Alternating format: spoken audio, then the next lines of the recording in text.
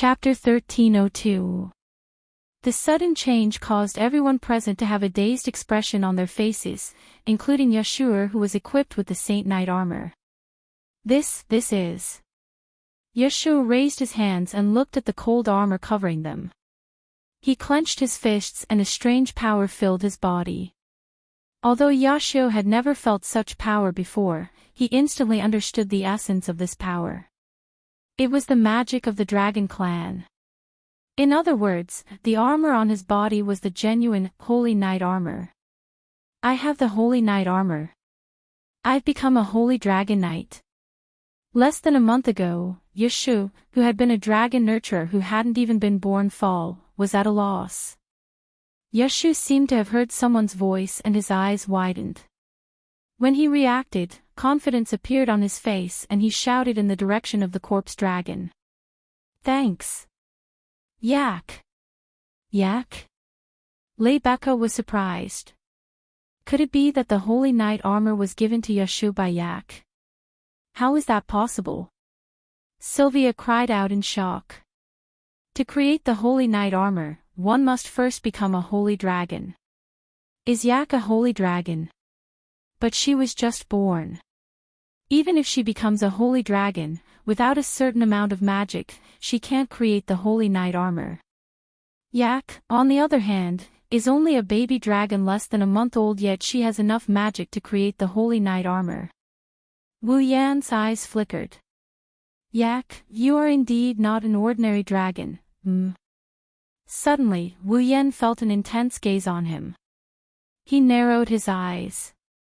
Wu Yan pulled on the reins and turned to look in the direction of the gaze. He saw the tallest clock tower in Ansari City. It was so tall that he could see the entire city. At the top of the clock tower, in front of the balcony, a tall, thin, silver-haired man wearing a mask stood there. His hair was silver, and his bangs were crimson in color. Next to the man, there was another woman with long black hair tied into a ponytail behind her head. She was a petite girl wearing revealing clothes. The source of the gaze was the silver-haired masked man. Wu Yan frowned when he saw the man and woman. A thoughtful look appeared in his eyes. Rune. Your Highness. Below him, Yashu suddenly stomped on the ground and activated the magic power of the Holy Knight armor. He shot up into the sky and turned into a blur. In the blink of an eye, he landed behind Wu Yan and Sylvia and stood on Lancelot's back. You. She looked at the person who could only shout helplessly on the ground a second ago, but at this moment, he was wearing the Holy Knight armor that even Sylvia dreamed of. Sylvia's eyes were filled with complicated emotions as she looked at Yashu, who was emitting a mighty aura. Yashu didn't notice the complicated look in Sylvia's eyes as he stared at the corpse-gray dragon below. His first sentence was shocking. I want to ride that dragon. Wah. Sylvia was the first to gasp. Ride that dragon? Are you crazy? No. I'm serious. Yashu's face under the helmet revealed a solemn expression. I can ride any dragon, and with the help of the Holy Knight armor, I might be able to make that dragon listen to me obediently. That way, not only will I be able to stop it from attacking, I might even be able to save Yak inside its body. This. Sylvia was at a loss for words for Wu Yan. Although it sounded ridiculous, it was undoubtedly the most feasible method at this stage. Moreover, Yashu had the Holy Knight armor. Even if he wasn't careful and took the risk to ride the corpse dragon and failed, he would at least be able to save his own life. Let's give it a try. While Sylvia's face was still filled with uncertainty, below, a strange scene unfolded. Lebecca, who was riding Guffrin and facing off against the corpse dragon, shouted. Even if we can't ride the dragon, as long as we can merge the rider's consciousness with the dragon's, we might be able to find a way to make it stop. Lebecca has a point. Wu Yan nodded and turned around. Before Sylvia could react, he stuffed the reins in her hands. Sylvia, why don't you ride on Lancelot and send Yashur over to the dragon? Me. Me. Sylvia panicked and became uneasy. I. What are you afraid of? Wu Yan pressed down on Sylvia's shoulder. Didn't you see it just now? Lancelot beat it to a pulp. But you were the one riding Lancelot. Sylvia tightened her grip on the reins and said in a low voice. I don't have such excellent dragon riding skills like you. I can't display such power. I'm not asking you to fight, I'm just asking you to send Yashu over. Wu Yan gripped Sylvia's shoulder and looked her in the eye. Don't tell me that you're afraid of sending someone over. No. Calm down. Wu Yan tightened his grip again. I'm sure Lancelot would love for you to ride on it and settle this matter personally. Roar. Lancelot immediately let out a long howl and echoed Wu Yan's words. Sylvia was stunned for a moment before her expression settled down and she took a deep breath. I understand. Taking Wu Yan's place and sitting on Lancelot's back, Sylvia's expression returned to her usual calm and collected self. Although I can't do what you did, I swear in the name of the Loriman royal family that I will abandon fear and send Yashu to Blake. Blake, send him to that dragon and face it head-on. That's more like it. Wu Yan and Yashu laughed. Sylvia blushed and looked at Wu Yan suspiciously. What about you? Look. Look over there. Wu Yan didn't waste time and turned to look at the clock tower. Sylvia and Yashu followed Wu Yan's gaze and looked over. Then, a man and a woman on the clock tower entered their sight. That's suspicious. Wu Yan lowered his voice. I suspect that they are the culprits behind the dragon's attack on Ansari City, so I want to take a look. You alone. Sylvia and Yashu had grave expressions on their faces.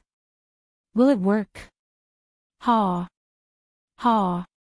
Wu Yan chuckled. Who do you think I am?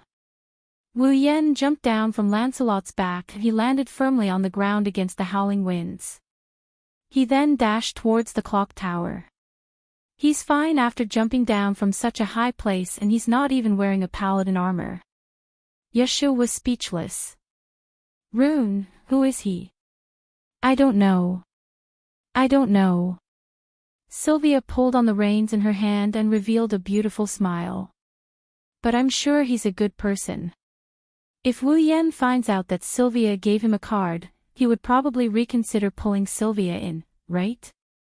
On the other side, at the top of the clock tower. Lord Mikaos. The dark-skinned, petite girl stared at Lancelot who was flying toward the corpse ash dragon in the sky. Her tone turned solemn. Beside him, the masked man called Mikaos looked at the sky without any change in his expression. His voice was indifferent. Looks like we met with an unexpected accident. In his hand was a huge black sword that was more than half the size of his body. It was a giant sword that was as black as ink, with blood-like veins running through it. It gave off an ominous aura, as if it was a tainted holy sword. Upon closer inspection, one could see traces of mana fluctuating on the pitch-black greatsword. The experiment failed, Anya. Mikaos watched with his own eyes as Yaksu jumped onto the corpse grey dragon's back and successfully steered the corpse grey dragon into the sky. He immediately turned around and spoke without any reluctance. When we get back, investigate that boy and girl. Girl? Anya showed a doubtful expression when she heard Mikao's words. She knew the boy, he was referring to the one who successfully controlled the corpse dragon. But who was the girl? Saint Heavenly Dragon Knight Lebeka? Randall? Or the fourth princess of House Lorimon, Sylvia? Mikaos didn't answer Anya's questions. He picked up the black greatsword and walked towards the entrance of the clock tower. Retreat. Yes. Despite her doubts, Anya still obeyed Mikaos' arrangement. However, Mikaos and Anya who were walking towards the entrance quickly stopped in their tracks. That was because there was already a person standing at the entrance. Chapter 1303. Who is it? Looking at the figure that appeared at the entrance without the slightest warning, the pupils hidden under the mask narrowed slightly. Anya was also startled. She scuttled in front of Mikado's like a guard, grabbing a whip and fiercely lashing it out. A sharp sound of the whip breaking through the air was heard as it lashed forward. Just by the sound, one could tell that its lethality was not low. However, it was a pity that such a powerful attack was caught by a hand in an extremely straightforward manner. That hand forcefully grabbed the whip shadow. Whoa! Anya was shocked. She tried to pull her whip back, but it didn't come back at all. She couldn't believe it. Don't look at Anya's extremely petite build, she was born from a rare fighting race, Roast, Scion. Although her fighting ability could not be compared to the dragon race, it was not something that could be easily dealt with by a dragon. That was why Anya had become Mikaeos' bodyguard to ensure his safety. If this happened to a sacred sky dragon knight equipped with paladin armor, Annie would not be surprised at all.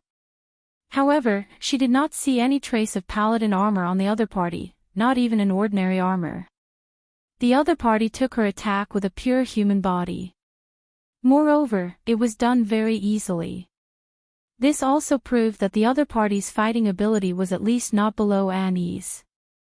We just met and I'm already being treated so rudely. He ignored the whip that was constantly twitching as it tried to break free from his control. Wu Yan first glanced at Annie and then looked at Mikovi's with a smile.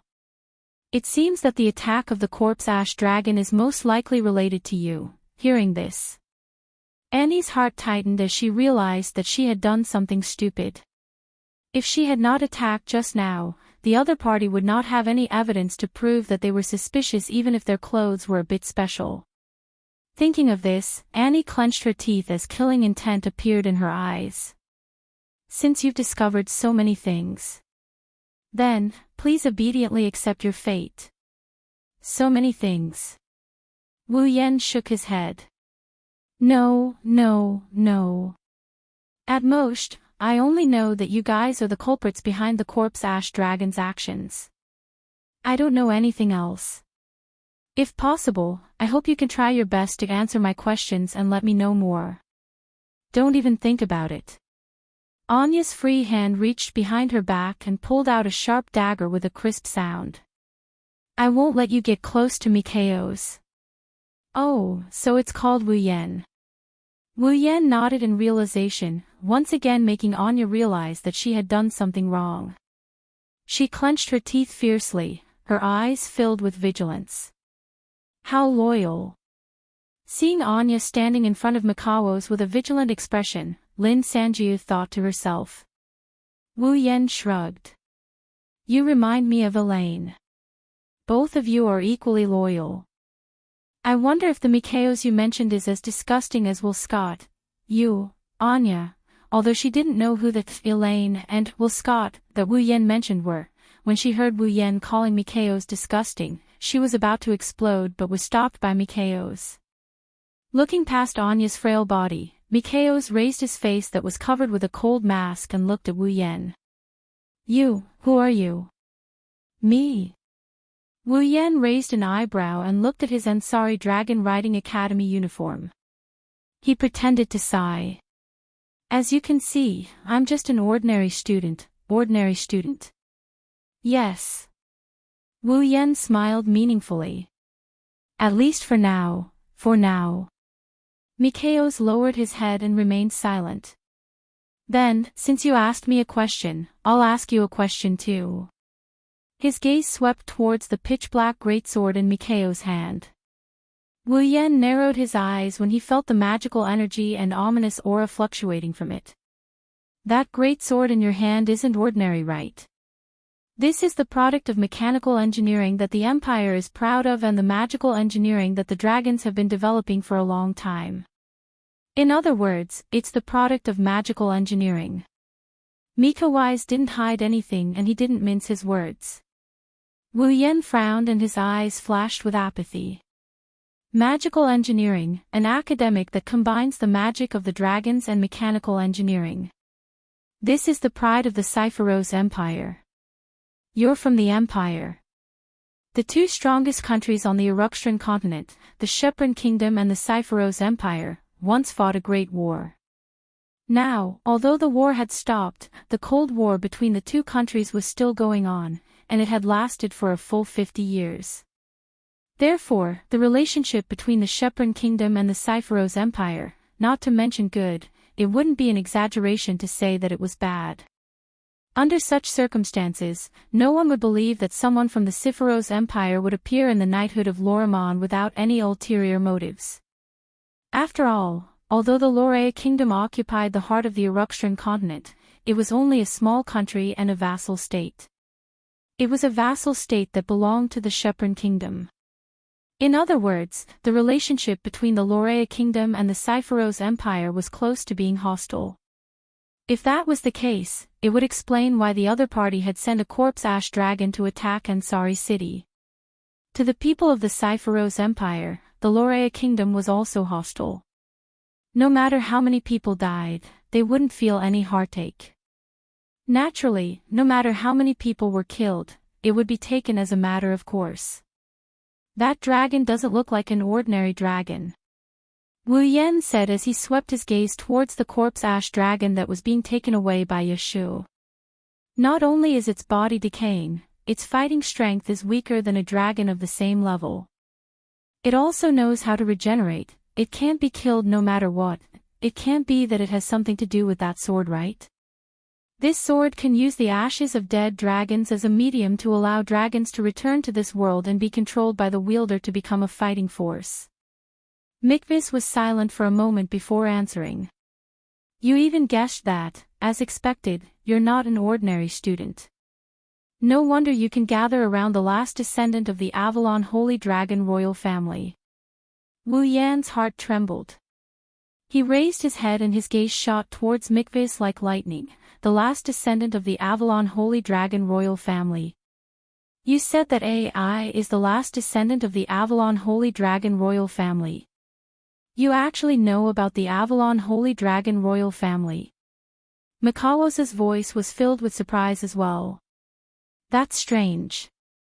Logically speaking, there shouldn't be anyone who knows about the existence of the Avalon Holy Dragon royal family. You seem to know a lot of things. Wu Yan's gaze towards Mikvis changed completely. It was as if he was staring at his prey. I think it's better for you to come with me and have a long talk. My apologies. Mikavez waved his hand and he tossed a black glowing object to Wu Yan. It's a gun. I don't have any intention of going with you. Bang. As soon as he finished speaking, gunshots rang out in the bell tower. Wu Yan didn't expect the opponent to use a gun. His expression froze. His body tilted to the side and the black bullet scattered the afterimage he left behind.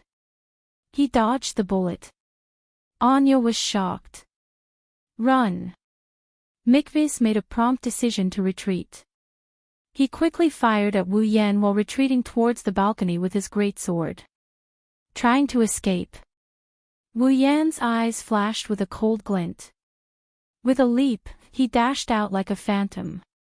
He dodged the incoming bullets and arrived in front of Mikatos. While Mikatos's expression changed slightly, Wu Yan reached out his hand and grabbed Mikatos's hand that was holding the sword.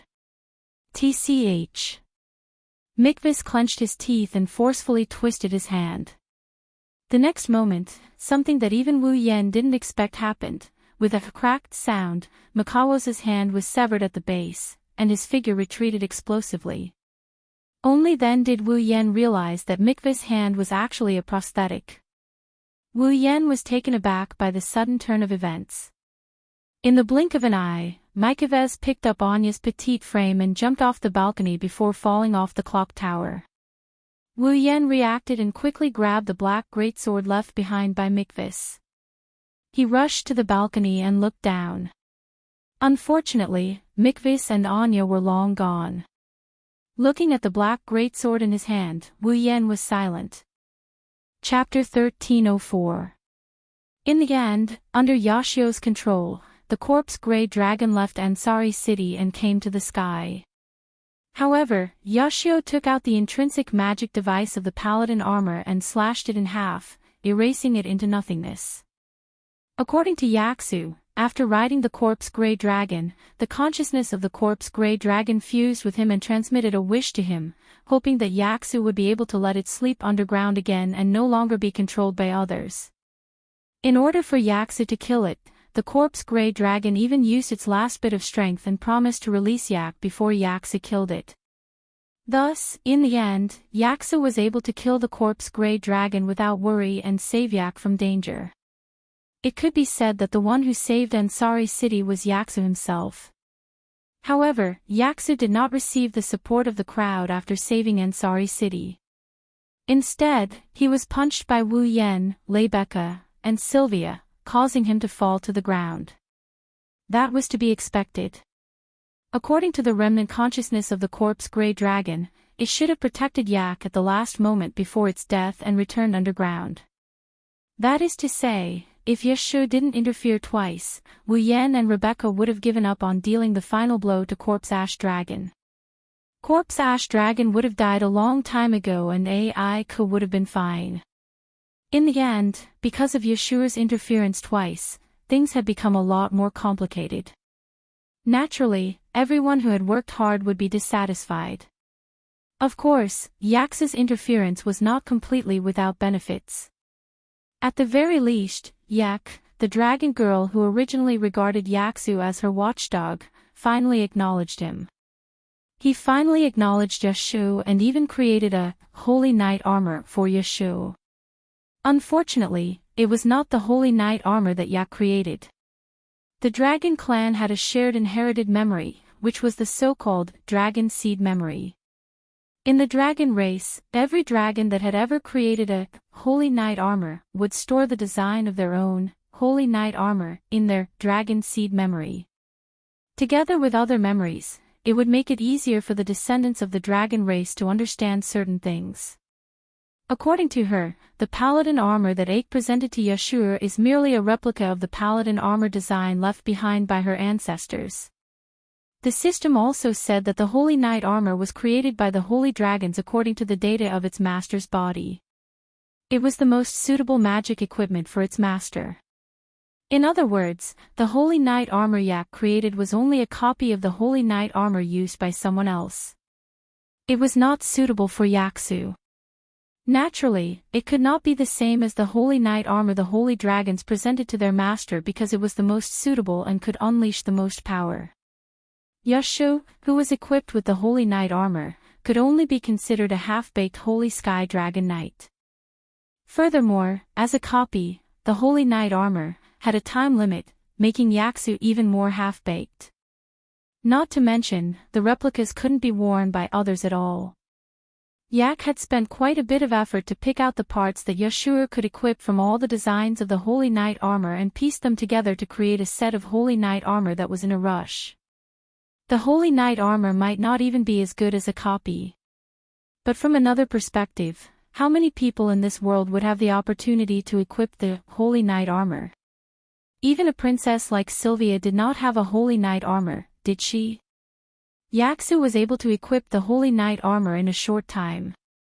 Even if it was just a copy, pieced together from different places and had a time limit, it was enough to make people envious. Then, there was the discovery of Mikitu's. Without Yashu's interference, Wu Yen wouldn't have noticed Mikawosi's presence, allowing such a big fish to escape. Although Mikitu still managed to escape in the end. But at least Wu Yen got to know one very important thing.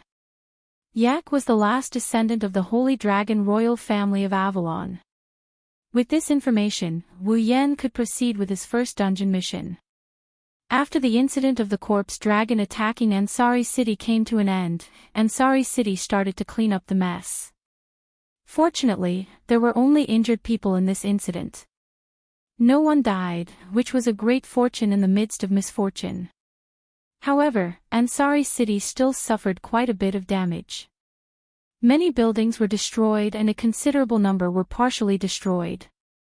Especially the plaza that welcomed the corpse dragon, it was heavily damaged and could only be temporarily sealed.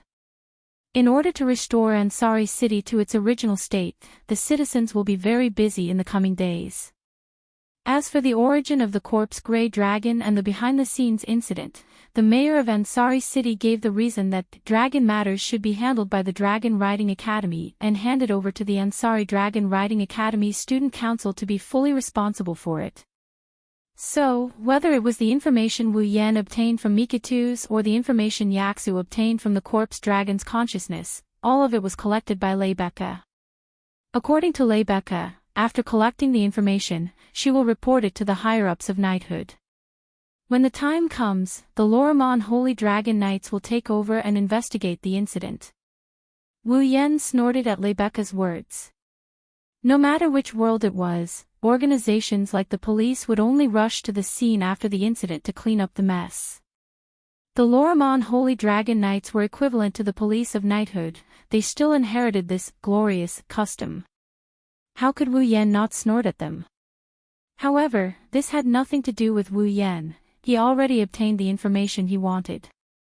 Although he didn't know how Mikitu's knew that Yak was the last descendant of the Holy Dragon royal family, if what Mikitu said was true, it was clear to him which time he should return to. Wu Yan couldn't help but think that perhaps it was because Yak was the last descendant of the Holy Dragon royal family that she was born in this world as a human girl. Moreover, in less than a month after her birth, she was able to create the holy knight armor that only holy dragons could create. Even if it was just an imitation, it was still very impressive.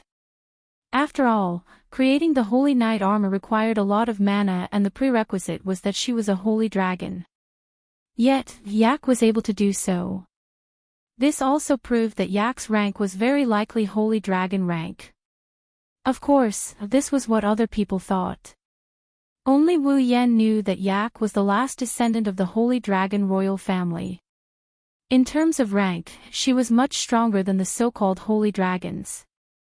Of course, they couldn't tell at the moment. At least, Lebecca, Sylvia, Yaksu and even Yak herself couldn't tell. It was also because of this that Yak was pressed down on the sofa in the student council office. She was being sized up by the people around her. Sitting on the sofa in the student union office, Aiku had a fierce expression on her face. She looked around at the people who surrounded her. They looked as if they wanted to strip her naked and take a good look at her body structure. The anger in her heart continued to rise. I say, all of you. Raising her head, Aiku roared like a real dragon. How long are you going to admire me like a work of art? Yak, calm down. Yaksu chuckled as he coaxed Yak like he was serving a capricious young lady. The president and the others just want to know how you can create the holy knight armor, they don't want to treat you like a work of art. Didn't I say that I don't know about that? Yak didn't seem to have any intention of calming down. She was still shouting loudly. Besides, even if I created the holy knight armor in a hurry, there's no need to be so surprised, right? Perhaps there's no need to be surprised if other dragons created it. Wu Yan leisurely explained as he sipped his black tea. He was the only one who wasn't looking at Yak. But you're just a dragon whelp that was born less than a month ago. Not only can you create the holy knight armor that only holy dragons can create, but you also have the ability to pay for the mana required to create the holy knight armor. What's there to be surprised about? Yak didn't feel relieved. Instead, she proudly puffed out her chest and raised her head. Who do you think I am? Do you think those normal dragons can compare to me? Wu Yan, Lebecca, Sylvia, Yaksu and even Corset who came with Sylvia looked at each other speechlessly. Yak was smaller than any other dragon but she was more arrogant than any other dragon. She was the only one of her kind.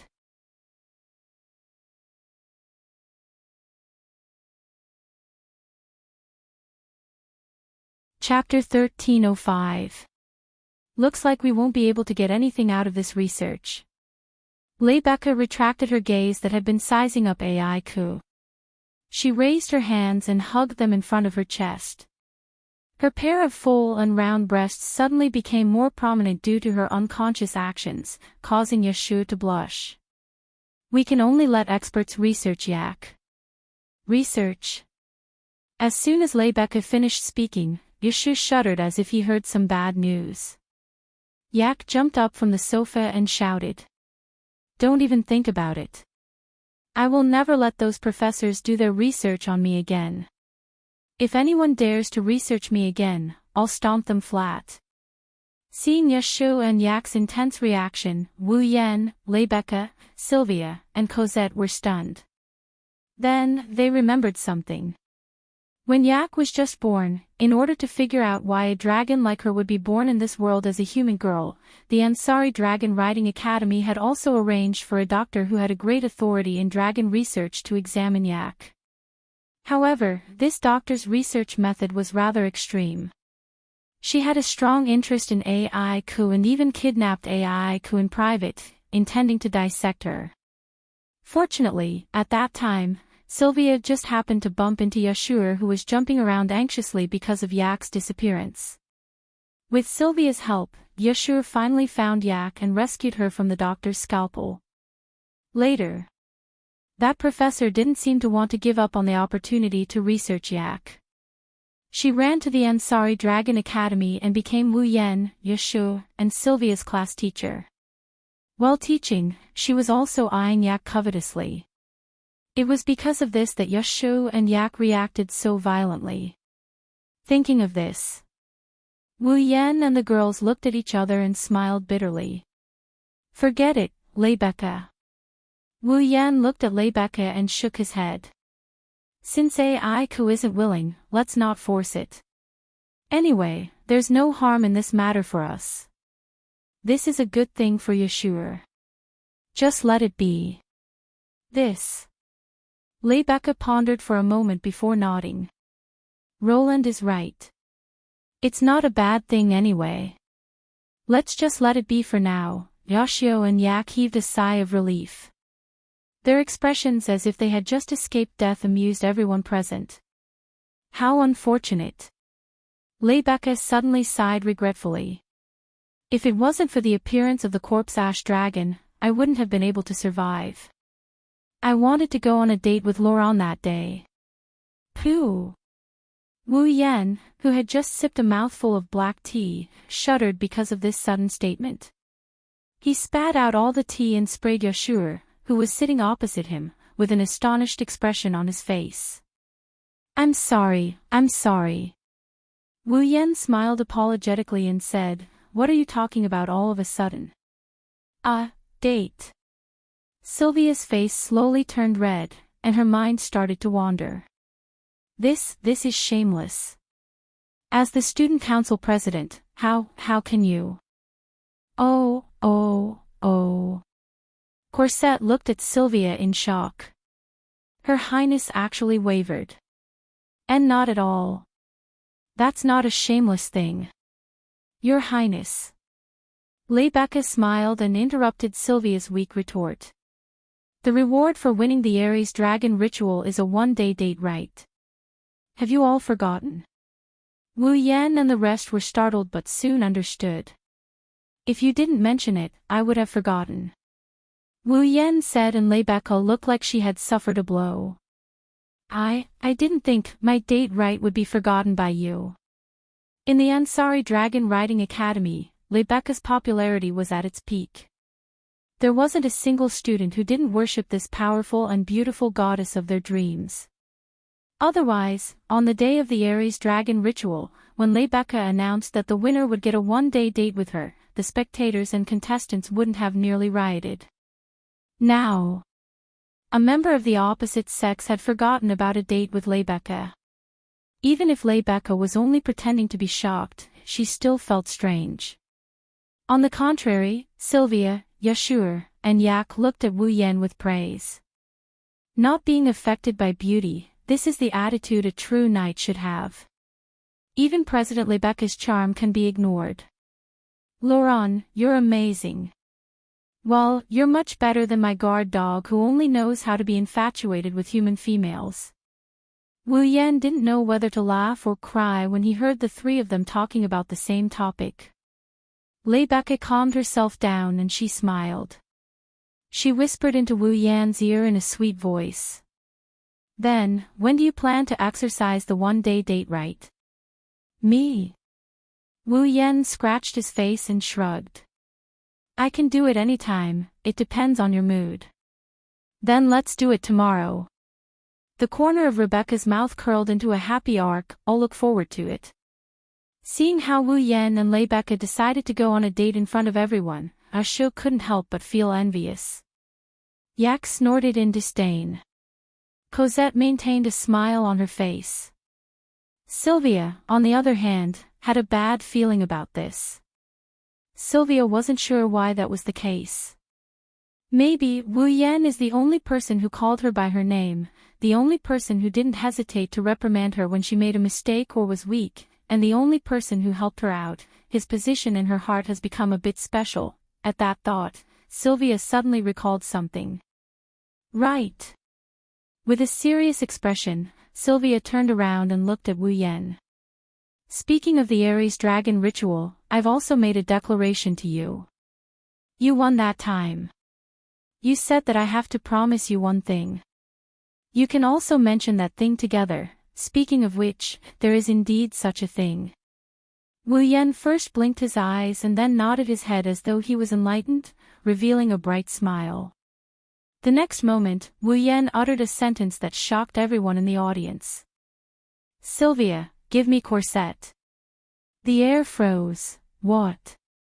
Yeshua opened his mouth wide. Cosette. Rebecca's expression froze. Give you. Sylvia stared blankly at Wu Yan, who is all smiles. Her petite body started trembling. She trembled from anger. Lord Roland. Cosette stuttered, her cheeks flushed red as she took a small step back. Do you want to? Hey, are you guys thinking about the factory? Seeing everyone's expression, Wu Yan knew that they had taken his intentions in an evil direction. He grimaced and explained himself. I just want to borrow Cosette's time every morning. Every morning. However, not only did they not feel relieved, they were even more incredulous. Roland. Rebecca held her forehead and sighed. I know you guys are troubled by certain physiological phenomena in the morning, but even so, you can't let someone else solve it for you, huh? Wu Yan is flabbergasted. Cosette is a very proper person. This time, Cosette took a few steps back as if she had met an idiot. Even a maid can't agree to Lord Roland's request, you impudent bastard. Sylvia's face was filled with anger, she clenched her fists and slowly approached Wu Yan. You're the public enemy of all women. You must be punished with the hammer of death when facing a female enemy. This is the Lorimon Wang family's rule. Stop imagining things, you horny people. Wu Yan was so angry that his hands were shaking. I just want Cosette to make breakfast for me because I like to laze in bed in the morning. What kind of setting is that? Hearing this, everyone froze again. Their expressions changed drastically and finally turned into awkwardness. So it's just breakfast. Rebecca shook her head in disappointment. I knew Lord Roland wasn't that kind of person. Sylvia turned her head away with a red face. If that's the case, please leave it to me. As if nothing had happened, Cosette wore the same smile on his face as always. I will make the best breakfast for Lord Roland. Seeing how everyone is trying to cover up their awkwardness, Wu Yan raised his head and looked at the ceiling, speechless. Chapter 1306. At night. After returning to his room, Wu Yan didn't lie down on his bed as usual. Instead, he silently closed his eyes and immersed his consciousness into his body. He activated his sensitive nerves and moved his consciousness towards a mysterious power within his body. To be more precise, he moved his consciousness towards one of the three mysterious powers within his body. Those are the three Magatama engravings. Wu Yan's consciousness gradually moved there and covered one of the Magatama engravings. His lips lightly opened. First, red jade, activate. On Wu Yan's chest, the leftmost Magatama engraving suddenly lit up. Red jade mode, activate. Wu Yan's command reverberated in the air. The Magatama engraving turned around and slowly sank into Wu Yan's body as if it was entering his body. Buzz. With a buzzing sound, the Magatama engravings that sank into Wu Yan's body suddenly exploded and turned into an indescribable mysterious power. It fused into every corner of Wu Yan's body. The next moment, Wu Yan's uniform turned black at a speed visible to the naked eye. Red veins crawled up the uniform and the veins spread out along with the black luster. In just a few moments, Wu Yan's uniform turned black and red. It also surged with a strong defensive power that is different from what it used to be. At this time, Wu Yan slowly opened his eyes. One of his wine-red pupils turned gold. There was a strange clock engraved on it. It looked extremely strange. Clenching his hands, Wu Yan's one red and one gold eyes flashed with a hint of discomfort. It made his movements a bit unnatural. This is Wu Yan's second time entering the red jade mode. The first time was when the Beast King was just born. It was to scout for information in the Behemoth Forest. In a battle with a long-arm ape, he had tested his skills, and this was the first time the red jade mode had shown its power. Since then, Wu Yan hasn't entered the red jade mode. Of course, this isn't the main reason why he feels uncomfortable. After all, the red jade mode is his bloodline ability. Normally, his body won't feel uncomfortable like this. What really made Wu Yan feel uncomfortable is the Ling energy within his body. Normally, it's magical power that flows in his body. Now that it's suddenly replaced with Ling energy, Wu Yan naturally felt a bit uncomfortable. But it only took a short while. When he completely adapted to the Ling energy within his body, Wu Yan raised his head. The golden eye of the clock flashed with strange waves. Emperor of Carving, Safkiel. The space behind him rotated and twisted as if a pen was drawing something on it. It drew a circle with wheels.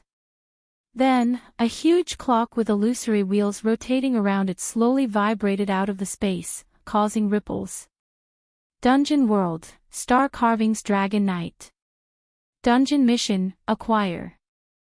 Mission 1, enter the red jade mode of the character, Tokisaki Kurumi, and use the ability of the Angel Emperor of Carving, Safkiel.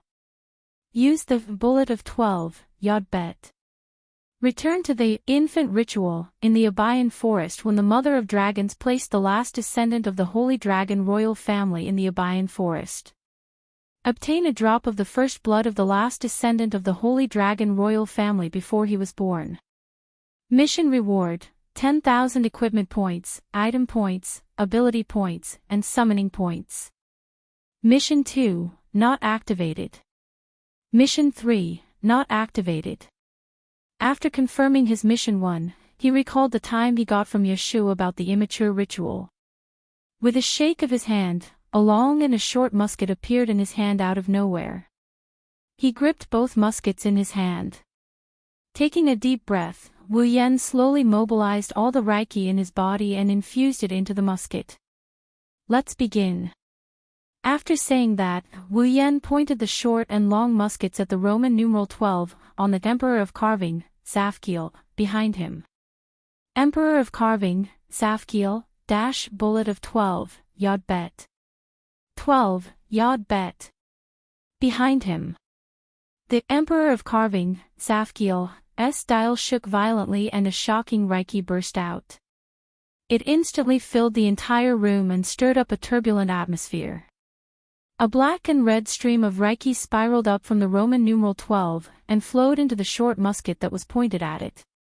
Wu Yan could clearly feel a very powerful Reiki rushing back and forth in the gun like a bomb, trying to escape from the gun and explode. Going back in time sounded like a very powerful ability, but going back to the past meant that there was a possibility of changing history. That was something that the world did not allow. Now, Wu Yan was basically trying to break the operation of the world. How could such an ability not cause any abnormalities? Wu Yan could feel that if he didn't try his best to suppress the rampaging spirit power within the pistol, the spirit power would have already escaped from the gun and exploded like a real bomb, turning the surroundings into ashes. Last time, how much pressure did Kurumi endure to send him back in time? While desperately trying to control the Reiki in the gun, he thought of this question. In the next second, Wu Yan did not waste any more time. He pointed the gun at himself and pulled the trigger. Bang! Gunshots rang out and the pitch-black bullet entered Wu Yan's body at 0 distance. Wu Yan's body started twisting as if he was sucked into a whirlpool. In the end, he disappeared from the room. Abayan Forest. This was a very special forest. It wasn't because there were some precious treasures inside, nor was it because there was some evil being sealed inside. The reason why Abayan Forest was so special and was regarded as a special place by the Knights of Lorea and even the entire Eruxtran continent was because the origin of the dragons resided in the forest. The Mother of Dragons. Since the dragons were no longer self-sufficient in their supply of star essence, the dragons who were once on the brink of extinction developed the virtuous dragon magic, Abayan, fundamentally refurbishing the dragon's ecosystem. The Mother of Dragons took on the task of reproducing the next generation, and in the future, the dragons would no longer have any gender distinction, nor would they have the ability to reproduce. In other words, the Mother of Dragons was the mother of the dragons. The Mother of Dragons resides in the forest of Abayan. At the entrance of Abayan Forest, there were rows of buildings that seemed to have been left behind from ancient times. They were scattered in an orderly manner. Inside, there was a long-established holy hall. That was the shrine of the Abayan Monastery. Within the Abayan Monastery, there was a group known as the Abayan Forest Monastery Knights. They were a group sent by the Knights of Lorimon to guard Abayan Forest. In the Knights of Lorimon, all citizens of 7 years old had to go to Abayan Forest within a month to undergo the Youngling ritual. As for the Abayan Forest Order of Knights, it was to unify the children who went to Abayan Forest to undergo the Youngling ritual. They were to be managed in batches and choose a day for the children whose birthdays were close to each other to enter Abayan Forest to undergo the Youngling ritual. During the period when the children were about to undergo the Youngling ritual, the Abayan Forest Monastery Knights would be in charge of taking care of the children and providing them with food and shelter. They would also record the children who successfully became dragon breeders and let the country send them to the Dragon Breeders Academy to study. Convoy after convoy headed towards Abayan Forest from different directions and stopped at the Abayan Monastery. The children who were about to undergo the Youngling ceremony were all handed over to the Abayan Forest Monastery Knights and entered the monastery to undergo standardized management. Among them, a black-haired, red-eyed child was also taken over by the members of the Abayan Forest Order of Knights. He was sent to the monastery to temporarily stay there and await the arrangements for the Youngling ceremony. If one looked closely, they would notice that unlike the other children whose eyes were full of mischief and quick-wittedness, this black-haired, red-eyed child only had wisdom in his eyes. Chapter 1307. Children, remember to follow the monks who are leading the way. Don't go anywhere else, okay? In Abayan Abbey, a kind nun who was about 40 years old was talking to those kids behind the leading nuns in a gentle yet strict tone. She was very familiar with leading the kids at present, making them obedient and not disgusted with her. Walking in the corridor of Abayan Abbey, those young monks and nuns who were not involved in the work were glancing at the kids with full of curiosity. Aline walking in the corridor of Abayan Abbey, those young monks and nuns who were not involved in the work were glancing at the kids curiously. It was apparent that they were just probationary members of the Abayan Forest Monastery Knights and not members of the order. Even though the Abayan Forest Knights of the Abayan Forest Monastery had the name of a knight order, none of them had the aura of a knight. Instead, they dressed up like monks and nuns and didn't call themselves knights to the outside world. Instead, they referred to themselves as monks. After all, no matter how strong the members of the Abayan Forest Monastery Knights were, they were still formed in the name of cultivation. The knights here didn't require their members to be qualified knights. Instead, they required them to have a kind heart. It was also because of this that the Abayan Forest ascetic knights became the protector of the sacred land of Abayan Forest, which had to deal with children all day long. Without a doubt, the Abayan Forest monastery knights were the most suitable guardians. Amidst the noisy group of children who obediently followed behind the cultivators who led the way, Wu Yan was there as well. Moreover, he was there openly. At this moment, Wu Yan's figure had completely transformed into a 7-year-old child. He was going to participate in the youngling ritual and came to the Abayan Forest 9 years ago. Originally, when he used the bullet of 12 yod. When the power of the bullet of 12 yod returned, Wu Yan wanted to enter the Abayan Forest directly. He wanted to find the Mother of Dragons. He wanted to obtain the blood of Yak before she was entrusted to him and complete his first mission. But after thinking about it, Wu Yan had to give up on that idea. According to the knighthood of Lorimon, the children who went to the Abayan Forest for the youngling ritual would be arranged by the Abayan Forest monastery knights. They would enter the Abayan Forest in batches. They would search for the Mother of Dragons. However, although they said they were looking for the Mother of Dragons, no one knew where she was. Because after entering the Abayan Forest, the youngling ritual would begin. The Mother of Dragons could use her special ability to test whether the children in the Abayan Forest had the talent to become a dragon nurturer. If they did, the Mother of Dragons would appear in front of them and bestow them a dragon's child. The children who didn't have the talent to become dragon nurturers could only wander around Abayan Forest with nothing to show for it. After that, they would be escorted out by the Abayan Forest's forest ascetic knights. If Wu Yan entered the Abayan Forest with his original appearance, he might not even see the face of the Mother of Dragons. He would exhaust the spiritual power that supported the time reversal and return to the future world. Instead of that, he might as well pretend to be a kid who came here for the youngling ritual and enter the Abayan Forest to wait for the Mother of Dragon to come to him.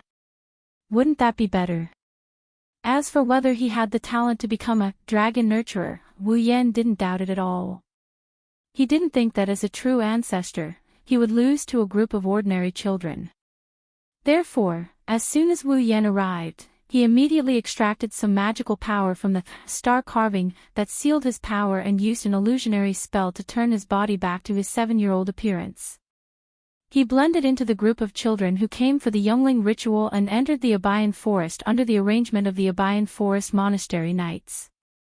Looking around at the children following behind the monk who led the way, looking at the trainees and nuns who were pointing at them, Wu Yan sighed. He felt extremely uncomfortable in his heart. No matter what, he couldn't get used to a 20-something-year-old uncle blended in with a group of 7-year-old children and being treated as a piece of art. It's a good thing that Wu Yan chose to mix in with this group of kids for the youngling ritual. Otherwise, he would be worried that he would run out of bullet 12 yod during the process of pretending to be a youngster. The power of the bet returned with no gains at all. Under the guidance of the monk, the group of children passed through the corridors of the monastery and arrived at the entrance of Abayan Forest. Arriving here, the cultivators who led the way let the children stand where they were, and they dispersed on their own. But not long after, a very approachable old man with a bald head, a long white beard, and a black cloak, who looked like an ancient magician, appeared in front of all the children. "Hello, children." The old man had a peaceful expression on his face as he spoke to the children in a hearty voice that did not match his appearance at all. "I'm the leader of the Abayan Forest Monastery Knights, Kargas. Just call me Grandpa Kargas." "Ka si Grandpa, okay." Upon hearing that, the group of children immediately dragged out their accents in a lively and polite manner. They greeted Kargas in a tone similar to how they greeted teacher in class, causing Kargas to laugh out loud. "Very good. Very polite. I believe that all of you will be able to successfully become a youngling and become a glorious dragon breeder." Upon hearing Kargas's words, the children revealed an excited expression. Even though they could not understand the importance of glory and the feeling in their hearts at their age, they would still feel happy when they were praised by others. Grandpa Kargas has something to say to all of you here. All of you must remember it well. When Kargas reached this point, he withdrew his smile. His expression was still as peaceful as before, but there was a sense of seriousness in it. It caused the group of children to subconsciously quiet down and widen their eyes. After a while, the Holy Land, Abayan Forest, will be opened. All of you will be allowed to enter together and undergo the youngling ritual. Kargas pointed at the dense forest behind him. Over there, all of you will be able to do your own activities for a day. Nobody will accompany you in. The group of children was stunned for a moment before they began to clamor. Uneasiness was written all over their faces. This was only natural. Who would not be afraid to let a group of children who had just reached the age of 7 move around alone in a forest? Children, all of you don't have to worry. All of you will not be in danger in the Abayan Forest. The Dragon Mother will protect all of you. Kargas said in a humble tone, finally calming the group of children down. Upon seeing this, Kargas continued to explain. In the forest, all of you must rely on your own strength to find the Dragon Mother. If you can find it, then all of you will become a dragon breeder. Kargas did not mention that the Dragon Mother would appear in front of those who only had the talent of dragon breeder. Instead, he gave such an ambiguous explanation and continued to explain. Also, remember, all of you must return to the entrance of the forest when the sun goes down regardless of whether you have obtained a youngling or not. If all of you have not returned by the time the sun goes down, then the knights will send someone to look for all of you. So, if you don't want to spend the night with the bugs, remember to return to the entrance of the forest, okay? Yes, it was unknown whether or not they had understood, but the children once again dragged out their words and replied. Only then did Kargas nod his head in satisfaction. He turned his head and looked at the surrounding cultivators. Bring them into the Holy Land. Yes. Different from the children's response, the monks came to the front of the children again and led them to the entrance of Abayan Forest. Then, they let the children enter Abayan Forest by themselves. Looking up at the Abayan Forest that was getting closer and closer to him, Wu Yan's wine-red eyes shone brightly. The corner of his mouth slowly rose. Chapter 1308. Abayan Forest. The cool air reverberated through the entire forest, causing the hot summer temperature to continuously drop. In the forest, huge trees that could be described as tall and mighty towered into the clouds, covering most of the light from the sky and bringing with it a thick humid air. The smell of trees mixed with the smell of wet soil permeated the air. It smelled unusually pungent. Some small insects were flying around in the forest, and some unknown insects would sometimes fall from the sky without any warning. The chirping of birds could be heard frequently, and the pungent smell in the air was gently drifting around. Logically speaking, the rancid smell that only existed in the forest was absent here. Although the smell that permeated the air was pungent, it was very refreshing. Judging from this point alone, Abayan Forest was different from other forests. Disregarding everything else, although this forest appeared somewhat gloomy due to the dim light, the air seemed to ripple with a sacred aura that could dispel some of the fear in people's hearts, so that people would not be afraid to even walk into the depths of the forest. Perhaps the reason why the Abayan Forest was called the Holy Land was because of the holy aura it exuded. Wu Yan didn't know if it's because the Dragon Mother is resting here that the entire forest is filled with this holy aura. But, he has to admit that this holy aura is very useful. Without it, the children who were going through the infant ritual wouldn't even dare to walk around. They would just stay in place and cry. Walking in the forest where there was little light. Wu Yan observed his surroundings while focusing on the depths of the forest. He tried his best to act like a 7-year-old kid while silently waiting for the arrival of Dragon Mother. When Wu Yan first entered Abayan Forest, he was still with the other children. Yashu, who didn't know him, was one of them. However, Wu Yan didn't come to Abayan Forest to get his hatchlings. He came to Abayan Forest to find Dragon Mother. Plus, he wasn't a real child, so he needed to be with others. As soon as he entered a pine forest, he left the other children behind and walked into the depths of the forest alone. Raising his head, he looked at the top of the forest. The dense foliage was like a shadow that covered the sky, blocking the sunlight that was pouring down from the sky. Not allowing them to move forward, strands of sparse light seeped through the gaps between the leaves, illuminating the ground full of dead leaves and soil. It also illuminated Wu Yan's face. Wu Yan recollected his thoughts and he continued walking in the forest. He only hoped the Mother of Dragons would appear before him as soon as possible. After all, he had a limited amount of time in this world. Not only did he need to meet the Mother of Dragons, but he also needed to negotiate with her and get her to agree to let him take the blood of Yak. In order to prolong his time in this world, Wu Yan even drained all of his spirit energy in the red jade mode. If it was a real elf, they would die if their spirit energy was drained. Wu Yan drained him of all his spiritual energy. The moment he arrived at this time, he deactivated red jade mode. It's as if he's running out of time. He could only use it again after 24 hours. Only now did Wu Yan know that when he used up all of his spirit energy in the red jade mode, the duration of the red jade mode would be reset to 0. Wu Yan couldn't help but feel lucky. He didn't want to use the red jade mode to fight others. If he were to recklessly use his red jade mode's power before the time limit was up, he would run out of energy and the red jade mode would be cancelled. At that time, he would be in trouble. Ding! Just as Wu Yan was rejoicing over the fact that he discovered another limitation of ruby mode, a melodious voice echoed in his ears. Wu Yan stopped in his tracks and froze on the spot. Ding! Her melodious voice echoed in the forest. This time, Wu Yan could clearly feel a strange wave of energy rippling around him. The source of the sound was none other than this ripple that carried a pleasant timbre. This sound. Wu Yan came back to his senses and thought of a possibility. His face lit up. Buzz. It was also at this moment that a blinding light flashed, enveloping the entire forest within their field of vision. Wu Yan reflexively closed his eyes and quickly opened them. The next moment, he was stunned. Because the scene in front of Wu Yan was no longer a dense forest, but a cave-like place. The top was covered by rock, and there were cold rock walls all around.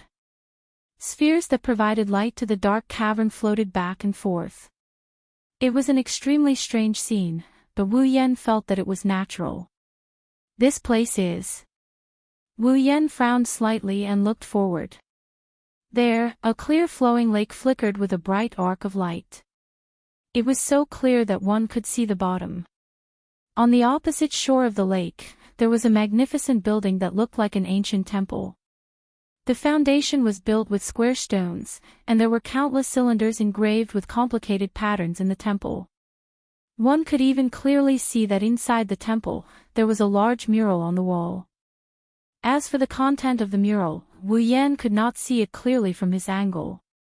After taking in everything in the cavern, Wu Yan immediately had a thought. The Mother of Dragons had appeared. Ding! Just as this thought popped up in his mind, the clear and melodious voice reverberated through the air again, creating a clear ripple in the air. Whoosh! A gust of wind suddenly appeared here, like a shockwave. It swept up and rushed toward Wu Yan. Wu Yan's expression froze, and he raised a hand to block the wind pressure. However, just as the wind was still whistling, an air-piercing sound that caused the atmosphere to tremble was also heard. That sound was like a huge creature flapping its wings. After a long time, the sound of flapping wings and the whistling of the wind gradually subsided, and Wu Yan's vision was restored. Then, Wu Yan saw. In the temple-like building on the opposite side of the lake, a dragon appeared. It was a huge dragon that was much taller than all the dragons Wu Yan had seen so far. However, such a huge body did not have a trace of ferocious and terrifying aura. Instead, it was surrounded by a mysterious mist, very elegant and sacred. The dragon had 2 ivory horns on its head. It had green hair and white fur. Its wings were like the wings of a cicada, emitting green light. Its long neck had a dazzling light, as beautiful as a gem. Roar! As if it felt Wu Yan's gaze, the dragon slowly raised its huge dragon head, and a dragon roar that caused the ground to tremble resounded through the entire space, turning into a sound wave that shook the heaven and earth. Based on this power alone, Wu Yan believed that this dragon, without a doubt, is the mother of dragons. Thinking of this, Wu Yan was delighted. Unfortunately, before he could react, the mother of dragon's huge body immediately emitted a dazzling white light and wrapped Wu Yan's body. A stunned expression appeared on Wu Yan's face, and he felt a force that did not belong to him invading his body. Then, an aura full of life silently appeared in his body. Feeling the sudden life force in his body, Wu Yan thought of something and hurriedly wanted to say something, but a scorching feeling slowly emerged on the back of his hand. Accompanied by a dragon head engraving that was surrounded by a ring in the middle, that is the star engraving. Wu Yan is becoming a real dragon cultivator. Buzz! Suddenly, a bloody mist burst out from Wu Yan's body that was covered in white light, and the light that covered the surface of his body was scattered away like rotten wood. The explosion of the bloody mist caused the life force that invaded Wu Yan's body to let out a cry full of fear, as if it had encountered something terrifying. With a turn of its head, it drilled out of Wu Yan's body, turned into a ball of light, and landed on his palm, and began to tremble. Suddenly, Wu Yan was stunned, the mother of dragons was also stunned. Chapter 1309. The blood mist that permeated his body slowly dissipated like evaporating steam as if it had never appeared before. It retracted back into Wu Yan's body. If it wasn't for the sphere that was full of life that was trembling in Wu Yan's hand, perhaps some people would think that the scene just now was just an illusion. As the blood mist dissipated, the entire space suddenly fell into an unusually dignified silence. Wu Yan held the sphere that seemed to have a life of its own. As if he thought of something, he shook his head, not knowing whether to laugh or cry. He sighed and broke the silence around him. In front of him, in the temple, the indomitable mother of dragons tightly stared at Wu Yan. Her eyes were full of uncertainty. After a while, a burst of green light flashed from her body. When the light dissipated, the indomitable giant dragon had disappeared and was replaced by a woman. It was a beautiful woman with long green hair that reached her waist. Her body carried a dreamy soft green light as if she walked out of a dream. She was about 25 years old. She looked unusually young. Her body reverberated with a noble and elegant aura like a lady from a noble family. She could not help but attract people. She wore a dress that looked like a priest of a temple, similar to a dress. The skirt reached her ankles, faintly making people feel a touch of tranquility. It was worth mentioning that the woman had 2 horns on her head. 2 dragon horns. Furthermore, there were countless branches growing out of each dragon horn. It was like a crown. Not only did it not destroy the woman's beauty, but it also added a lot of charm. Looking at the beautiful woman who suddenly appeared, Wu Yan was slightly startled and hesitated for a moment. Lin Mingya asked with uncertainty. "You are the mother of dragons.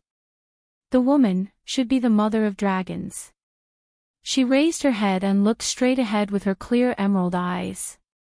She cast her gaze on Wu Yan and nodded.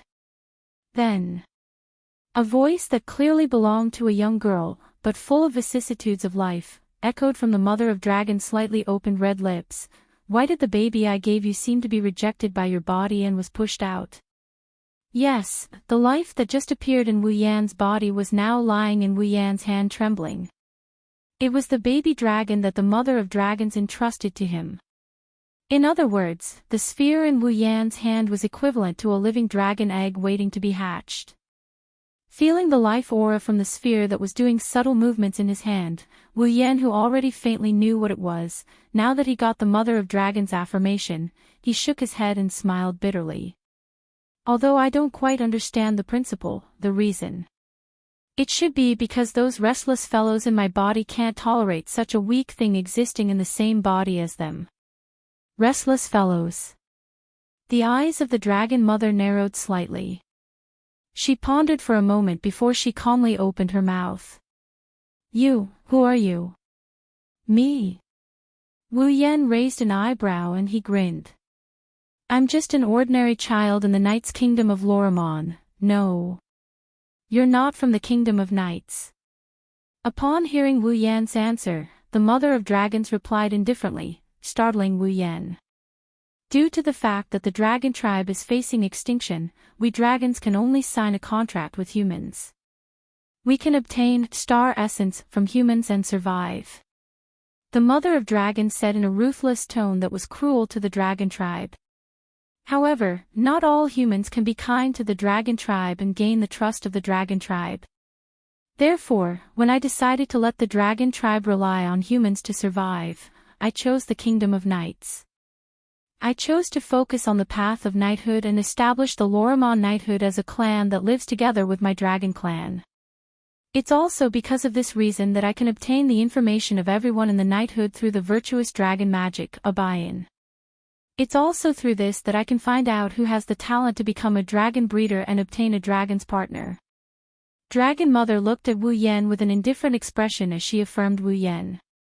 Therefore, I can be sure that you're not from the Kingdom of Knights.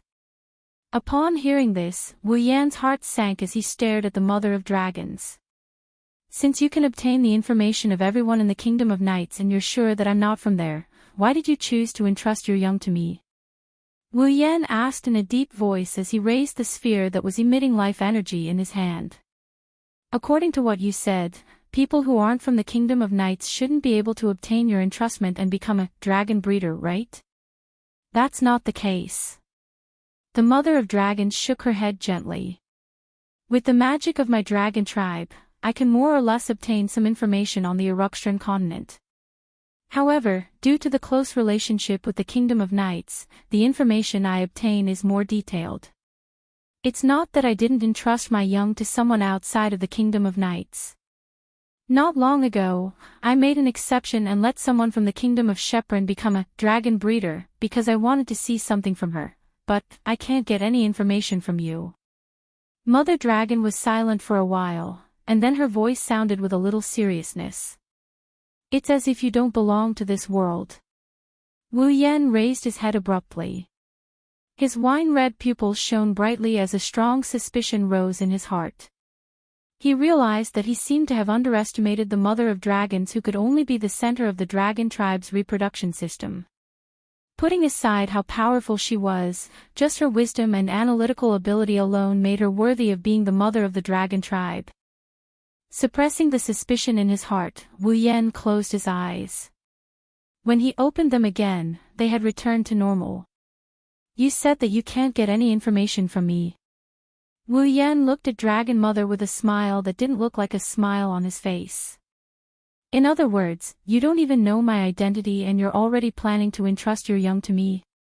It's because I can't see through you that I've decided to entrust my young to you. The Mother of Dragons remained silent for a long time before replying. After all, it won't be long before the dragon tribe faces the fate of extinction. What? Wu Yan was shocked. Extinction. The dragon tribe faces extinction.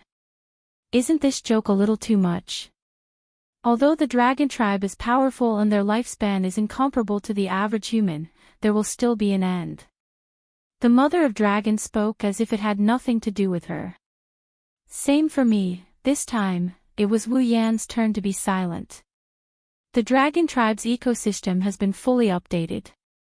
The Mother of Dragons would be responsible for the reproduction of the next generation and entrust them to the humans to sign a contract with them to obtain star essence.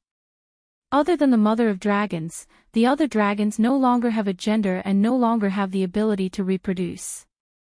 Once the Mother of Dragons' lifespan is exhausted and ushered in the end of her life, the dragon tribe will no longer be able to replenish themselves with the new generation. It's only a matter of time before they face extinction. That's what the Mother of Dragons wanted to express. the purpose of the virtuous dragon magic, Obion, is to link the dragon tribe and the human tribe together so that the dragon tribe can continue to live. But in the end, it's just a measure to prolong their lives. From beginning to end, the Mother of Dragons used an indifferent tone to narrate these things. I can't see through you. I don't know if letting you become a dragon breeder will bring about a good ending or a bad ending. But for the dragon tribe that is on the verge of extinction, even if the ending is bad, it will only bring forward what should have happened. If it's a good ending, perhaps it will bring the dragon tribe a ray of hope. The Mother of Dragons looked deeply at Wu Yan. That's why I chose to entrust the youngling to you. I planned to gamble on you. Unfortunately, in the end, something unexpected happened. You. Who are you? After asking the same question again, the surrounding atmosphere fell silent again. However, the heavy feeling in the air was much heavier, making people feel a little suffocated. Looking at the calming youngling in his hand, Wu Yan took a deep breath and looked forward. As you said, I'm just a passerby who doesn't belong to this world. Passerby. This time, I have something to ask of you. As if to interrupt the Mother of Dragons' thoughts, Wu Yan's voice rang out. I hope you can give me some blood of the last descendant of the Avalon Holy Dragon royal family. Wang, just as he finished speaking, the Mother of Dragons in the temple in front of her released a terrifying aura. His eyes were already filled with enmity. Chapter 13:10. The terrifying aura that surged from the Mother of Dragons turned into a wave of air that reverberated, causing ripples to appear in the surrounding space. Wu Yan narrowed his eyes as he was extremely surprised. When the Mother of Dragons mentioned the survival of the dragon clan, she spoke with an indifferent attitude. She did not seem the slightest bit surprised that her clan was about to come to an end. Her expression did not even change. But now, he had only slightly expressed his desire for some blood of the last descendant of the Avalon Holy Dragon royal family. The Mother of Dragons, who had been indifferent from the start, actually had such a huge reaction. Even the aura that surged from her body was not a sign that she was about to use her power, but it was all hostility. Yes, the aura that surged from the Mother of Dragons was made up of pure hostility.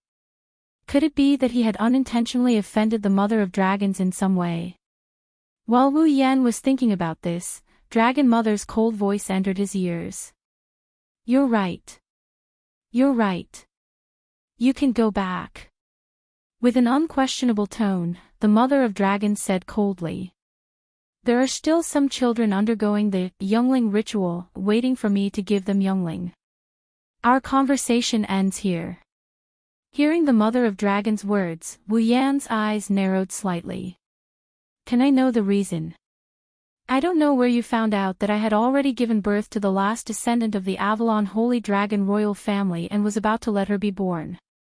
But since you came for her, then this reason is enough for me to treat you as an enemy of the dragon clan.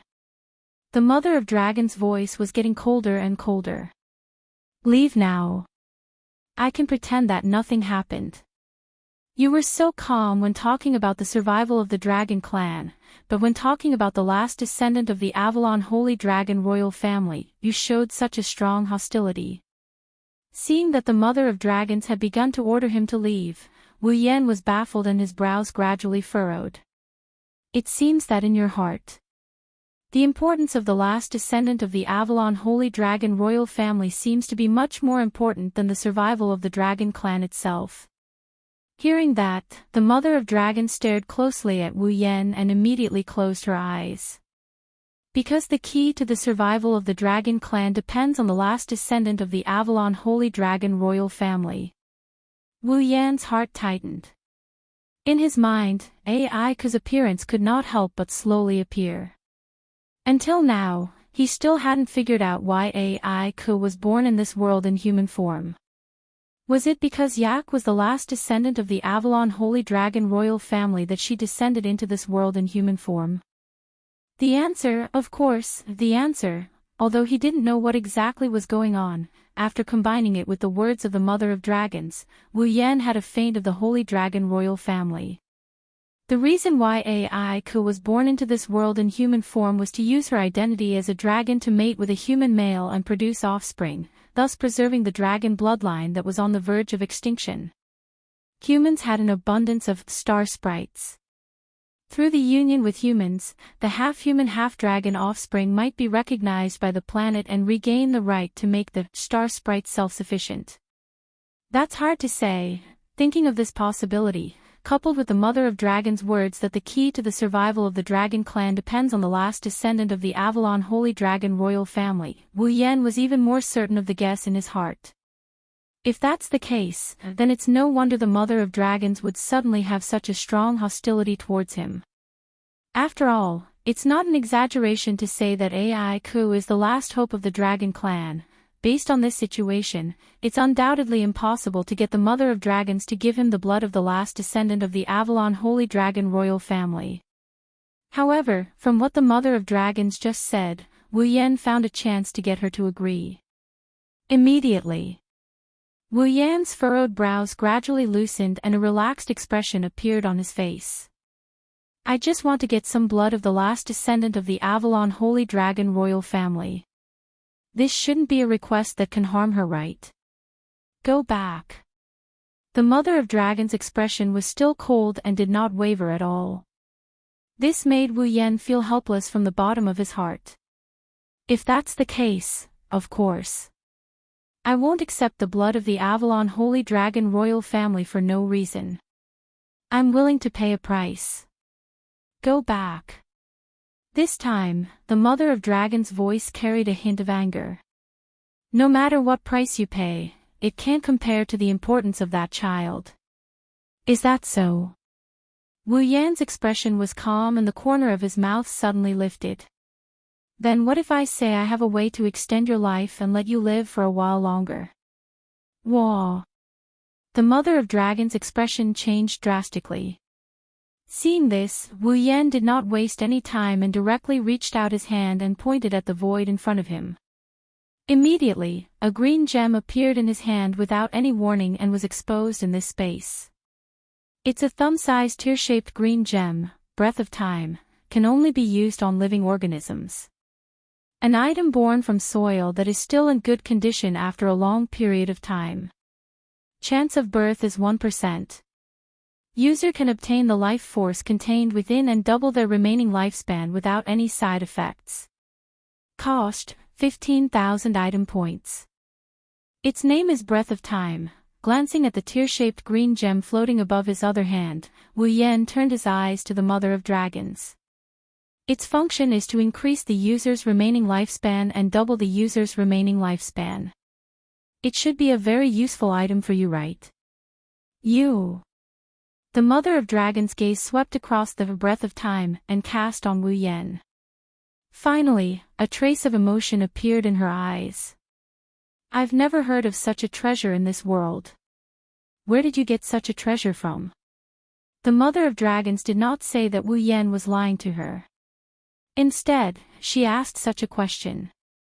That's because the rich life force from the Breath of Time made the Mother of Dragons' life that was faintly nearing its end show signs of revitalization.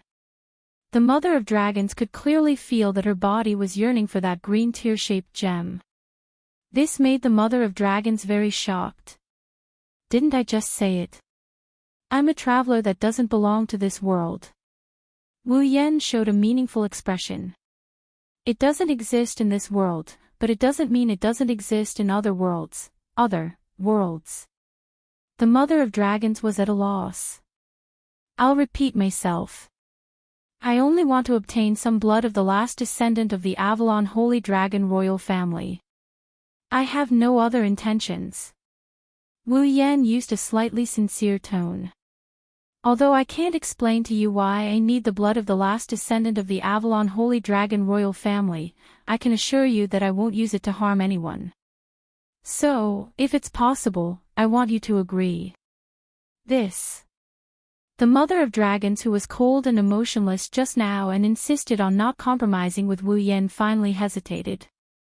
If just giving up some blood of the last descendant of the Avalon Holy Dragon royal family could double her remaining lifespan, then the dragon's lifespan would also be doubled. This was undoubtedly a deal that made the Mother of Dragons very tempted. However, the Mother of Dragons was afraid that Wu Yan would do something that would harm the last descendant of the Avalon Holy Dragon royal family. At that time, unless she could continue to live, the future of the dragon clan would be destroyed in her own hands. So, even if she was tempted, the Mother of Dragons could not help but hesitate. To me, there's no benefit in letting the dragon clan be destroyed. Wu Yan sighed. Perhaps in the future, when the last descendant of the Avalon Holy Dragon royal family is born, I can still help her. If you can't even agree to this, then I really can't find any other reason to persuade you. I'm just a traveler in this world, the decision is up to you. An uncontrollable ripple appeared in the clear emerald eyes. The Mother of Dragons once again looked at the breath of time in Wu Yan's hand. A look of struggle appeared on her face. Wu Yan did not speak anymore, nor would he urge her. He stood quietly on the spot, holding the breath of time in one hand and the baby sphere in the other, waiting for the Mother of Dragons to speak. The space gradually turned into a dead silence. All right. After an unknown amount of time, the Mother of Dragons finally sighed as if she had given up. She looked at Wu Yan's eyes with her cold face again. I agree. The corner of Wu Yan's mouth slowly lifted. Chapter 13:11. So this is the last descendant of Avalon's Holy Dragon royal family. In the temple, Wu Yan stood not far from the Mother of Dragons. He raised his eyes and looked at the glowing sphere floating in front of him. His wine-red eyes showed a hint of surprise. Just like how the Mother of Dragons wanted to entrust her offspring to, without the control of the Mother of Dragons and the human body, the appearance of a dragon's offspring was like a glowing sphere. However, the sphere floating in front of Wu Yan's eyes was incomparable to the one lying in Wu Yan's hand. Their appearance was almost the same. They both looked like glowing spheres without any sense of substance. It was as if the sphere was formed by the light source itself. It even gave a feeling that it was impossible to touch. However, the sphere in Wu Yan's hand was only about the size of his palm. The sphere floating in front of him was bigger than his current height of 7 years old. It had a diameter of 1 meter. It was like a small sun. Even though it wasn't born yet, a rather strong mana was already fluctuating around the sphere. He believed that when the sphere turned into a complete life form, its mana would be even stronger. It was only now that Wu Yan finally understood why Yak, who was born less than a month ago, had enough mana to make the Holy Knight armor. Yak's potential wasn't something an ordinary dragon could compare to. No wonder that little girl is so arrogant, without thinking. Wu Yan directly expressed his inner thoughts. Looks like she does have the capital to be arrogant. The Mother of Dragons frowned when she heard Wu Yan's words. Little girl. Well, don't mind it. Realizing that he spilled the beans, Wu Yan bitterly laughed out loud. Seeing that Wu Yan didn't seem to have the intention to explain, the Mother of Dragons opened her mouth. She seemed to want to ask something, but in the end, she gave up and took a step back. You said that you have a way to obtain the blood of dragons when they are still in their infancy state. Then I'll leave it to you, she said as she spoke. The Mother of Dragons also nailed her gaze on Wu Yan like a steel nail. Her eyes were filled with unprecedented seriousness and vigilance. As the emotions in the Dragon Mother's heart changed, a strange ripple appeared in the surrounding space. Although Lin Li could not sense a drop of mana fluctuation from it, he could still feel it. Although there wasn't any mana fluctuations, Wu Yan felt like he was being stared at by many pairs of eyes. Even his skin was prickling. This space was directly constructed using the magic of the Dragon Clan. It didn't really exist in the world. It could be considered as a space of consciousness or an illusion space. What was the use of this space? Wu Yan wasn't Mother of Dragons.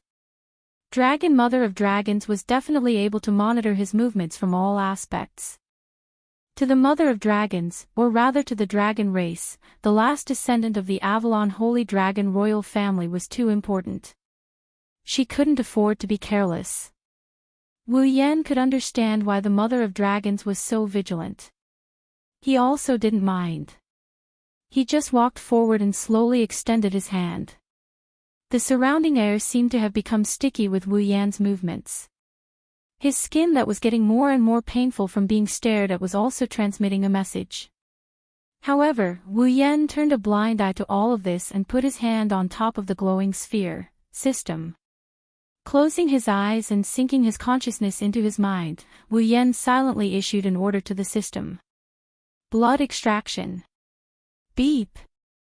Blood extraction in progress. Extraction commencing. The system's notification tone flashed and disappeared, leaving an inexplicable echo in Wu Yan's mind. In the next second, a strange fluctuation was guided from Wu Yan's hand into the glowing sphere and quickly took effect. Ding! Blood extraction successful.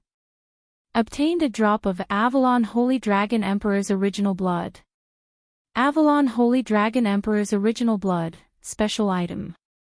The most original blood extracted from the last descendant of the Avalon Holy Dragon Emperor before he was born. Due to the extraction by the system, it has a magical effect. If consumed by a vampire who relies on blood as their foundation, it can strengthen the vampire's ability. If consumed by a vampire's true ancestor, it can raise its level by 1. Note, due to the extraction by the system, it can only be effective if consumed by the system's user. The effective range is before level 90. Once the user reaches level 89, the consumption will be ineffective. Ding! Dungeon Quest 1 completed. Obtained 10,000 equipment points, item points, ability points, and summoning points. At the same time that the blood extraction was successful, the system's notification that the Dungeon Quest 1 was completed also rang and echoed in Wu Yan's mind. However, Wu Yan's thoughts were no longer on the system's notification but on the Avalon Holy Dragon Emperor's original blood feedback. Special item. Magical effect. Vampire's true ancestor consumed it and raised its level by 1. His calm heart suddenly trembled and stirred up shocking waves. Wu Yan's consciousness confirmed the information about the Avalon Holy Dragon Emperor's original blood over and over again. His heart was filled with disbelief. He was the vampire's true ancestor. In other words, if he consumed the Avalon Holy Dragon Emperor's original blood, his level would be raised by 1. And it would be effective until he reached level 90. His heart trembled fiercely. The disbelief in Wu Yan's heart gradually faded and was replaced by indescribable ecstasy. Wu Yan made a prompt decision and ordered in his mind again. System, extract blood. As soon as his voice fell, several notifications echoed one after another. Ding! Blood extraction successful. Obtained a drop of Avalon Holy Dragon Emperor's original blood. Ding! Blood extraction successful. Obtained a drop of Avalon Holy Dragon Emperor's original blood. Ding! Blood extraction successful. Obtained a drop of Avalon Holy Dragon Emperor's original blood. Ding! Blood extraction successful. Obtained a drop of Avalon Holy Dragon Emperor's original blood. For notifications sounded in succession, raising the excitement in Wu Yan's heart to a peak. It was not until the fourth system notification sounded that Wu Yan came back to his senses and hurriedly stopped extracting the blood, his heart blooming with joy.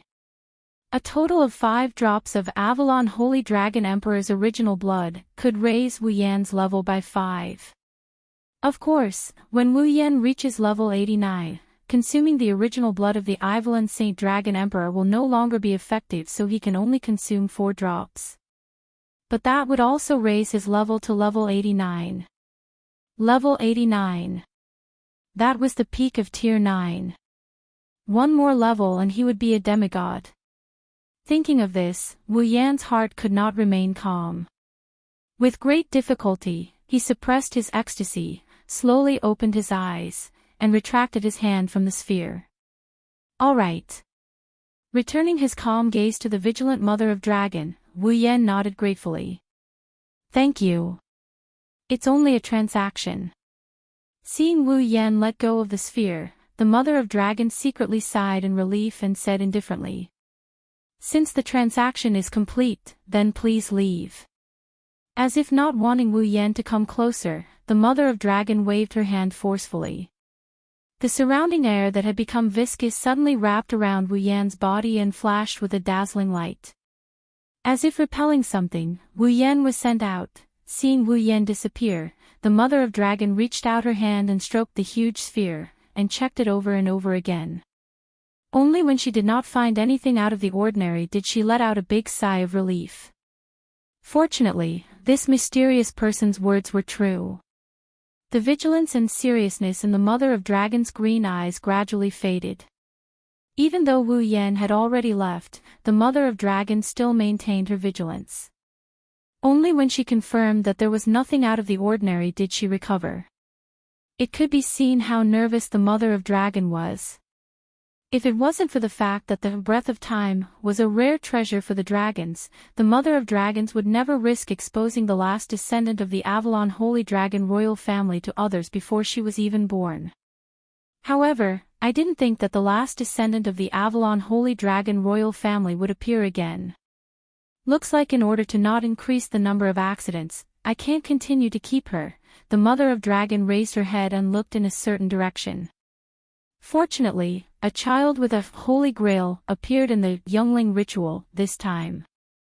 Although it wasn't the initial choice, it's still a choice.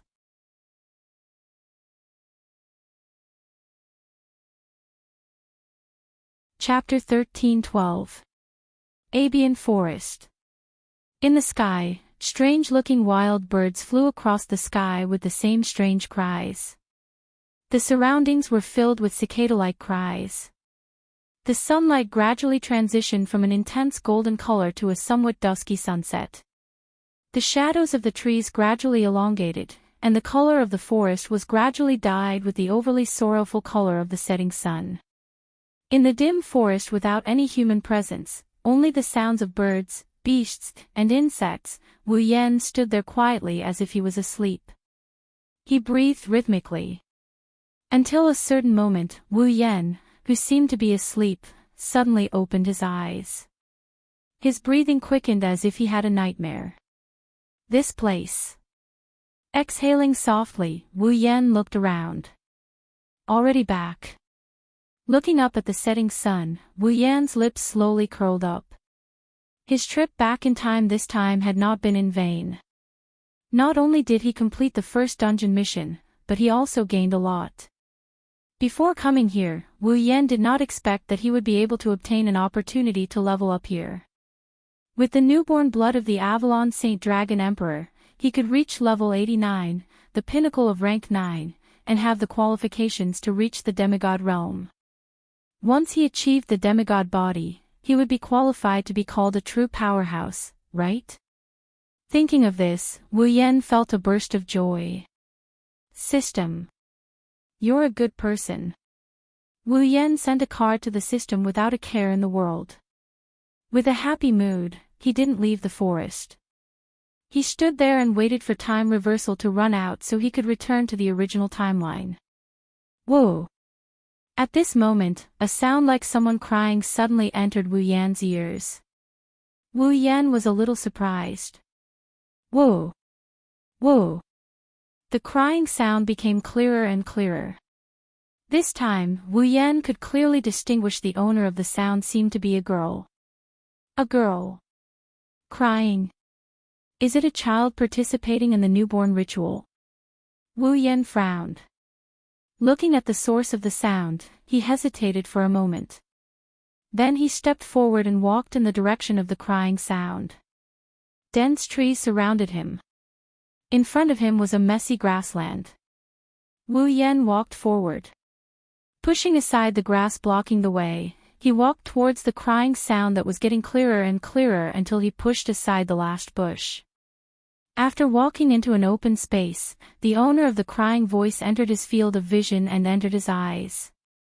It was a girl with short blonde hair, about 7 or 8 years old. Her dazzling blonde hair shone brightly under the sunlight. The girl was wearing an expensive dress, which looked very out of place in the desolate forest. She was holding a stuffed doll in one hand, which looked like a cartoon dragon.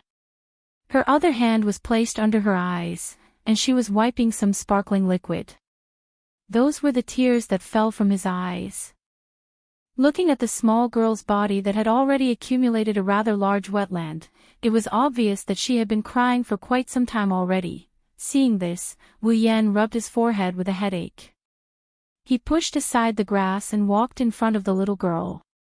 After hesitating for a moment, he lowered his voice. "Girl, what's wrong? Why are you crying here?" Seemingly startled by the sudden voice, the girl quickly raised her head, revealing a tear-stained face. It made Wu Yan hold his breath. It was because the tear-stained face that appeared in front of him, although extremely young and tender, was also very beautiful. However, the icy blue eyes that came into view were filled with tears. The rims of the eyes were red and there were already signs of swelling. "You? Who are you?" The little girl was stunned when she saw Wu Yan appear in front of her. She quickly wiped her tears, wrinkled her nose, and imitated an adult's tone. "Outsiders are not allowed to enter during the childbirth ritual. Big brother, why are you here? Big brother." Hearing the girl's words, Wu Yan was stunned for a moment. Only then did he realize that he had returned to his original size. It seems that the illusion technique's effect has disappeared. The childbirth ritual is going on here. If you're not here, please leave quickly. The girl saw that Wu Yan didn't answer her question and didn't get angry. She lowered her head and said in a low voice, "I still have to continue looking for the mother of dragons." After saying that, the girl turned around and wanted to go deeper into the forest. Seeing this, Wu Yan quickly said, "The sun is setting. The sun is about to set, and the youngling ritual is about to end. Even if you continue walking, you won't be able to find the mother of dragons." "Of course not." The girl turned around and shouted at Wu Yan in an agitated manner. "As long as the sun hasn't set, I will have a chance to find the mother of dragons, get a baby, and become a dragon breeder." The girl's excited shout scared Wu Yan. Seeing the tears that she had just stopped rolling down her cheeks again, Wu Yan scratched his cheeks and asked her suspiciously, "Why are you so obsessed with becoming a dragon breeder?" Because. The girl's pair of bright eyes were finally filled with tears again. "Because. I have to have my own fall." This. Wu Yan didn't understand. "Why is that?" Because. The girl's pretty face was filled with tears. At this moment, the girl's voice was filled with determination. "I want to be a great knight." "Knight?" Wu Yan paused and smiled bitterly. "Knight. That's right." The girl clenched her fists but immediately lowered her head with a pale face. "But the youngling ceremony is about to end. The mother of dragons didn't entrust her youngling to me. I've already failed the selection. I've failed to live up to the expectations of my royal father and royal sisters. I can't become a great knight anymore. I. Whoa. The girl couldn't help but feel sad. Tears rolled down her face and Wu Yan's hair went numb from crying. "Aw. Okay, don't cry. Whoa. However, the wound in the girl's heart was completely touched by Wu Yan. She couldn't stop her tears. Scratching his ears and cheeks, he paced back and forth on the spot. Listening to the girl's cries, his heart felt like it's being squeezed by a hand. He desperately thought of words to comfort her. Suddenly, Wu Yan seemed to have thought of something. With a flip of his hand, a glowing ball appeared in his hand. That was the youngling that the mother of dragons wanted to give him. Okay, don't cry." Wu Yan walked in front of the girl. He squatted down. "Didn't you want fall?" I'll give you one, okay?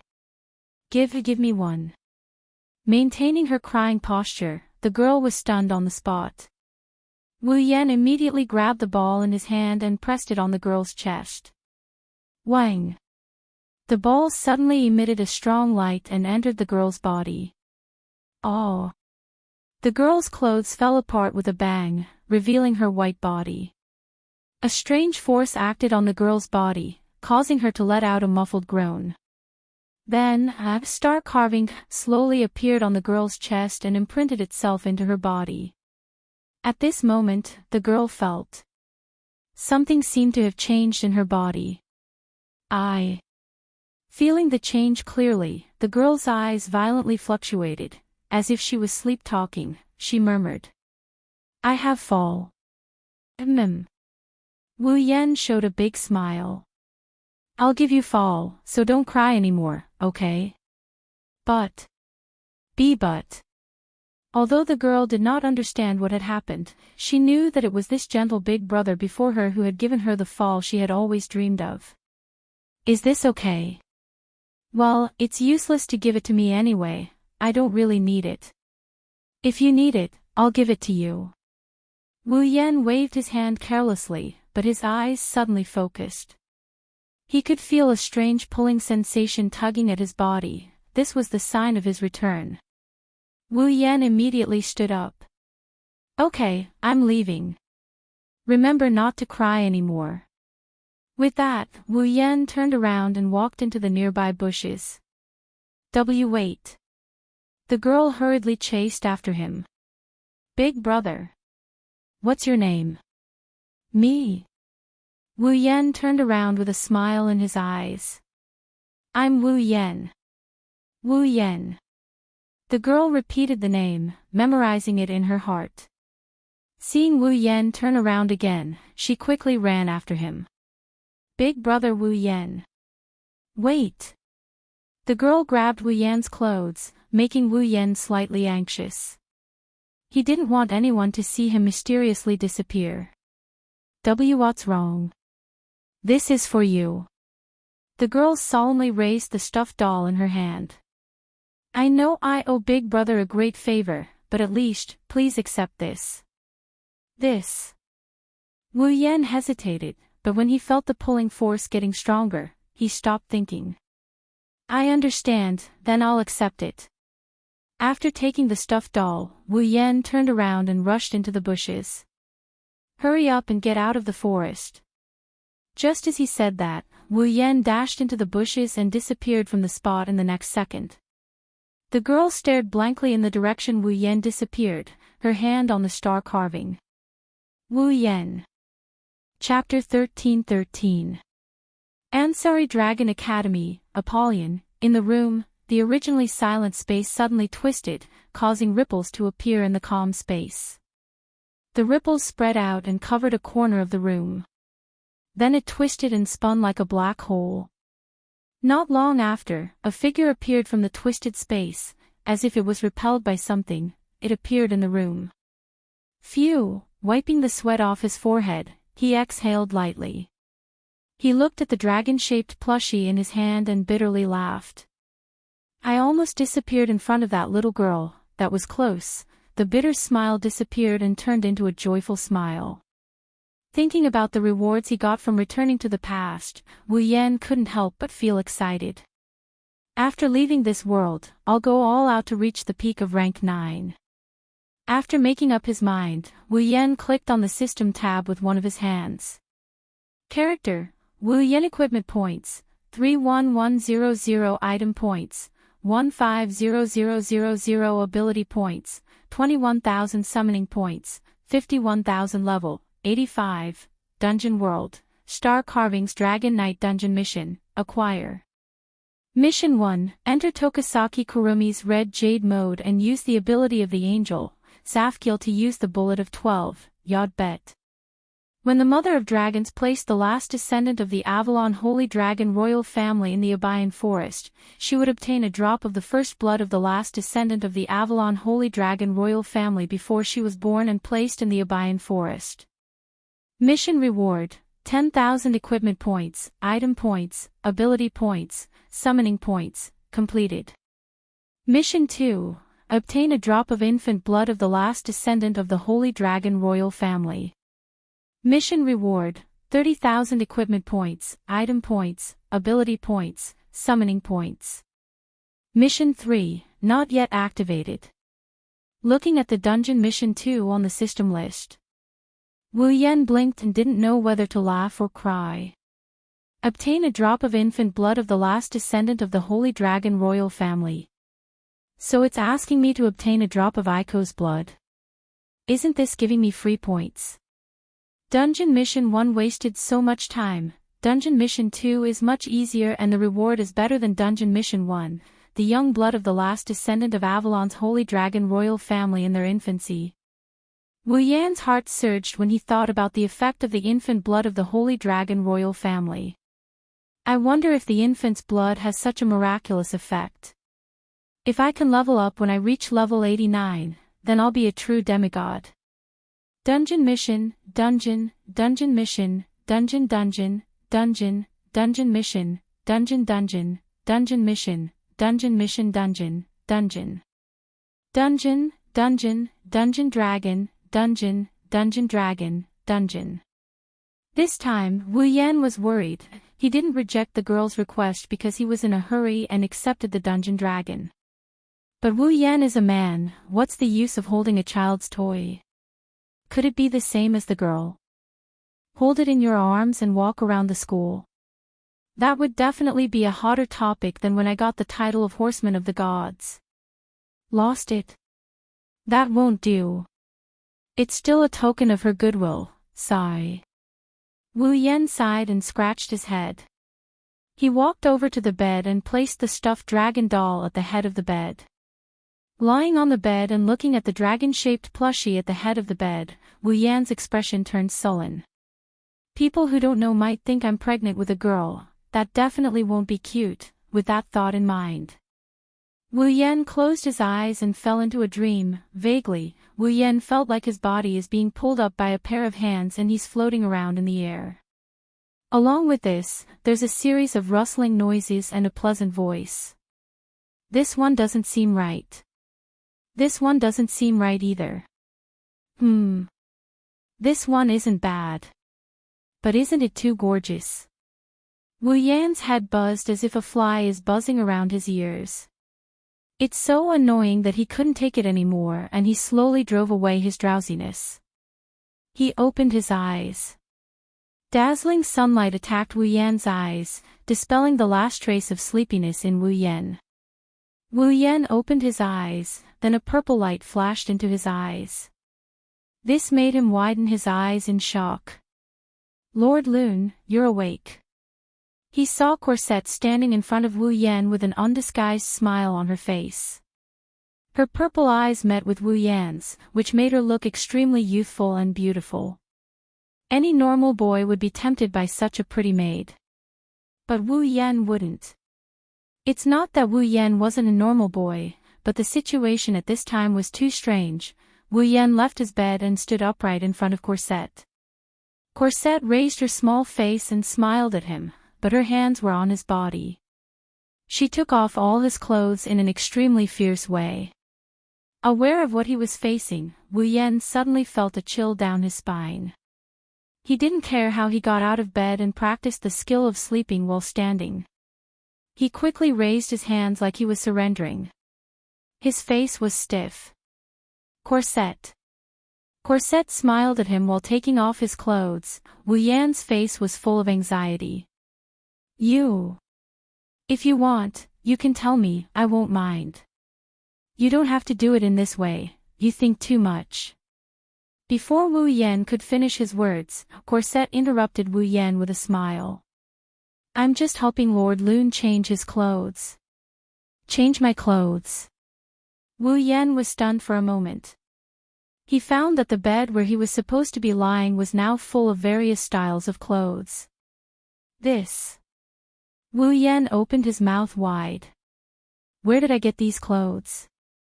I don't remember having so many clothes. I bought these on the street when I was bored. Originally, I wanted to let Her Royal Highness use them when she needs to dress up as a man. But now, Lord Rune has taken advantage of them. Why? Why did you give me these clothes? Could it be that Lord Rune has forgotten that today is your date with Lady Rebecca? Hearing Corset's words, Wu Yan reacted abruptly. That seems to be the case, so, in order to prevent Lord Rune from being too abrupt, I took the initiative to bring these clothes. I also took the initiative to let Lord Rune get out of bed unconsciously and help Lord Rune change into these clothes. You seem to have said something very important. Wu Yan's mouth twitched when he saw Corset's unchanging smile. Getting out of bed unconsciously. How did you do it? Being too formal will make a man's charm plummet. Corset smiled meaningfully. As a maid, how can I not master some special skills? In this era, maids are scary. Lord Rune, I'm sorry, don't be shy, I'm not praising you. Wu Yan said weakly. Speaking of which, why are you here? Why did you help me change into these clothes? Did Lord Rune forget? Corset blushed. She held her small face with both hands and bashfully pinched it. From today onwards, Corset will be Lord Rune's maid. Although it's only in the morning, I only asked you to make breakfast for me. Wu Yan weakly defended himself, but he was stopped by Corset's smiling eyes. Lord Rune, are you dissatisfied with my service? Seeing Corset's smiling face, Wu Yan felt a chill in his heart. He quickly smiled awkwardly. How could that be? That's good. With a smile that did not change from the beginning to the end, Cosette stretched out his hand. Then, in order to not keep Lady Rebecca waiting, let's hurry up and get changed. Seeing Corset slowly approaching him like she's having some fun, Wu Yan suddenly felt like asking her to come over was the worst decision he's ever made since he came to this world. Chapter 13-14. 13-14. For the rest of my life. I dedicate this chapter to all the girls. Congratulations to Yunchi Chingu for becoming the head of this book. Many thanks to 06066060 for the 8,888 renminbi tip. Thank you to bookfriend 14081822211699 and Yunchi Chingu for the tip. Behemoth Forest, Camp. I'm full. Wu Yan quickly cleaned up the food in front of him. He stood up and ran out of the tent. I have something to do, I need to go out for a bit. Wait. Chuju and Mikoto called out. Unfortunately, Wu Yan already ran out of the tent and disappeared from their sight. They were disappointed. Master. Shido. On the other side, Astria and Toka, who had been eating the most, didn't seem to be able to reduce the amount of food in front of them. Their expressions were downcast. It wasn't just Hinajiku, Mikoto, Astria, and Toka. Almost every girl in the tent had a gloomy expression on their faces. Well, they can't be blamed for it. Wu Yan has been behaving like this for a while now. He's been behaving strangely. In the past, if there's nothing going on, Wu Yan wouldn't wake up until the sun shines on his butt. But lately, not only has he stopped sleeping in, he's also waking up earlier than anyone else. At night.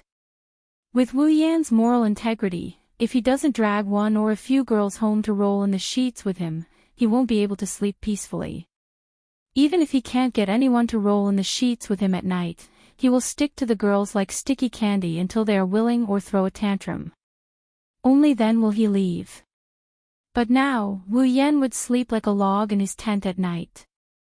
Even if the girls came to him and tried to seduce him, he wouldn't sleep. He would use the excuse of being too tired. Hugging the naked bodies of the young girls, he fell asleep without doing anything. He was more of a gentleman than a gentleman, almost becoming Lu Xiaohui. Also, today, Wu Yan left early and returned late every day. It was the same in the morning. After finishing his breakfast, he couldn't wait to go out. Then, he would come back in the middle of the night with a tired face and lie down in the tent. Abnormal. This is too abnormal. I think so. It's not that simple. In the silent tent, Shokuho Misaki calmly opened her mouth. No matter what, his behavior is too abnormal. It's suspicious. You're right. Kotori stopped eating her lollipop. She was in deep thought. This doesn't seem like Onie-san. Did something happen? It was rare for Kurumi to be so serious. Given my husband's personality, if something were to happen, it's very likely that he would hide it from us and bear it alone. Master. Ikaros raised her beautiful face. Her eyes were full of worry. Isn't that too despicable? Mikoto slammed the table and stood up after hearing Kurumi's words. Our lives are intertwined, we're a community with a shared destiny. If he still wants to bear everything alone, I won't forgive him. It's still too early to tell. Hinajiku hurriedly said upon seeing Mikoto's agitated expression. This is just our guess. Maybe Yen was delayed by something else. That's hard to say. I think so too. Shiro, who was sitting beside Flandre-chan, raised her hand with a cautious expression. I think Onie-san must have his reasons. Even if that's the case, it's not impossible for him to negotiate with us. Frenda pulled the beret on her head and said with a lack of interest. Even if Misaka is right, we're a community with a shared destiny. Is there anything he needs to hide from us? That bastard. He doesn't care about us at all. Kinohita Sayai crossed her arms and snorted. That's why I hate male chauvinism. He thinks that standing in front of women is the right thing to do. What a bastard. Everyone has their own secrets. Takitsubo Riku shook her head and said to Kinohita Sayai. Kinohita, do you dare say that you're not hiding anything from him? Of course. Of course. Kinohita Sayai wanted to insist but she quickly deflated. Of course not. Is Onie-san not in love with Flan and the sisters anymore? Flandre-chan laid her head on the table, she looked like she was about to cry. Onie-san must have found someone cuter than Flan and the sisters and fell in love with her. He doesn't like us anymore. Once these words were spoken, the entire tent suddenly became silent. Soon after, the surrounding temperature continued to drop at a rate of 1 degree per second. No. No way. Astria smiled awkwardly. Master can't be that kind of person, right? However, none of the girls answered Astria's question with a dark expression. Astria shushed them and kept quiet. Shido. Toka said anxiously. Could it be that Shido doesn't like me anymore? Is that why he doesn't want to be with me? Looks like I can't sit back and do nothing anymore. Kotori stood up and looked at Ikaros with a cruel smile. Onie-san shouldn't be too far away. Ikaros, can you scan Onie-san's location? A glint of data flashed in Ikaros's eyes as she nodded. Master's location has been confirmed. Current coordinates, Behemoth Forest. Let's go. Mikoto and Chuju stood up with a cold smile on their faces. Let's see if he has fallen for some vixen or not. And so, the girls marched towards Behemoth Forest. Master's location has been confirmed. Ikaros pointed at an empty space in front of them. Over there. Slowly approach him. Shokuho Misaki ordered. Remember, don't let him see you. The group of young girls all nodded obediently. They tiptoed closer to the open space and hid in the bushes. Gently pushing aside a corner of the grass, he let his vision shoot into the open space. When the scene in the open space was imprinted in the eyes of all the girls, all of them were stunned. The scene of an affair they expected didn't happen. Instead, they saw something different. It was an unbelievable scene. This was because the girls saw a cake in the middle of the empty space. It was a huge cake. It was 3 to 4 meters in diameter. It was a huge cake that was more than 2 meters tall. Around the cake, Wu Yan was holding some utensils. While baking some small cakes, he added them to the big cake to increase the surface area of the big cake. This is... The girls looked at each other in dismay. What's going on? Who is it? The moment the girls made a move, Wu Yan noticed them. Who's there? It's us. Looking at Wu Yan's cold expression, the girls quickly came out from the bushes. Wu Yan was stunned and he exclaimed in surprise. Why are you here? It's all because of you. Hinajiku's eyes drifted away embarrassedly, but soon her face tensed up again. What are you doing here? This. Wu Yan hesitated for a bit before bitterly laughing out loud when he saw the dissatisfied looks on the girls' faces. So we were exposed in the end. This cake. The girls came closer and their gazes shifted to the cake. What the hell is going on? You've been busy helping your sisters build the base recently. You haven't had time to rest.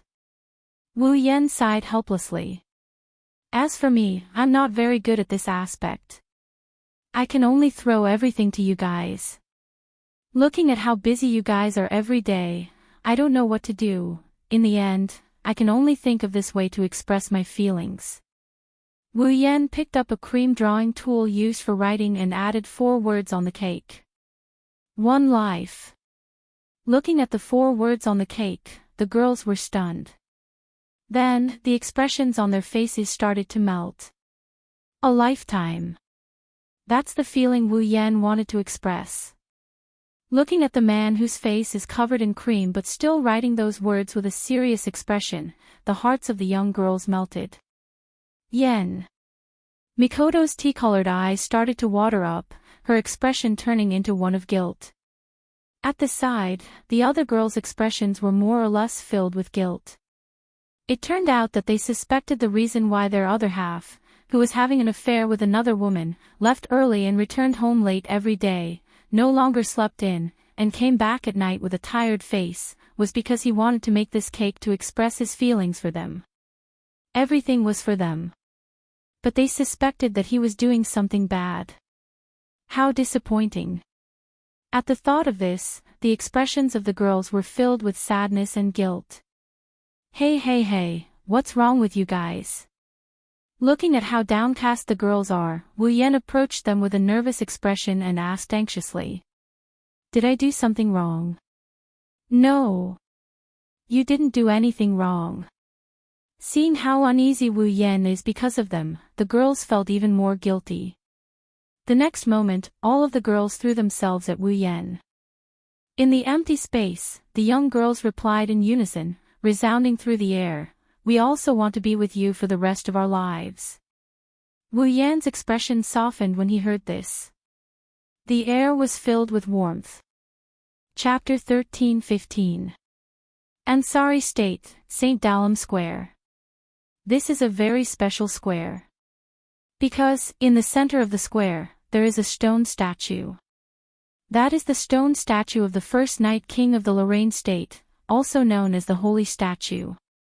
It is one of the historical sites in Ansari State.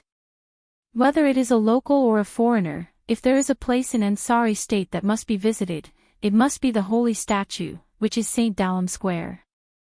Because of this, St. Dalam Square is not only the place with the most tourists during the day, it is also a meeting place for many people who live in Ansari State. And, of course, this includes Wu Yan. In the end, I still came early. At the foot of the holy statue in St. Dalam Square, Wu Yan, who is wearing casual clothes and a jacket, looked at the sky and he couldn't help but grumble. That guy Corset, why does he look more excited than me, rushing me out in such a hurry? There is still an hour before the appointed time. How could Lebecca come so early? As the #1 celebrity in the Ansari State Dragon Riding Academy, and the idol of all the boys and girls in Ansari State, to Lebecca, dating with Wu Yan might just be a routine. Although it didn't sound very nice, this date was still a reward for the winner of the Aries Dragon Rite. It couldn't be considered a real date, and Rebecca was only fulfilling her promise. She was definitely carrying out this date with a vague attitude. Therefore, with Rebecca's character, even if she won't be late, she shouldn't be too early, at least not as early as an hour in the morning.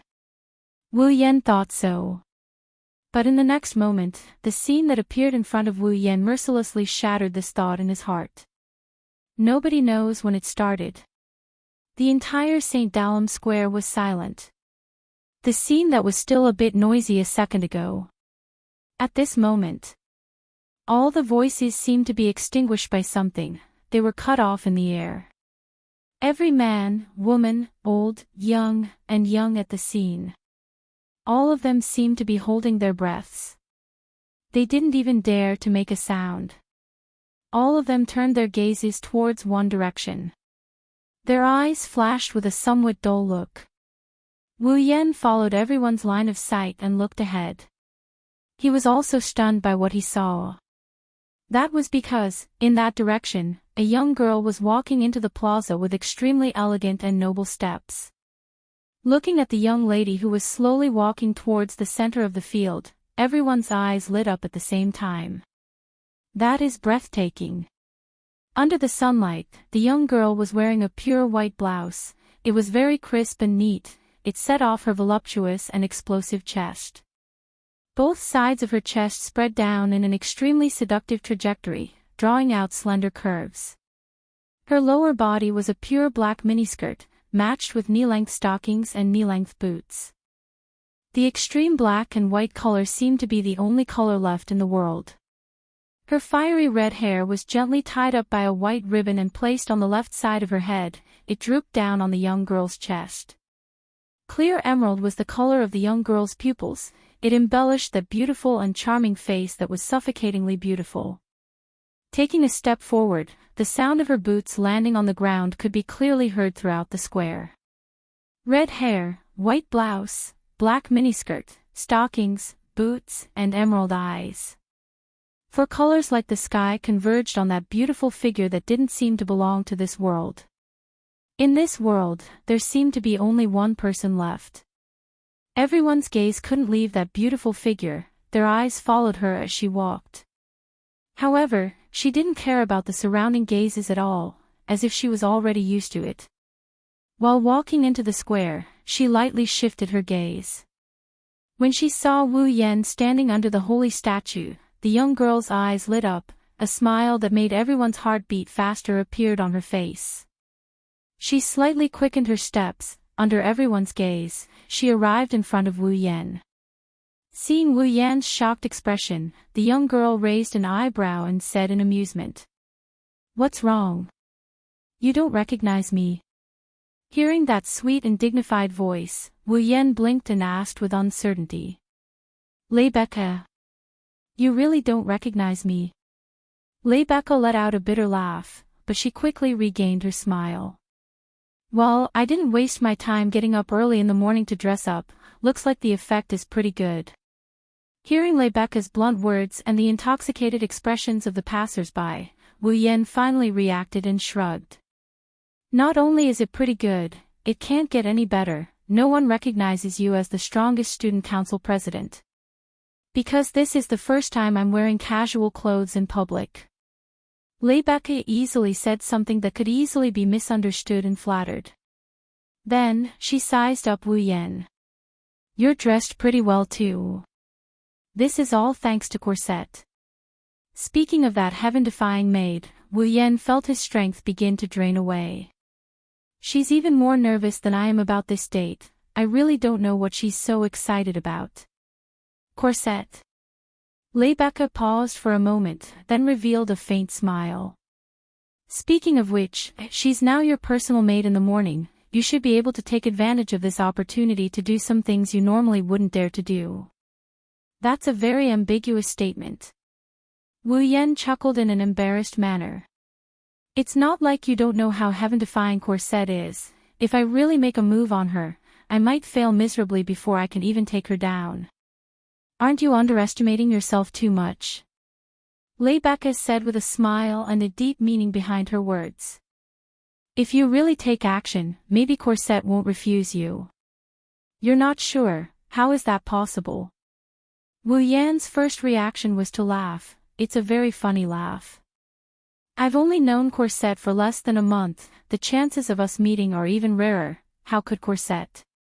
Is that so? Rebecca interrupted Wu Yan, her eyes contained a different kind of emotion. But we've only known each other for less than a month, haven't we already progressed to the level of a date? This is the reward for the Ares Temple's dragon sacrifice. Wu Yan sighed. If I held a bouquet of flowers like those people who wanted to pursue you, shouting President Rebecca, I love you, and please go on a date with me at the same time, would you agree? Rebecca muttered to herself, her expression serious as she pondered. After a while, she raised her head and revealed a flower-like smile. If it's you, Rune, I'll definitely agree. Ha! Wu Yan's face froze up, he couldn't believe what he just heard. He looked at Rebecca with a suspicious look. Are you sure? I'm sure. Rebecca nodded heavily.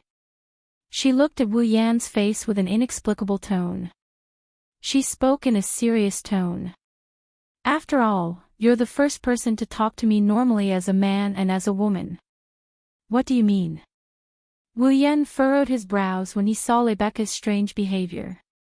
The way you look at women. You make it sound like other men don't look at you the way they look at women. Them. Rebecca's expression turned bitter. Instead of saying that I'm looking at a woman, it's better to say that I'm looking at the most reliable student council president and the Saint Dragon Knight. Oh? Wu Yan narrowed his eyes and he rapped her on the head with his knuckles. You. Rebecca held her head in pain, she looked at Wu Yan in shock, she didn't expect him to treat her like this. Let me use your words, you're underestimating yourself too much. Wu Yan pursed his lips. Even if you disregard your identity as the student council president and the sacred sky dragon knight, you're still a beautiful woman. Wu Yan pointed at the passers-by. Their gazes are the evidence. Rebecca couldn't help but look around. Immediately, she caught sight of the stunned and envious expressions of the passers-by. Due to her disguise, the passers-by didn't know this beautiful girl was the student council president. As Wu Yan said, their gazes were the most direct evidence of Rebecca's identity as a woman. Rebecca's eyes flickered, she smiled, her smile was extremely beautiful. Chapter 13-16. Ansari City, City District. Wow, what a beautiful girl. Where is that girl from? I've never seen her before. Is there such a beautiful girl in Ansari City? Who is that man beside her? He can't be that beauty's lover, right? That beauty is holding his hand, they must be lovers. Damn it, I'm so envious. That man. On the streets of the city district, the passers-by all stopped in their tracks, attracted by Rebecca's heaven-shaking beauty. They widened their eyes, they looked at Rebecca in awe while pointing at her in excitement. However, when they noticed Wu Yan walking next to Rebecca and Rebecca holding onto his arm, their enthusiasm dissipated like a splash of cold water. They started pointing at Wu Yan and started gossiping. Of course, unlike Rebecca, Wu Yan only attracted negative envy and jealousy. Wu Yan grimaced as he looked at Rebecca, who was leaning on him intimately. She hooked her arm around his and she leaned on him with a smile on her face. She's one step away from leaning into his embrace. His bitterness deepened. It was bitter to say it. Wu Yan, on the other hand, felt troubled and puzzled. Naturally, he was annoyed by Rebecca's intimate actions. His hand had completely sunk into the other party's voluptuous breasts. Feeling that amazingly soft touch, while the fire in his heart continued to burn, his absent-mindedness affected his state of mind. Even his steps became light as a feather, he almost made a fool out of himself. What he didn't understand was Rebecca's attitude. Ever since the conversation in St. Lamb Square, Rebecca suddenly became incomparably passionate, like a lover who was passionately in love. Not only did she insist on holding his hand, she also ignored the scrutinizing and unbridled gazes of the surrounding people. This made Wu Yan very confused. The rumored strongest student council president of Ansari City's Dragon Riding Academy.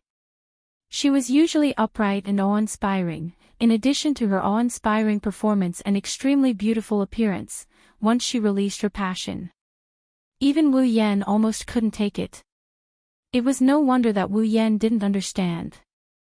After all, it was the first time he saw Rebecca like this. He couldn't help but reach out his hand. As Rebecca stared blankly at him, he touched her forehead and then touched his own as he muttered to himself, "That's right, master. I don't have a fever." As soon as he said that, with a slap, a weak yet powerful hand mercilessly slapped Wu Yan's shoulder, making him cry out in pain. He looked at Rebecca, causing her to look unhappily. "Do you know that your behavior just now was very rude?" Sorry. Wu Yan rubbed his shoulder and smiled apologetically. "I just didn't expect, Rebecca, you would be so passionate when you're on a date. When you're on a date, you must use a different way to interact with the opposite sex. That's the easiest way to arouse the resonance between both parties and show the warmth of your feelings." Rebecca's lips slowly curled up. "This is common knowledge for dating." "That's right." Wu Yan scratched his face. "It's not a problem for normal lovers or opposite sex who have feelings for each other to do this, but are we lovers or opposite sex who have feelings for each other?" His wine-red eyes met Rebecca's green eyes. Wu Yan said half-jokingly, "If you're so passionate, I'll misunderstand that you're interested in me." "Oh." Hearing Wu Yan's words, Rebecca revealed a mischievous expression. "Can't I be interested in you? I think you're hinting that you're very easy to capture." Wu Yan rolled his eyes. "We've only known each other for less than a month and you're already interested in me." "Less than a month?" Rebecca was silent for a moment before she suddenly said, "Speaking of which, it's quite unbelievable." Wu Yan looked at Rebecca with a confused look. "What do you mean? You're clearly a suspicious person with an unknown identity and origin. You were coincidentally discovered by me when the star spirit went berserk less than a month ago. Yet now, I'm on a date with such a suspicious person." Rebecca looked at Wu Yan with strange emotions in her eyes. "Isn't this unbelievable enough?" Wu Yan paused for a bit. He also fell silent for a moment before asking, "You know I'm a suspicious person. Then, why are you trying to get closer to me like a moth drawn to a flame?" "A moth drawn to a flame." Rebecca froze for a moment before smiling bitterly. "That's quite an apt description. Isn't it?" Wu Yan lowered his voice and said indifferently, "After all, I might be someone from the Cypheros Empire. I might also be someone who wants to harm the Ansari Dragon Academy or even the Loriaman Knighthood. I might also be a spy from another faction who infiltrated the Ansari Dragon Academy to obtain information. Who knows?" "No. You can't be someone from another country." Rebecca shook her head. "You have star carving and fall. You are a dragon breeder, which means that you are from the kingdom of knights of Lorimon. The mother of dragons will not entrust her offspring to anyone other than the kingdom of knights. There are exceptions to everything. As far as I know, the mother of dragons once made an exception and allowed someone from the Sheplon kingdom to have her offspring and become a dragon breeder." Wu Yan refuted, but Rebecca shook her head again. "That's because that person was from the Sheplon kingdom and the knighthood of Lorea is a vassal of the Sheplon kingdom. That's why there was an exception. Besides, even if there was an exception, the mother of dragons wouldn't entrust her offspring to someone who would harm the knighthood. What if I'm not a dragon breeder?" Wu Yan self-destructed in a shocking manner. "My star carving might be a disguise, and you've never seen my fall before, have you?" This time, Rebecca fell silent. Even if that's the case, I still pulled closer to you like a moth drawn to a flame, just like you said. Rebecca said resolutely after a while. Perhaps this is irrational, but I do believe you subconsciously. Perhaps this is a woman's intuition. Wu Yan didn't know whether to laugh or to cry. That's not something that the highly capable student council president would say. Isn't that why I said it's inconceivable? Rebecca smiled and lifted her head. The sunlight shone on her face, making her as beautiful as a goddess. There are indeed many mysterious things about you, but they're far from suspicious.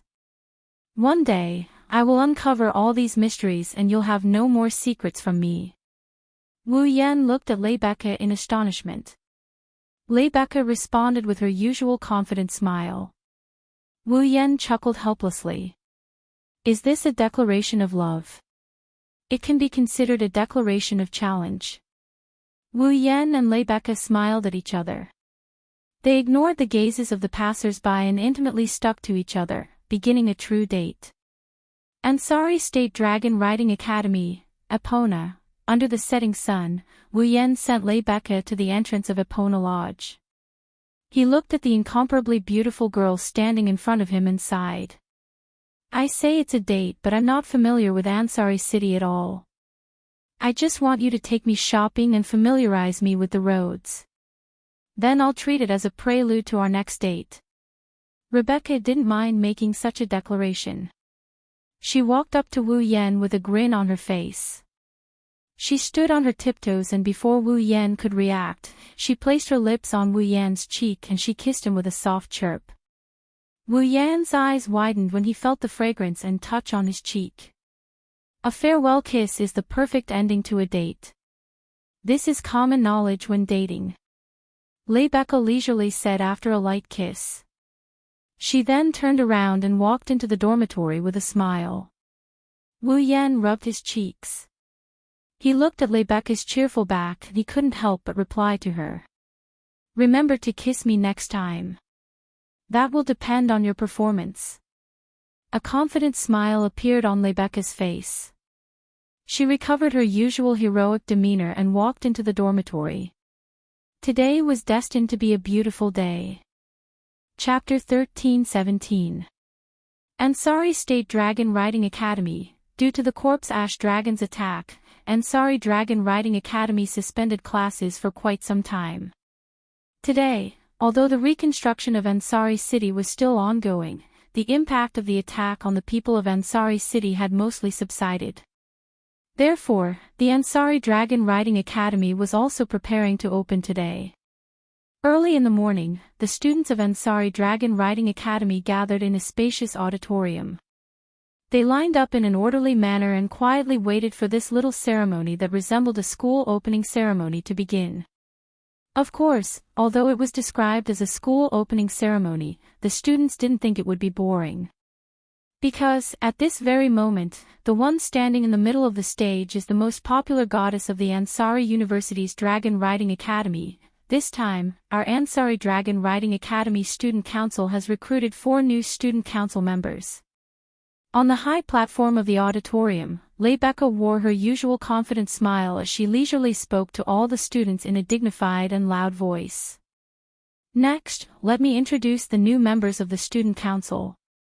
Rebecca moved away from the stage where the microphone was placed and turned to the side. She extended her hand to the screen next to the stage. First, the Student Council's Disciplinary Committee member, Sylvia Loren. Sylvia Loren. Yes. Following a stern response, all the students began to hold their breaths. They couldn't help but look to the side. There, Sylvia, with her long blonde hair swinging, walked up to the podium with clear footsteps. Her face was full of coldness. Looking at Sylvia, who was standing on the podium, the students snorted in disdain. After all, Sylvia was famous for being unreasonable and arrogant. Even if she was extremely beautiful, she didn't want to arouse dissatisfaction from others. It was also very easy. Although it was a little hard to believe, this incomparably beautiful princess was indeed not very popular. She was not even close to anyone. However, Sylvia's subsequent performance caused all of the students' jaws to drop. I am the disciplinary committee member, Sylvia Loren. Loren. She had a solemn expression on her face.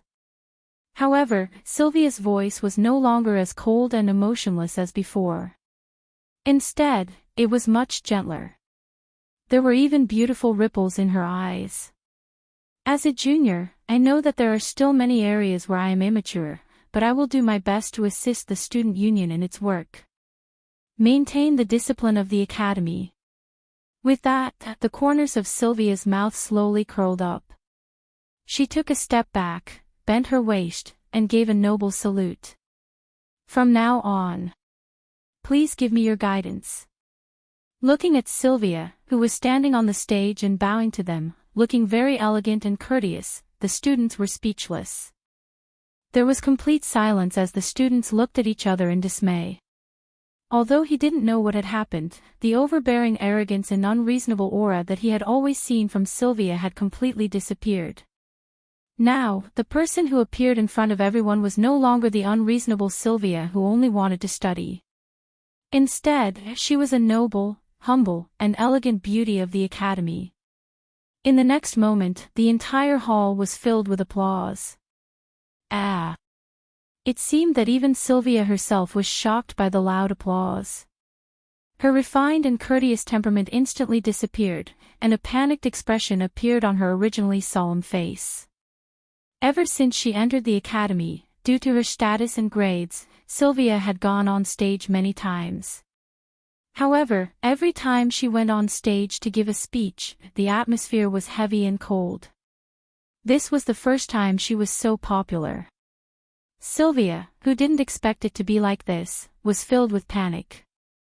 She awkwardly bowed again and ran out, returning to the backstage. And this performance was welcomed by a certain person's joyful and mocking words. Not bad, this time. Hearing this voice, Sylvia suddenly felt angry. She raised her head and hatefully looked at Wu Yan, who had a detestable smile on his face, and angrily said, "It's all because of you. You said you didn't like the way I spoke in the past. You made me spend so much effort to study the etiquette of speaking. In the end, I became a laughingstock. What are you talking about?" Wu Yan rolled his eyes at the angry Sylvia. This applause represents the students' welcome to you. Who knows how many times better than before, but you still aren't satisfied. Roland is right, Your Highness. Yashura also spoke up. Her Highness is so much better now compared to before. Sylvia couldn't help but blush when she heard this, and she turned her face away. It's nothing. Looking at Sylvia's blushing face, Yashura couldn't help but laugh, but soon, he couldn't laugh anymore. Next, the Academy's #1 problematic student, General Affairs Yashura. Blake. The entire hall went silent once more. Seeing this, Yashura's face turned bitter. Compared to Sylvia, you're not that popular. Wu Yan playfully patted Yashura's shoulder. Well, since Sylvia has turned over a new leaf, you won't be too bad either. Don't worry and go up. Can you not say I've turned over a new leaf? You're making it sound like I was a horrible person in the past. Sylvia voiced her opinion, but Wu Yan ignored it. However, Wu Yan's words gave Yashura a boost of confidence. He nodded firmly and walked up to the stage. But if one looked closely, one would notice that Yashura's face still carried a hint of nervousness. Is he all right? Sylvia sighed. He looks really nervous. Do you think everyone is like you? Majestic and has nothing to do with nervousness. Wu Yan pursed his lips. For a commoner who has never shown his face in public, being able to go up on stage is already something worthy of praise. Don't make it sound like I'm different, I get nervous too. It's just that I've been through a lot of situations like this ever since I was little, so I don't have stage fright on the surface. Sylvia looked at Wu Yan in dissatisfaction. Besides, you don't look nervous either, do you? Ha! Me? Wu Yan was taken aback. He shrugged his shoulders.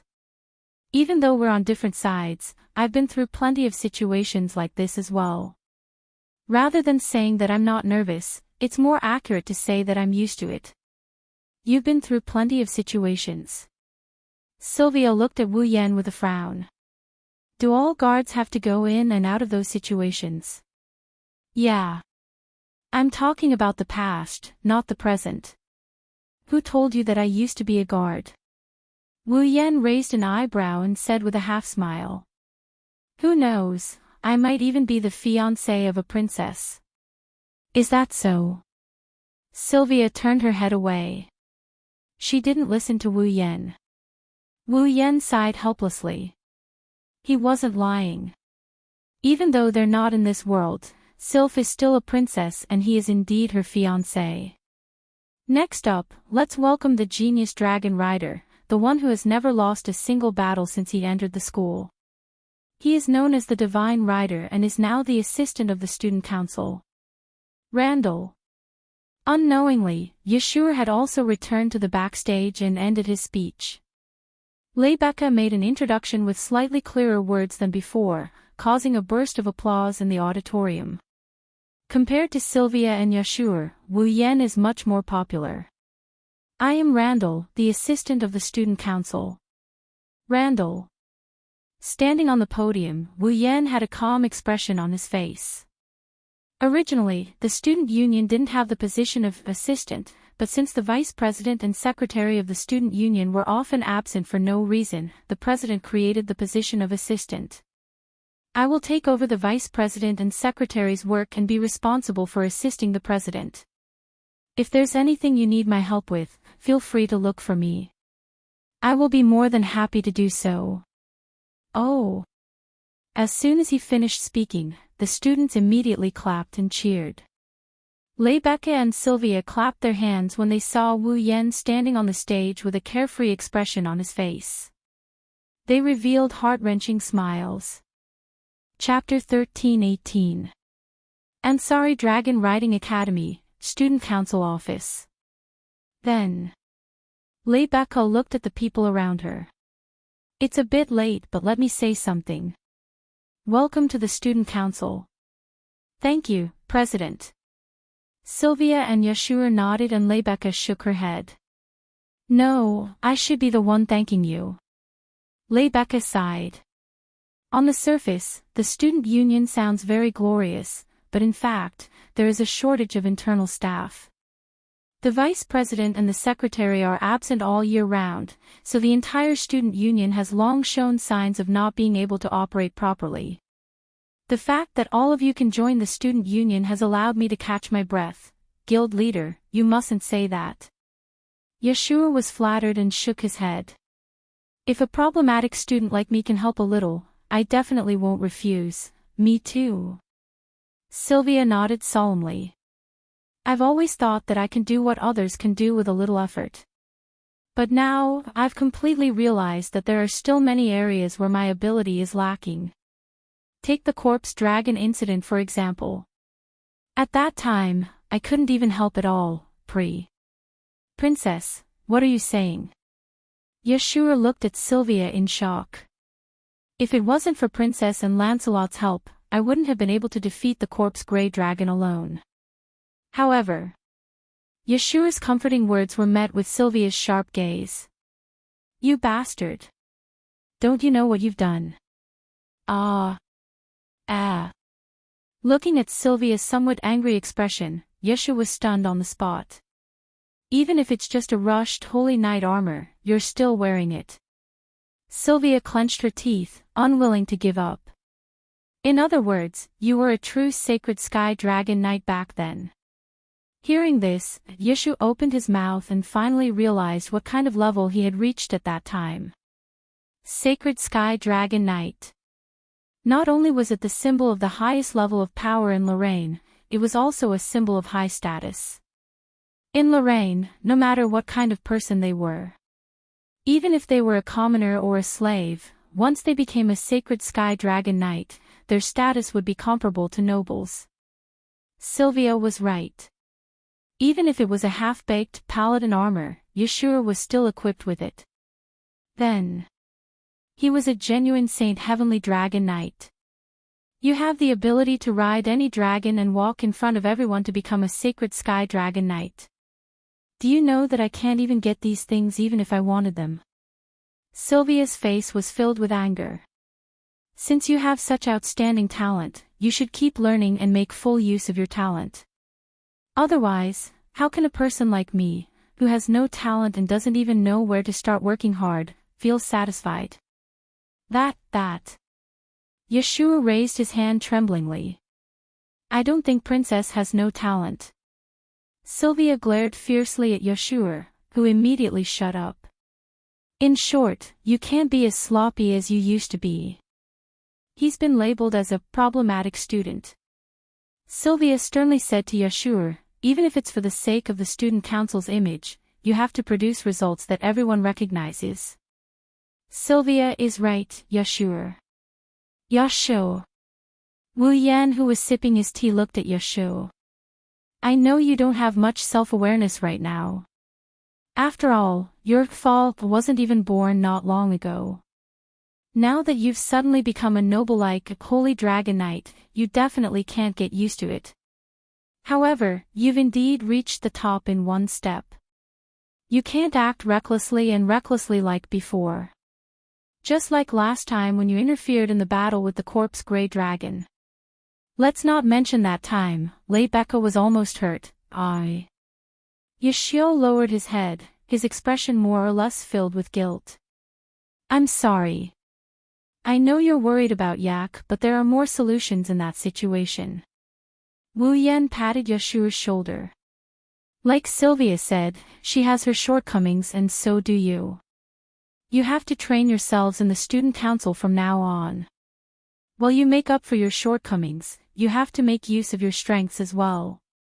Wu Yan glanced at Sylvia when he said this. Don't use your lack of talent as an excuse when you can't do something. Everyone has their own strengths.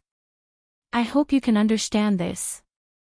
Sylvia and Yashur's expressions instantly turned serious as they responded. Yes. Rebecca couldn't help but smile when she saw how easily Wu Yan stirred up Sylvia and Yashur's conviction. I'm relieved to see you like this. I hope you'll take care of me in the coming days, Roland, Yashur, and Your Highness. I will do my best.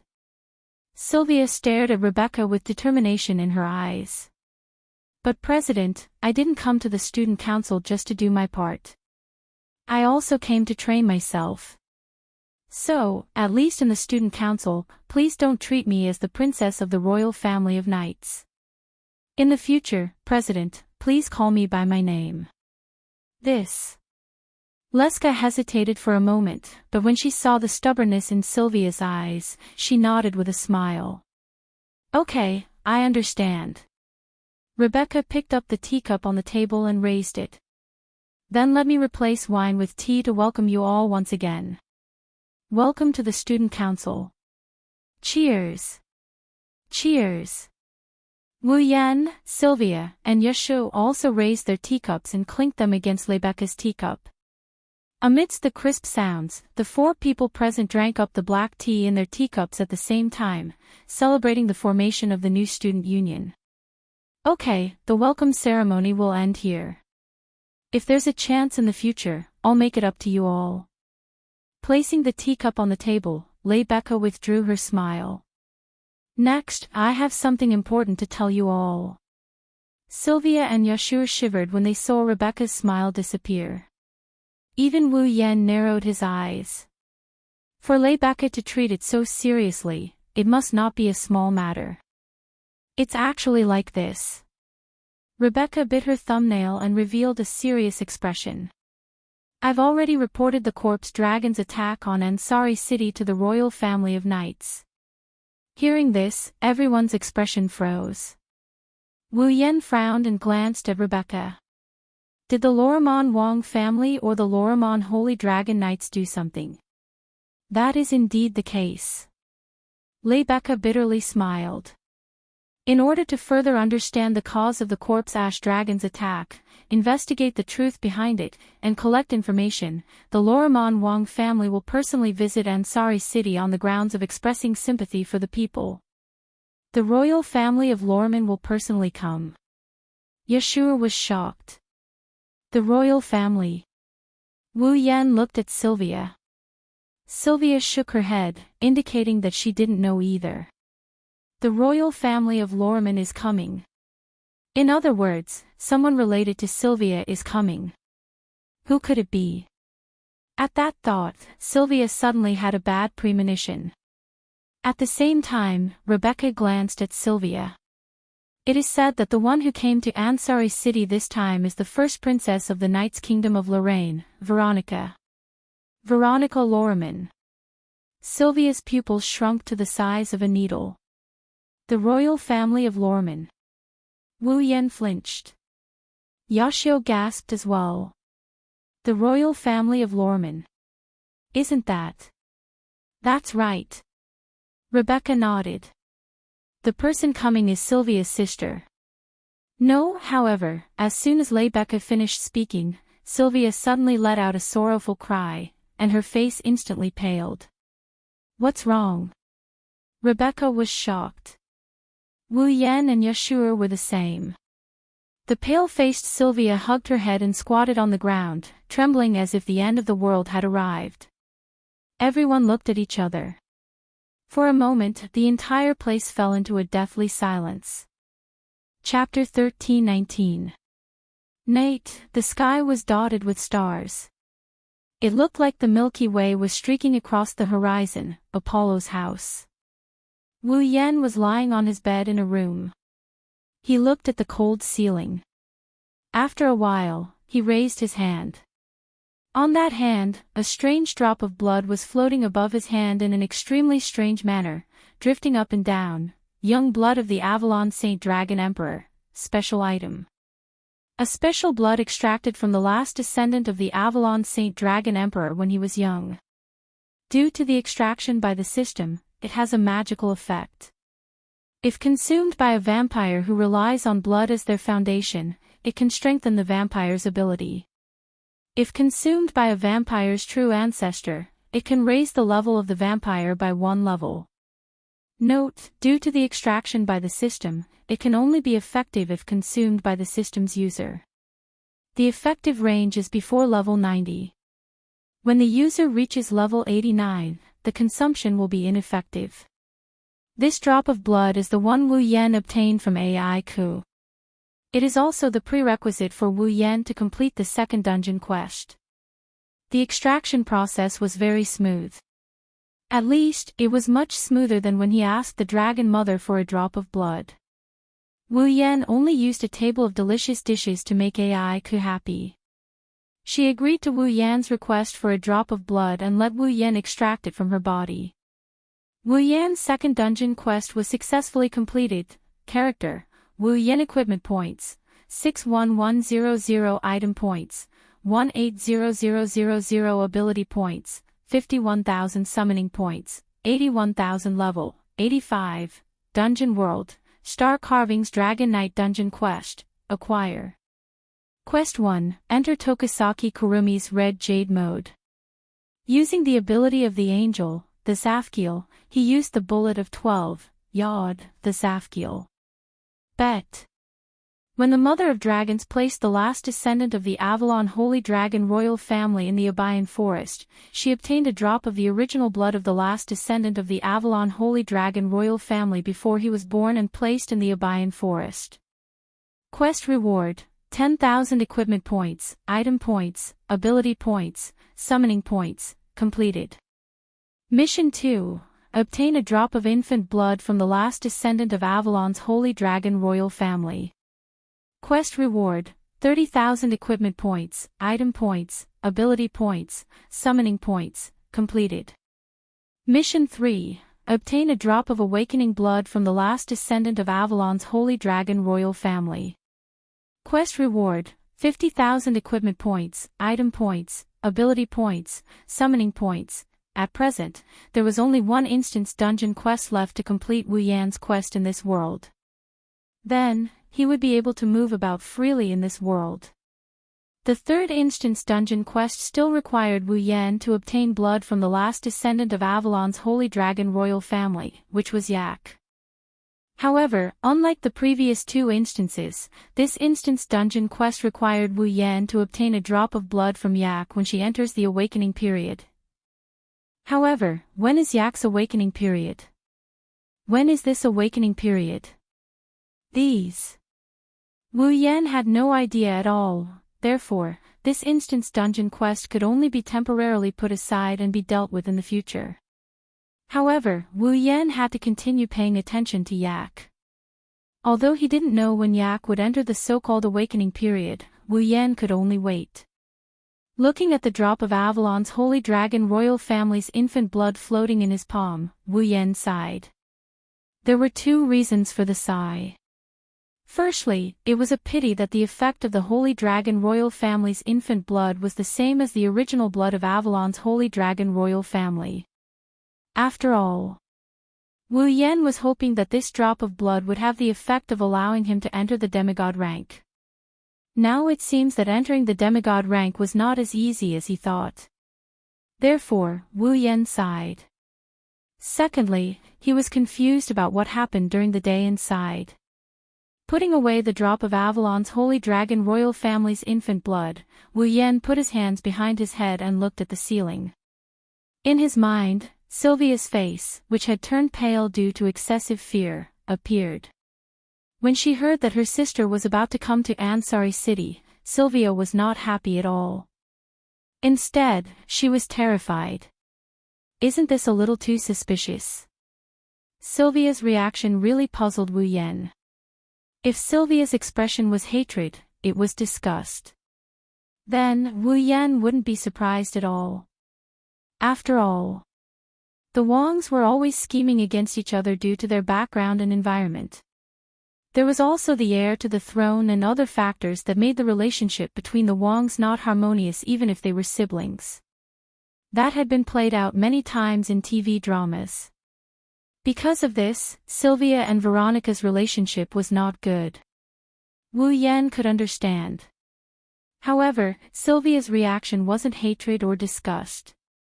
It was fear, and it was extreme fear. This puzzled Wu Yan. Could it be that Veronica had done something to Sylvia? Thinking until here, Wu Yan couldn't help but sigh again and murmur. What the hell is going on? Why don't I answer for Lord Rune? A cold voice suddenly sounded in the room, making Wu Yan's whole body tremble and he reflexively jumped up from the bed. Next, Wu Yan saw Corset standing beside the bed in her usual court-made uniform looking at him with a mischievous expression. Wu Yan bitterly chuckled in response, he didn't seem to be in a good mood. Corset, please, next time use a normal way to appear, okay?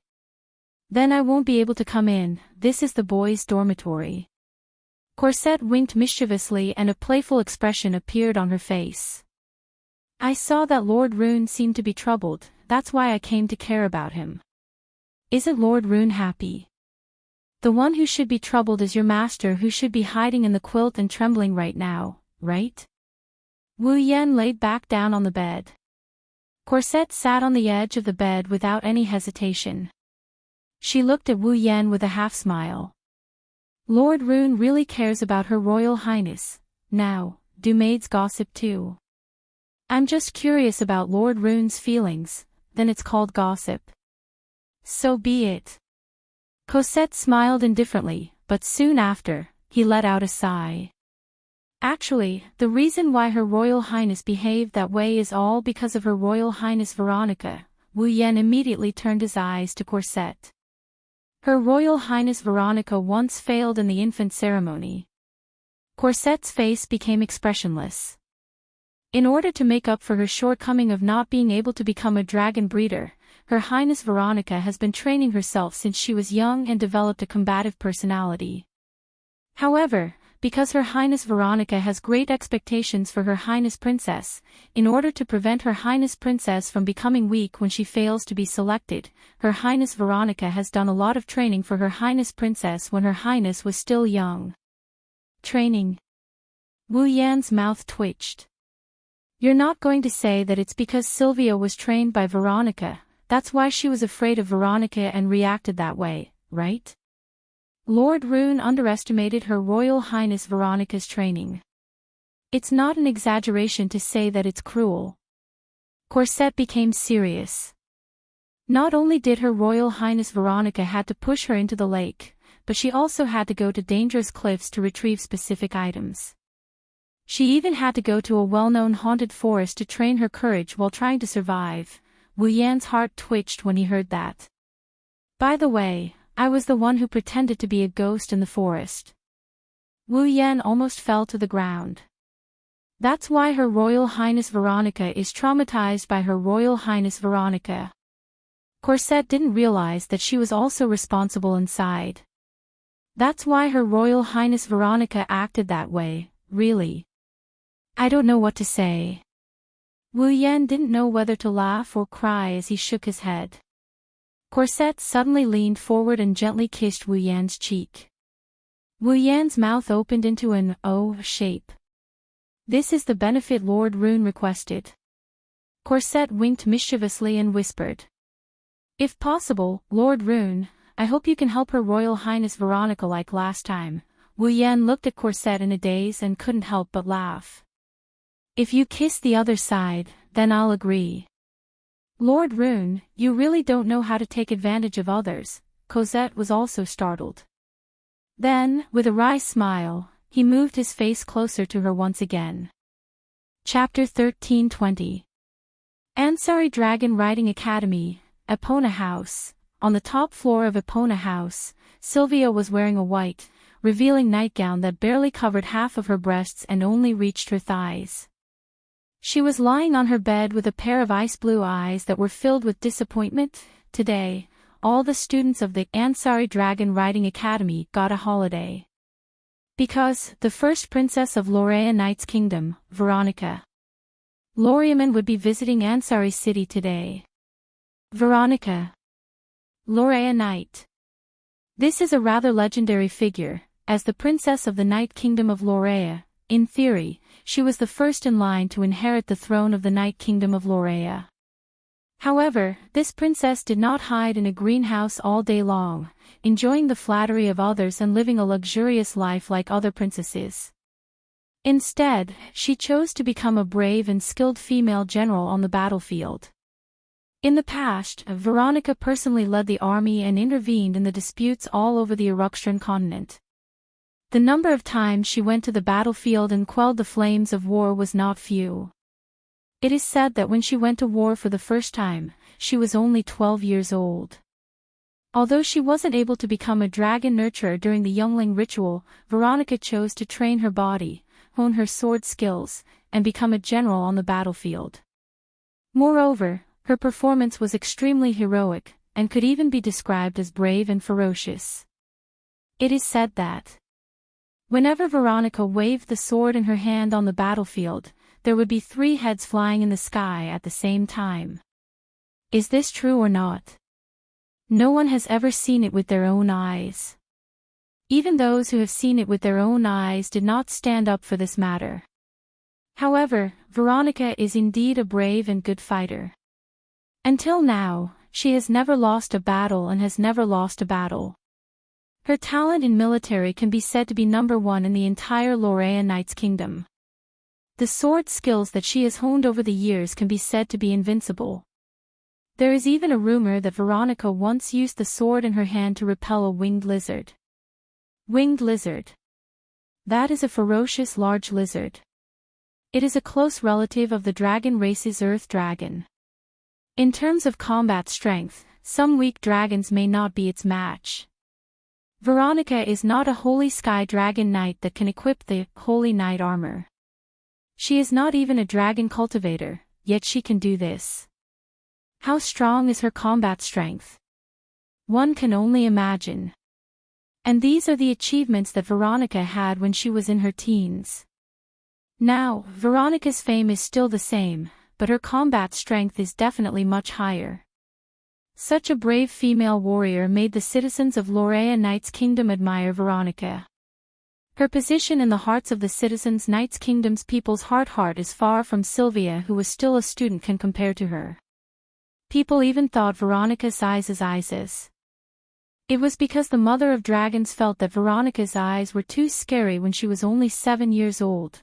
Of course, there was no way to verify this.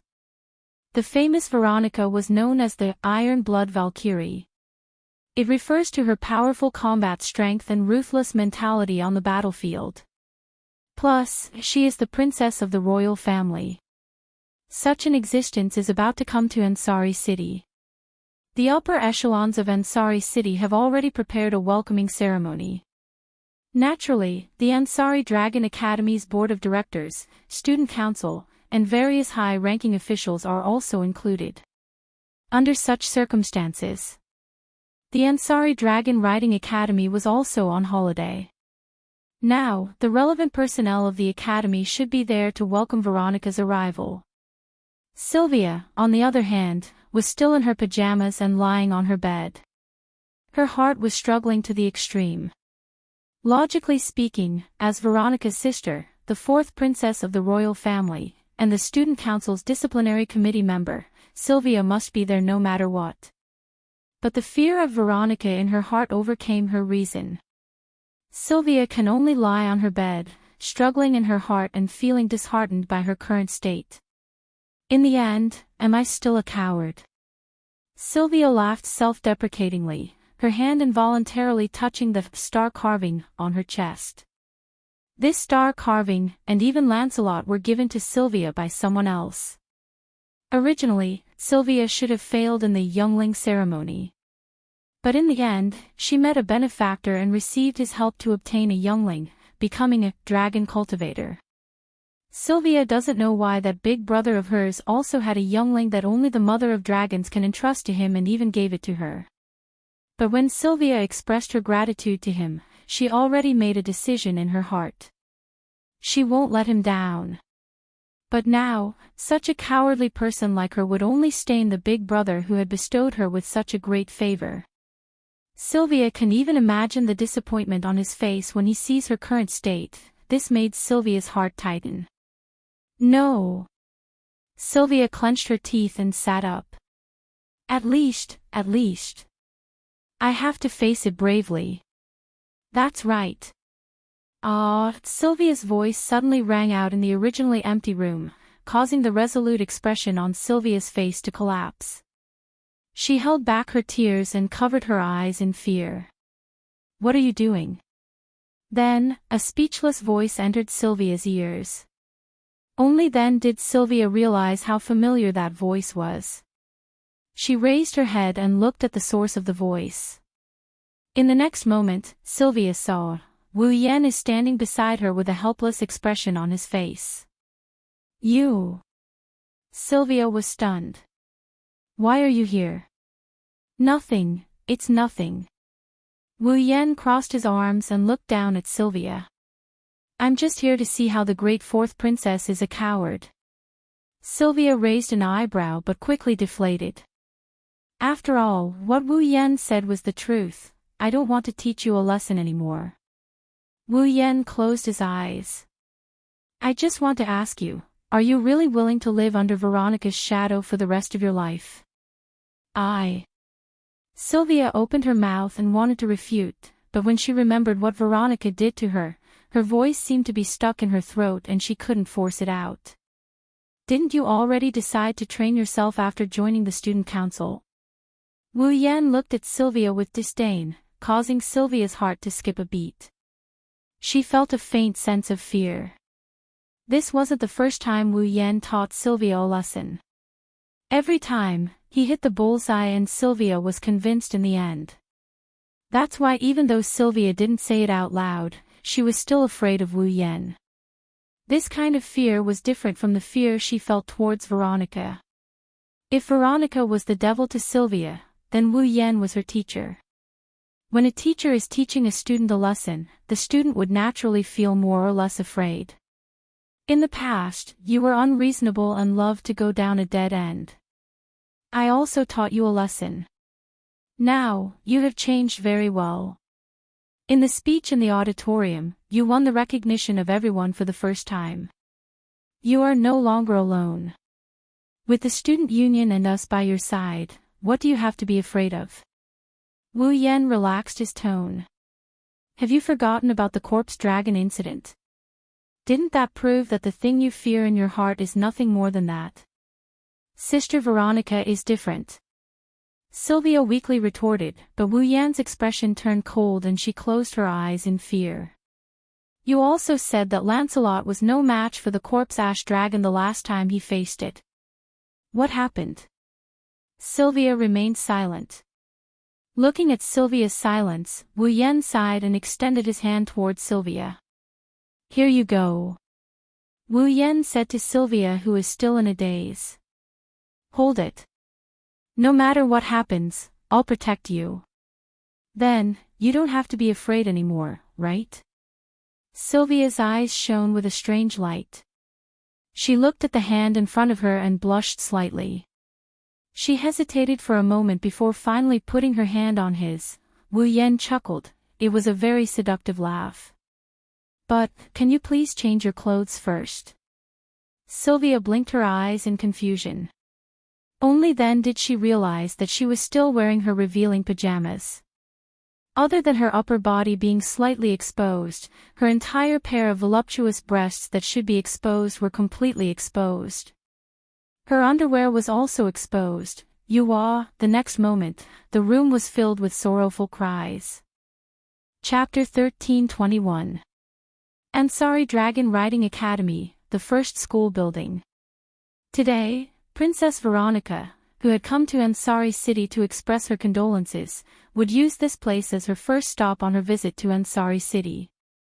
Early in the morning, led by the mayor of Ansari and the dean of the Ansari Dragon Riding Academy, there were more than 20 important figures from the city council, the academy council, and the student union as well as the upper echelons. They formed a welcoming group and lined up in front of the first school building entrance, waiting for Veronica's arrival. Among these people, Yeshua and Yak, who were members of the student council, were also present. The student council president, Lebecca, stood at the very front and was even in front of the mayor of Ansari City and the dean of the Ansari Dragon Riding Academy. Like the leader of the welcoming party, she stood with her head held high and her chest puffed out.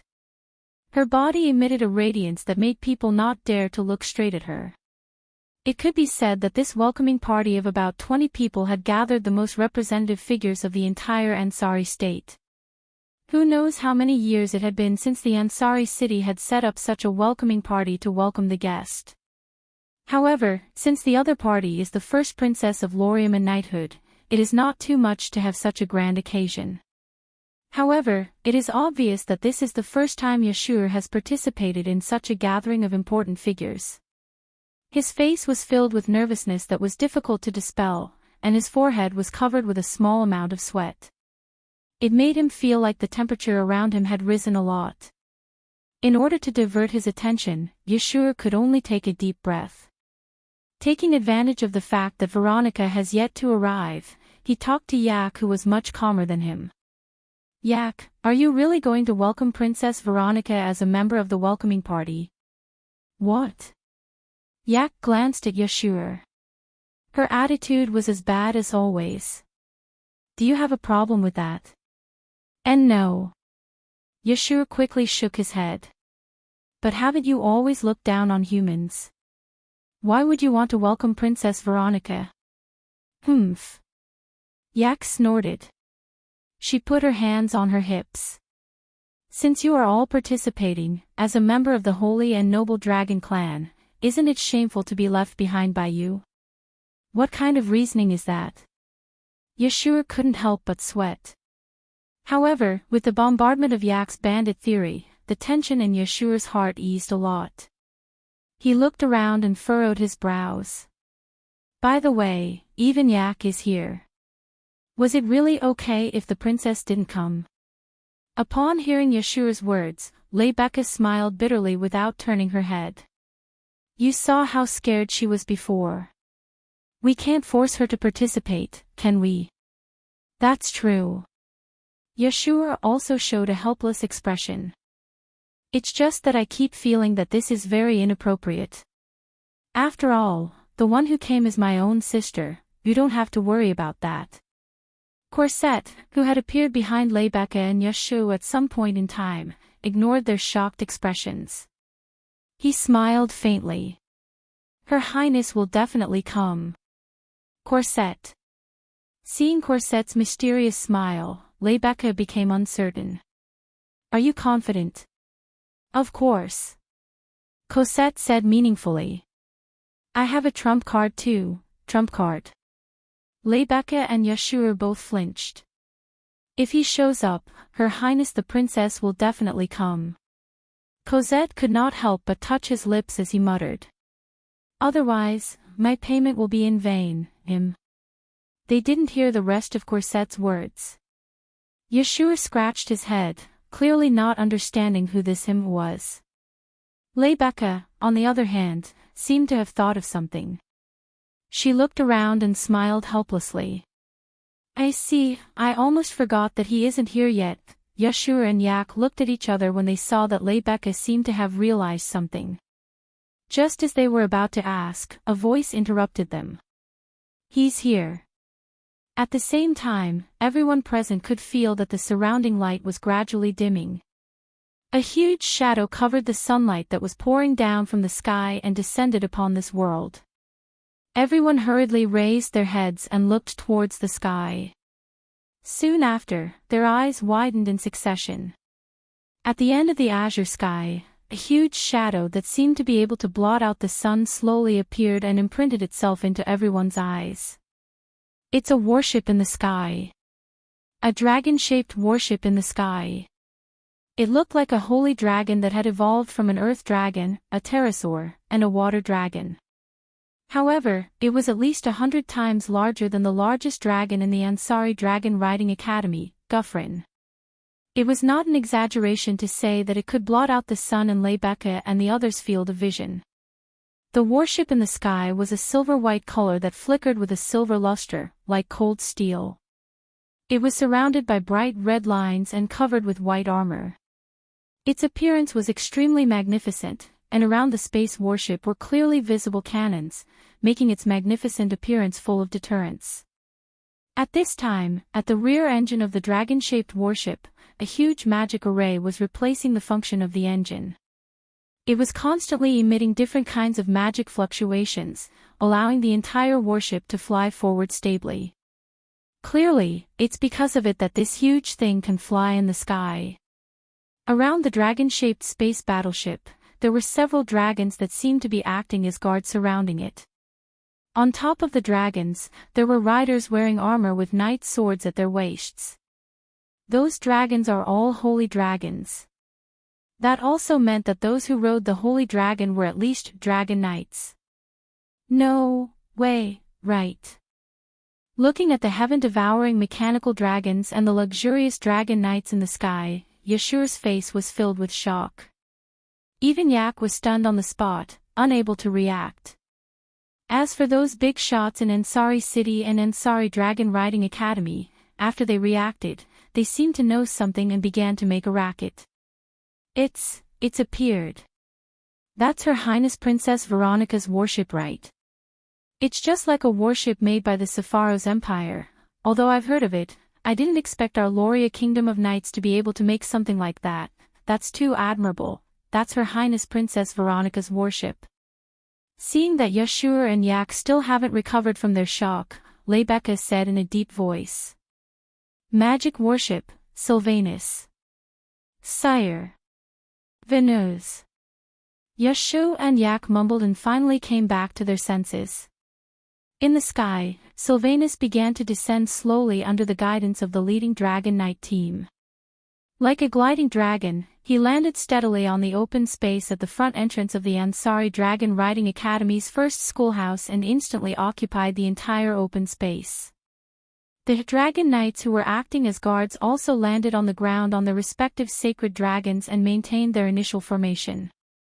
The riders dismounted from their mounts, raised the knight swords at their waists, and stood quietly like a ceremonial army. The murderous aura emanating from their bodies made everyone hold their breaths. In particular, among the numerous dragon knights, there was a handsome rider leading them. He was also equipped with a set of armor that fluctuated with magic power. Holy Knight armor. That's a Holy Sky Dragon Knight. Rebecca stood there solemnly. Her Highness Princess Veronica has arrived. Almost at the same time as Rebecca's voice sounded, Sylvanus's cabin door slowly opened with a pleasant sliding sound. Under everyone's gaze, a silhouette appeared at that spot. Katja! Katja! Katja! The iron boots clashed with the ground, creating a clear and crisp sound of footsteps that traveled into everyone's ears.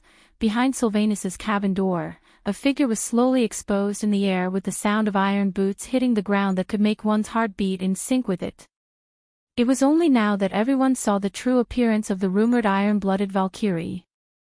Her dazzling blonde hair flickered under the sunlight, like a golden waterfall falling down vertically, reflecting each other's brilliance together with her fair skin.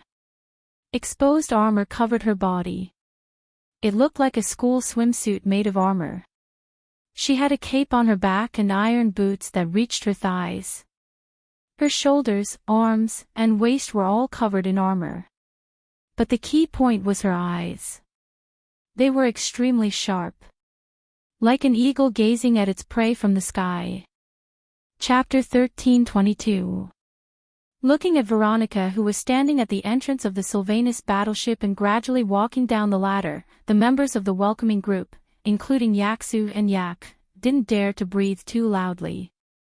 Wearing armor, Veronica, who was walking down with a clanging sound, emitted a terrifying pressure. Her gaze was as sharp as a blade, seemingly able to see through everything in her sight. In addition to her reputation for being decisive in killing, her boldness was not something Sylvia could compare to. Only when she reached the ground did Veronica raise her head, revealing her eagle-like sharp sword eyes. Her mighty and loud voice reverberated. "Thank you for welcoming me, thank you for your hard work." While speaking, Veronica raised her hand and made a gesture of dispensing with formalities. This gesture caused the cloak on her body to flip up, revealing her heavy and dazzling armor. At this moment, Yeshu, Yak, and the others discovered. Veronica's hand, which was hidden under the cloak, was holding a huge greatsword. It was this greatsword that caused Veronica's title of Iron Blood Valkyrie to resound throughout the Knight's Kingdom of Lorraine. While everyone present was shocked by Veronica's oppressive aura, there were two people who remained calm throughout the whole process. One was Rebecca. The other was Cosette. As if wanting to break the heavy silence, Rebecca stood up. She respectfully placed her hand in front of her chest and performed a noble salute. "Long time no see, Your Highness Princess Veronica." Veronica shifted her sharp gaze away from the surrounding people and looked at Rebecca. She raised her eyebrows. "Oh. Isn't this Rebecca?" "Yes. Yes." Under Veronica's sharp gaze, Rebecca calmly revealed a smile. "Rebecca. Randall represents the people of Ansari City to thank Your Highness Princess Veronica for personally coming to visit. This is only a small matter. For something like this to happen in the territory of the Knight's Kingdom, I am also worried." Veronica waved her arm and then closely looked at Rebecca. "I did not expect this. Until now, you are still wasting your time in this kind of academy." She was different from Sylvia, who was still a student. Veronica was the real princess who held the real power. Due to her reputation for bravery and battle prowess, as well as her unparalleled martial skills, the country's most glorious and prestigious Loriman Holy Dragon Knights were directly under Veronica's command. Even the guards who came with Veronica to Ansari City were members of Loriman's Holy Dragon Knights. As for the Holy Sky Dragon Knight wearing the Holy Knight armor, the Holy Sky Dragon Knight. He was the captain of Veronica's personal guard. In the entire Loriman's Holy Dragon Knights, only 10% of the members were Holy Dragon Knights. There was only one Holy Heavenly Dragon Knight by Veronica's side. One could imagine how precious a Holy Heavenly Dragon Knight was. Rebecca was a Saint Heavenly Dragon Knight. Not only was she at the most youthful and beautiful stage of her life, her strength was not below the captain of the personal guard. Veronica, who advocated martial arts, naturally couldn't bear to see such a precious battle force with talent and strength wasted in the academy. It wouldn't be an exaggeration to say that she was wasting her time. With your strength, you won't be able to learn anything in this academy. You are qualified to be the teacher of any dragon cultivator or dragon knight. Yet, you are still playing the game of being a student. Veronica said with a bold and sincere tone. You should join my Loriaman's Holy Dragon Knights as soon as possible. Don't waste your strength and talent. Thank you for your appreciation, Princess Veronica. Rebecca smiled elegantly. Her smile disintegrated Veronica's boldness. But I just want to enjoy my life as a student. About joining the Holy Dragon Knights, let's talk about it later. You, really. Even though Veronica expected this response from Rebecca, she still felt helpless. Forget it. Anyway, you're already in the 3rd year of the advanced course. You'll graduate soon. I can still afford to wait. When the time comes, don't run away anymore. You have to give me a definite answer, and you. Veronica suddenly turned around. Her gaze shot to a corner like an arrow. It landed on Corset, who was wearing a palace-made uniform with a leisurely smile on her face. You should be tired of playing house as a maid, Corset. Veronica looked straight at Corset. Many people looked at each other in confusion. They could understand why Veronica valued Rebecca. After all, Rebecca was a rare holy heavenly dragon knight. She was very precious. But what was the matter with this maid? An outstanding talent like you can help me even more than Rebecca. Veronica ignored the stunned expressions of the people around her and said matter-of-factly. Someone like you is actually willing to be a maid. I am more confused than Rebecca, who wants to continue being a student. The Shirley family was originally a maid family. In a more natural manner than Rebecca, Corset respectfully lifted the corner of her skirt and bowed to Veronica. And the person I serve has already been decided. Veronica frowned and snorted when she heard Corset's words, which were tantamount to rejection. Both of you are like this. I really don't understand why you don't put your talents to good use. Especially you, Corset. I don't even know what's so attractive about the so-called girl that you're serving, about that. Corset blinked his eyes and said meaningfully. I believe your Highness Veronica should know better than me, Veronica turned her head and remained silent. At the side, Yeshua looked at Veronica confronting Cosette, and a trace of admiration finally emerged in his heart. Although he didn't understand what was so special about Cosette, he was sure that Cosette wasn't an ordinary maid. The person you serve. Ai tilted her head in confusion. She ignored everyone at the scene and her voice echoed clearly in the air. The person she serves. Is it Sylvia or Rohan? Yak. Yak ignored everyone's words. Yeshua was so scared that he almost peed his pants. He quickly covered Yak's mouth and blocked her words. Rohan. Veronica was startled. She looked at Corset in surprise. Could it be that other than serving Sylvia, you've served other people as well? Yak? Cosette immediately closed his eyes, lowered his head, and remained silent, tacitly agreeing to it. Interesting. Veronica didn't feel discouraged. Instead, she showed an interested expression. You've rejected countless invitations from royalty and even me since you were young. You only have eyes for Sylvia. Now you're serving someone else. How interesting. Then, where is he? Veronica began to look around.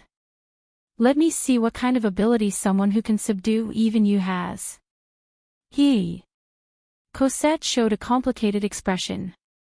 She opened her mouth as if she wanted to say something, but another voice interrupted her.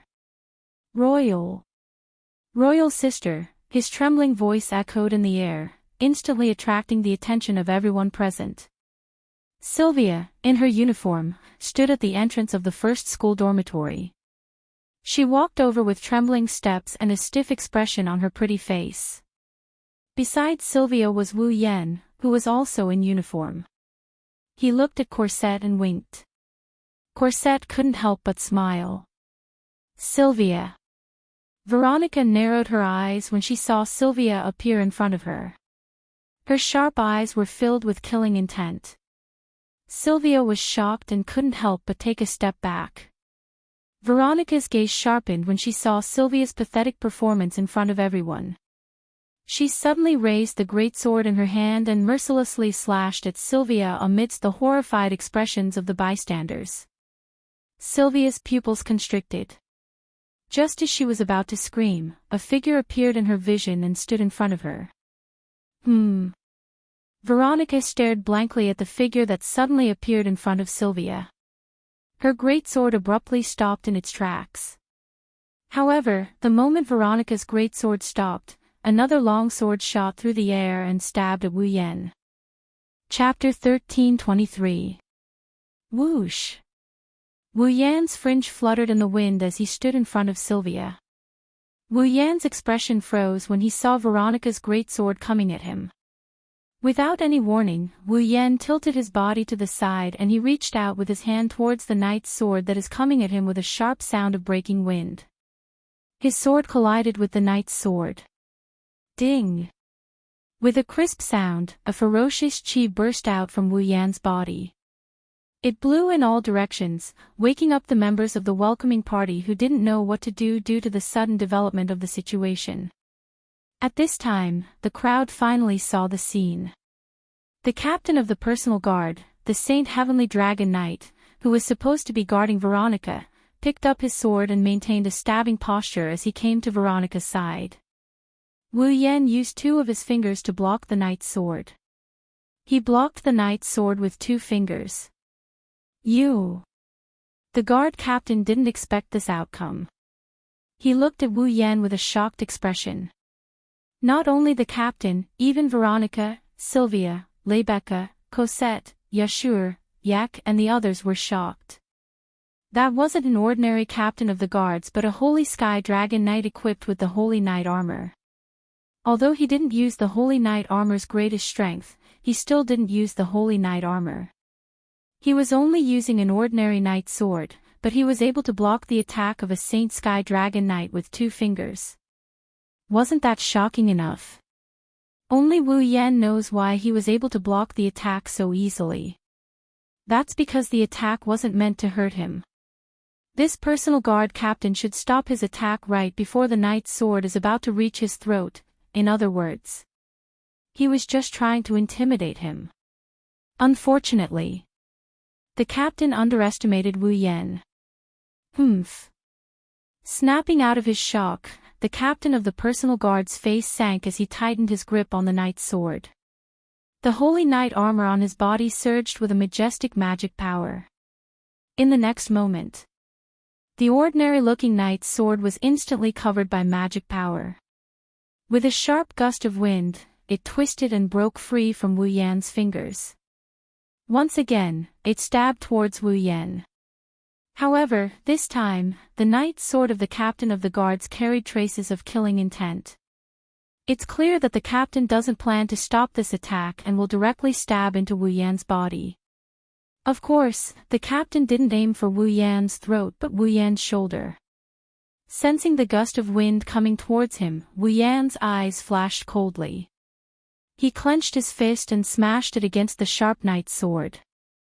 Bang! With a muffled sound, the guard captain's magic-infused knight's sword shattered under Wu Yan's punch before it exploded into pieces. Wu Yan's tightly clenched fist didn't change its momentum. With a sonic boom, it passed through the fragments of the knight's sword and heavily smashed towards the captain who was holding the broken sword. Although the opponent didn't kill him with his second attack, he didn't show any mercy either. Then, Wu Yan doesn't need to show any mercy.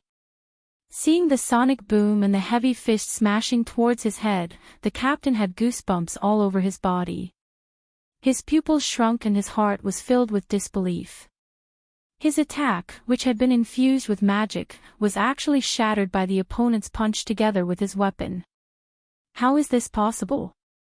Not only is the opponent a student, he's also not a Saint Sky Dragon Knight. He doesn't have a Saint Knight armor and his attack doesn't carry any magic. The huge fist continued to enlarge in the captain's eyes. The captain also knew that now wasn't the time to think about this. He quickly turned his head to the side. Whew! The fist that came out of the broken pieces of the knight's sword brushed past the captain's shoulder and past his ear. The fierce wind from the fist made the captain's face burn with pain.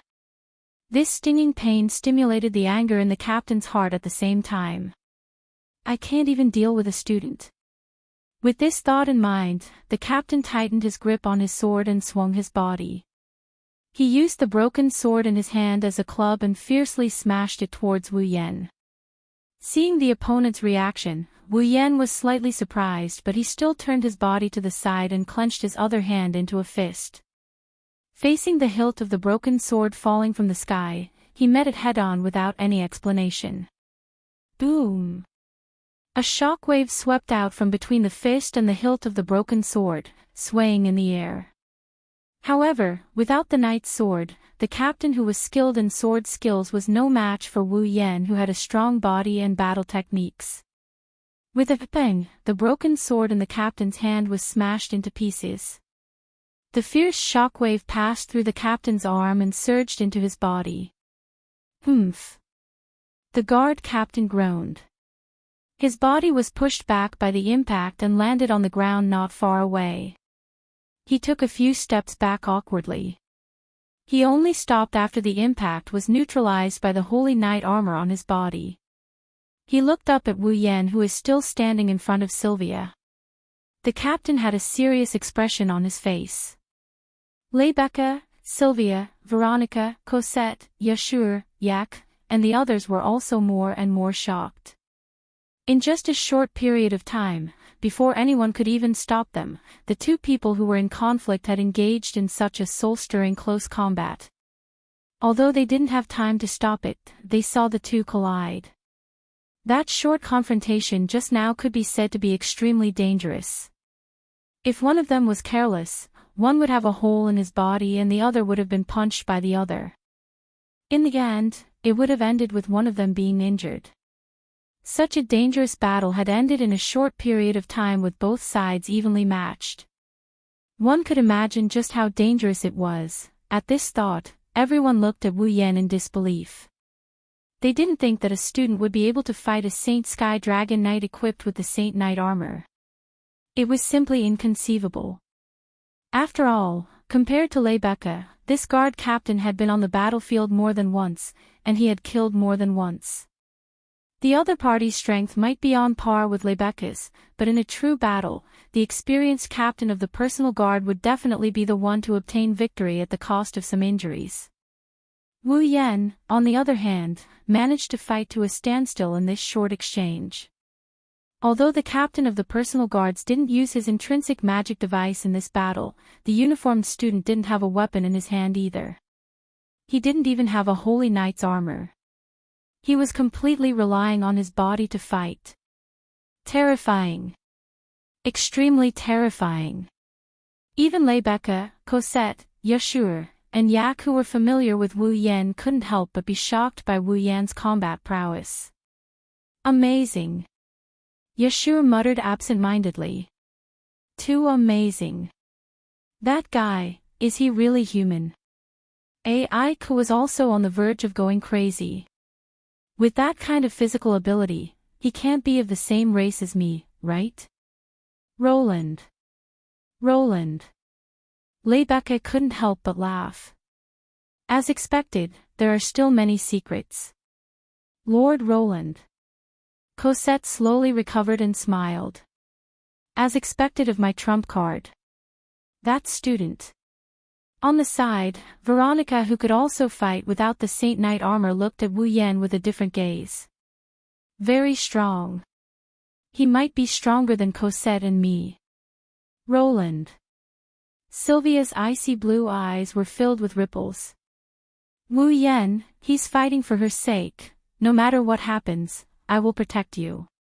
Sylvia couldn't hide her emotions when she recalled what Wu Yan said to her in the room. He really is protecting me. Protecting me like a coward who doesn't even dare to face my royal sister. Looking at Wu Yan's back, Sylvia suddenly felt like she saw the back of the big brother who left during the youth ceremony when she was 7 years old. Ripples spread through her heart and didn't calm down for a long time. Chapter 13:24. Everyone was silent. The guard captain looked ahead and Wu Yan met his gaze as well. Their eyes met in an instant. However, Wu Yan's eyes flashed with a glint of light while the captain had a serious expression on his face. Gulian. Mark Gaia, level 70, level 70. Early level 8. Wu Yan's expression turned more serious. Currently, all of Wu Yan's abilities have been sealed, all that's left is his physical prowess and infinite arms refinement. The amount of power he can use right now is around the level of a tier 8. If he really fought with the captain of the personal guards called Gulian, he would probably still be evenly matched like before. Of course, once the battle starts, every factor will become the key to victory. Wu Yan has the body of a true ancestor. Even if he doesn't have the immortal body, he still has a lot of stamina left in him. In an evenly matched fight like this, he is sure to emerge victorious. Moreover, Wu Yan can remove the seal on his body at any time. When the time comes, dealing with someone who just entered level 8 will be a piece of cake. Even if he doesn't completely remove the seal, he only needs to extract a bit of mana from the seal, use a spell, or use a superpower. Winning against Gulian is just a matter of time. Therefore, there is no need to worry too much. Gulian. At most, it will make Wu Yan, who has his power sealed, get serious. Unfortunately, the other party doesn't think so. You. Gulian looked at Wu Yan with an emotionless pair of eyes as he questioned him in a cold tone. Who are you? Me. Wu Yan grinned. He tossed the sword shard in his hand that he smashed into the ground. As you can see, I am just a student, is that so? Gulian nodded indifferently. Soon after, his eyes turned cold once again. However, no matter who you are, I will not allow you to offend Her Highness Veronica. Finished.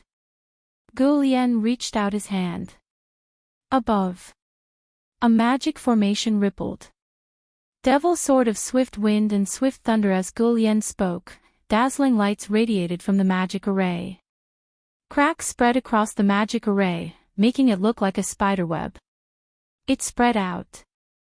Seeing this, the surrounding people were shocked. Gulian. He finally decided to use the inherent magic equipment of the Holy Knight armor. Wu Yan narrowed his eyes and sneered. He waved his hand. The fragment of the knight's sword in his hand shot out violently, hitting the knight's sword at the waist of one of Veronica's personal guards. Paw! The guard didn't even have time to react. The knight's sword flew out of the scabbard and flew towards Wu Yan. Wu Yan held it in his hand.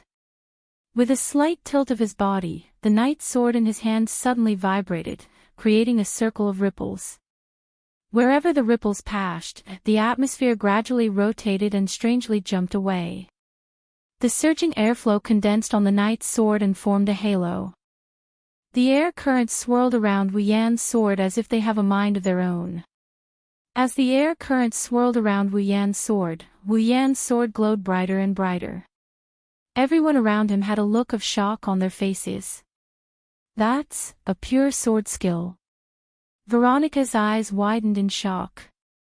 That man has such a miraculous sword skill. Veronica called Wu Yan a man instead of a student. Is he going to use that move? Lebecca and Corset raised their hands to block the strong wind caused by the rapid flow of air. Their expressions were grave. A sense of crisis emerged in Gulian's heart. This time, he realized it too. He underestimated this student who dared to face him head-on. Putting away the contempt in his heart, Gulian mobilized all the magic power of the Holy Knight armor on his body and gathered it all into the intrinsic magic device that was about to condense. Wu Yan's lips curled into a smile. He also accelerated the airflow around him to increase the power of chaotic return to horizon dance. The surging magic power and the turbulent airflow worked together in this space, forming a dense air force. Whether it was the welcoming party or the personal guards, they all retreated step by step with faces full of horror. Wu Yan and Gulian narrowed their eyes at the same time. Just as one of them was about to unleash a sure-kill skill, while the other was about to take out his intrinsic magic device and unleash his full power, Veronica stopped watching. With a leap, Veronica arrived between Wu Yan and Gulian. She opened her palms and faced the two who were going all out with their palms. "All of you, stop." Wu Yan and Gulian were shocked when they saw Veronica jumping out of nowhere. They quickly cancelled their attacks and calmed down their magic power and the turbulence around them. Roland. Rebecca and the others sighed in relief. Sylvia ran to Wu Yan's side and looked at him. Are you all right?" "I'm fine." Wu Yan shook his head and told Sylvia not to worry before looking at Veronica. Unexpectedly, Veronica also looked at him with an interested expression on her face. "What's your name?" "Roland." "Randall." Wu Yan hesitated for a moment before giving an answer. He glanced at Rebecca and smiled mischievously. "Rebecca. Lord Randall's guard." Rebecca smiled bitterly when she heard that. "Rebecca's guard." Veronica paused and Wu Yan shrugged. "Well, I'm on leave now. I'm temporarily acting as the cowardly princess's guard." Sylvia lowered her head in shame when she heard the words cowardly princess. "Is that so?" Veronica took a deep look at Sylvia before turning to Gulian. "Gulian, you can leave for now, Your Highness Veronica." Gulian frowned. "But, this Roland. Randall just offended you." "It's not considered offending." Veronica waved her hand nonchalantly. "Didn't you hear him say he's the cowardly princess's guard? He only intervened because I attacked Sylvia. Not only can we not blame him, we have to reward him for his loyalty." Gulian's frown deepened. "But, what?" Veronica's sharp eyes were filled with an unquestionable determination. "You have a problem with that?" "No, I've offended you." Gulian's heart clenched. He quickly bowed and apologized before leaving. However, before he left, Gulian took a deep look at Wu Yan. "I didn't expect such a surprise in Ansari City." Veronica looked at Wu Yan. She glanced at the star carving on the back of Wu Yan's hand before asking. "You're a dragon cultivator, right?" Wu Yan nodded. Veronica's lips slowly curled up. "A dragon cultivator actually managed to train your body to such a degree. You're not bad. Do you want to join my Lorimon Holy Dragon Knights?" Everyone was shocked when they heard Veronica's words. Join Lorimon Holy Dragon Knights. That was the glory that everyone yearned for even in their dreams. Even Wu Yan was stunned by the sudden invitation. He didn't know whether to laugh or cry. "I'm sorry, Your Highness Veronica. I don't have any plans to leave the academy yet," rejected. The surrounding people widened their eyes once again. Veronica's smile disappeared. Her face was filled with dissatisfaction. "Why do all of you want to stay in such a greenhouse? Is this place that good?" With that, Veronica looked at Rebecca. "Rebecca, your guard has such abilities. Don't you want him to reach a higher level?" Rebecca smiled helplessly. She whispered something into Veronica's ear. Veronica's eyes lit up. "Then, let's talk inside." Veronica glanced at the surroundings, looked at Gulian, and then pointed at the stunned Yashur. "Gulian, capture that brat for me." "Yes, Your Highness." Without the slightest hesitation, Gulian leaped out and grabbed Yashur, placing him on his shoulder. What are you doing? Only then did Yoshio react, and he hurriedly struggled. Go in. Ignoring Yashu's struggle, Veronica left all the people in the welcoming group and personal guards present and walked towards the school building. Wu Yan, Sylvia, Rebecca, Cosette, and the others exchanged glances with each other. They didn't know what to say. Her Royal Highness, the first princess, is truly capable of doing things her own way. Chapter 1325. Ansari State Dragon Riding Academy, the first school building, with Veronica at the front. Julian, who was carrying the struggling Yashur, stood at the back. Wu Yan, Rebecca, Sylvia, Corset, and the others followed behind Veronica. The 7 of them walked through the hallway of the first school building and headed towards the guest room. Along the way, except for Gul Yen, the rest of Veronica's personal guards dispersed silently. They must have gone to check if there were any suspicious people in the school and secretly protected Veronica. After all, unlike Sylvia, Veronica had been on the battlefield for a long time. Her illustrious achievements had brought about the hatred of her enemies. Countless people wanted to get rid of Veronica as soon as possible. Therefore, Veronica's safety couldn't be taken lightly. Because, if they were not careful, this princess with the title of Iron Blood Valkyrie would lose her life. Losing such a valiant Valkyrie like Veronica would be a huge loss to the entire Knight's Kingdom of Lorimon. It could even cause unrest in the kingdom. Although she was unwilling to admit it, Sylvia did vaguely mention to Wu Yan that the current Lorimon Knight's Kingdom of Lorimon was a good-for-nothing. There was nothing outstanding about him. Other than being born in the royal family and having the royal bloodline, the Night King was useless. The princess had already passed away many years ago. The second and third princesses also lacked interest in the kingdom due to their own personalities and hobbies. They were not even in Lorimon Knight's Kingdom. Sylvia, the fourth princess, was only a student. She could not share the burden of the kingdom's affairs. Under such circumstances, it could be said that right now, the entire Knight's Kingdom of Lorimon was supported by Veronica alone. One could imagine what would happen to Lorimon Knight's Kingdom if Veronica were to die. In the kingdom, Veronica's importance could be said to be the greatest, even above the Night King. It was also because of this that Lorimon's Holy Dragon Knights became Veronica's direct knights. Her personal guards were also carefully selected from Lorimon's Holy Dragon Knights.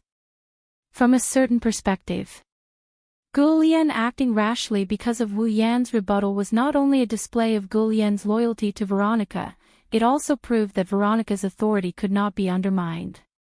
It was obviously not Veronica's first visit to the Ansari Dragon Academy. Although they were guests, Veronica took the lead and led everyone to the door of the reception room. She pushed the door open and walked in. Because the Ansari State Dragon Riding Academy was a Dragon Cultivator Academy, status was very special. Naturally, many royal family and nobles from home and country and abroad would come to visit here to visit. Because of this reason, the guest room in the Ansari Dragon Riding Academy could only be described with the word gorgeous. It was much more luxurious than Sylvia's royal room. Veronica boldly walked to the sofa and lifted her cloak. She waving her, she wah. Tie that boy to chair. Yes. Gul Yan answered expressionlessly. Ignoring the struggling Yashur, he threw him to a chair nearby and tied him up. You. What are you trying to do? Yashur wanted to cry but had no tears. He used up all his strength. He tried to resist with all his might. Unfortunately, for Gul Yan, who had been through hundreds of battles and was equipped with holy knight armor, this resistance was basically nothing. Hey! You guys! What are you trying to do to my watchdog? Almost at the same time that Yashur was tied to the chair, Yak rushed in while gasping for breath. Like an angry cat, she glared fiercely at Gul Yan, and the hair all over her body stood up. Yak! Seeing Yak rush in and care about him, Yashur was moved. But in the next moment, Yashu's emotions disappeared because of Yak's words. Even if you want to make a move on him, you have to get my permission first. You only need to say a word and I will give it to you. What are you doing here? To give me the final blow. Yashu's face was full of tears. Seeing Yashio and Yak starting to quarrel in front of Veronica, Gulian's cold face wrinkled deeper and deeper. But since Veronica herself didn't say anything, he didn't do anything either. Sigh. Wu Yan shook his head helplessly. Without asking for Veronica's permission, he sat down under Gulian and Veronica's gaze and waved a corset. Corset, black tea. Yes. Corset answered naturally. With her usual playful smile, she began to make black tea. This scene is actually not very strange. Since Corset was in charge of Wu Yan's breakfast, almost every morning Wu Yan would ask for a cup of black tea. Corset didn't refuse, so over time, she got used to it. However, Veronica was stunned when she saw this scene, which had become a part of her nature. You. Veronica's hawk-like sharp eyes shifted to Wu Yan. Don't tell me the other person Corset is serving is you. Corset's hand paused in the middle of making black tea. Wu Yan also frowned in confusion. It's too much to say that she served me. Corset only took care of me for a short period of time, is that so? Veronica gave Corset a meaningful look. Then, she looked at Wu Yan and nodded. She didn't ask any further questions. Sylvia. Yes, yes. Sylvia's delicate body trembled violently as she stuttered in response. Veronica narrowed her eyes and sneered. I have already read the report of the corpse dragon attack. Sylvia, don't you have anything to say to me? I. Sylvia's breathing became a little hurried. It seemed like her fear of Veronica wasn't just a little bit big. Veronica didn't seem to expect Sylvia to answer, so she continued with her own explanation. When the corpse ash dragon first appeared, Leibeka was the first to stand up and protect the Ansari kingdom from being destroyed by the corpse ash dragon. The mysterious holy dragon knight that appeared later also dealt with the corpse ash dragon almost perfectly and dispersed it. During this process, there were witnesses who saw Lancelot taking over Leibeka and suppressing the corpse ash dragon with his amazing dragon riding skills. He almost defeated it with his own hands. From this point alone, as Lancelot's master, Sylvia, you are indeed worthy of praise, that. But, Sylvia. Just as Sylvia was about to step forward to explain, Veronica interrupted her with a cold voice and said, don't worry about it. I don't believe you have such ability. Sylvia choked on her words. Her delicate body trembled and her eyes dimmed. You. Seeing that Veronica had actually denied the ability of his own sister, Yashu's heart was burning with rage. He wanted to flare up, but Gulian, who was by the side, was staring at him coldly, causing him to not dare to move. Wu Yan looked at this scene indifferently. He didn't say anything. He accepted the black tea from the silent corset. While drinking, he tapped the table rhythmically. Compared to believing you can defeat the corpse dragon with your own strength, I'd rather believe someone else is riding your fall. Veronica said coldly. Don't tell me there's someone who can ride someone else's fall and use Lancelot to suppress the corpse dragon. And you're just watching helplessly from the side, aren't you? Sylvia's pretty face instantly turned pale. She was right. Veronica was right about everything. Looks like I was right. Veronica didn't hide her disappointment. Even if you have the title of Dragon Knight, you're still a coward. You've ruined the reputation of the royal family of knights. Veronica's words pierced Sylvia's heart like a sharp arrow. Her knees went weak and she wanted to kneel on the spot. However, a nonchalant voice reverberated in Sylvia's ears. If you can't even take the insults, how will you mature? Sylvia's heart skipped a beat. She used all her strength to support her body and stood on the spot with great difficulty. Wu Yan, the initiator, couldn't help but smile. Veronica's eyes also flashed with subtle praise. Chapter 1326. Well, it's not like you haven't improved at all. Veronica looked at Sylvia, who was biting her lips to prevent her legs from falling to the ground. She retracted the praise in her eyes and looked at Wu Yan. Your words are quite effective as a guardian, I'm just talking to myself. I won't flatter her just because she's a princess. Wu Yan looked at Veronica with a faint smile. So, if you want to recruit me, you better think it through. Even if you're the Iron Valkyrie, if you make a mistake, I'll still slap you. Ha ha ha ha. Gu Lian's eyes were filled with murderous intent, while Veronica laughed out loud. I'll be happy if that's the case. Very good, I lack people like you by my side. How about it? You really won't consider joining me? Well, we'll see. Wu Yan felt a headache coming on when he saw Veronica not only wasn't angry, but she also seemed to be more interested in him. Alright, let's stop here. Veronica stopped laughing and crossed her legs. She looked around at everyone with a sharp gaze that was full of oppression.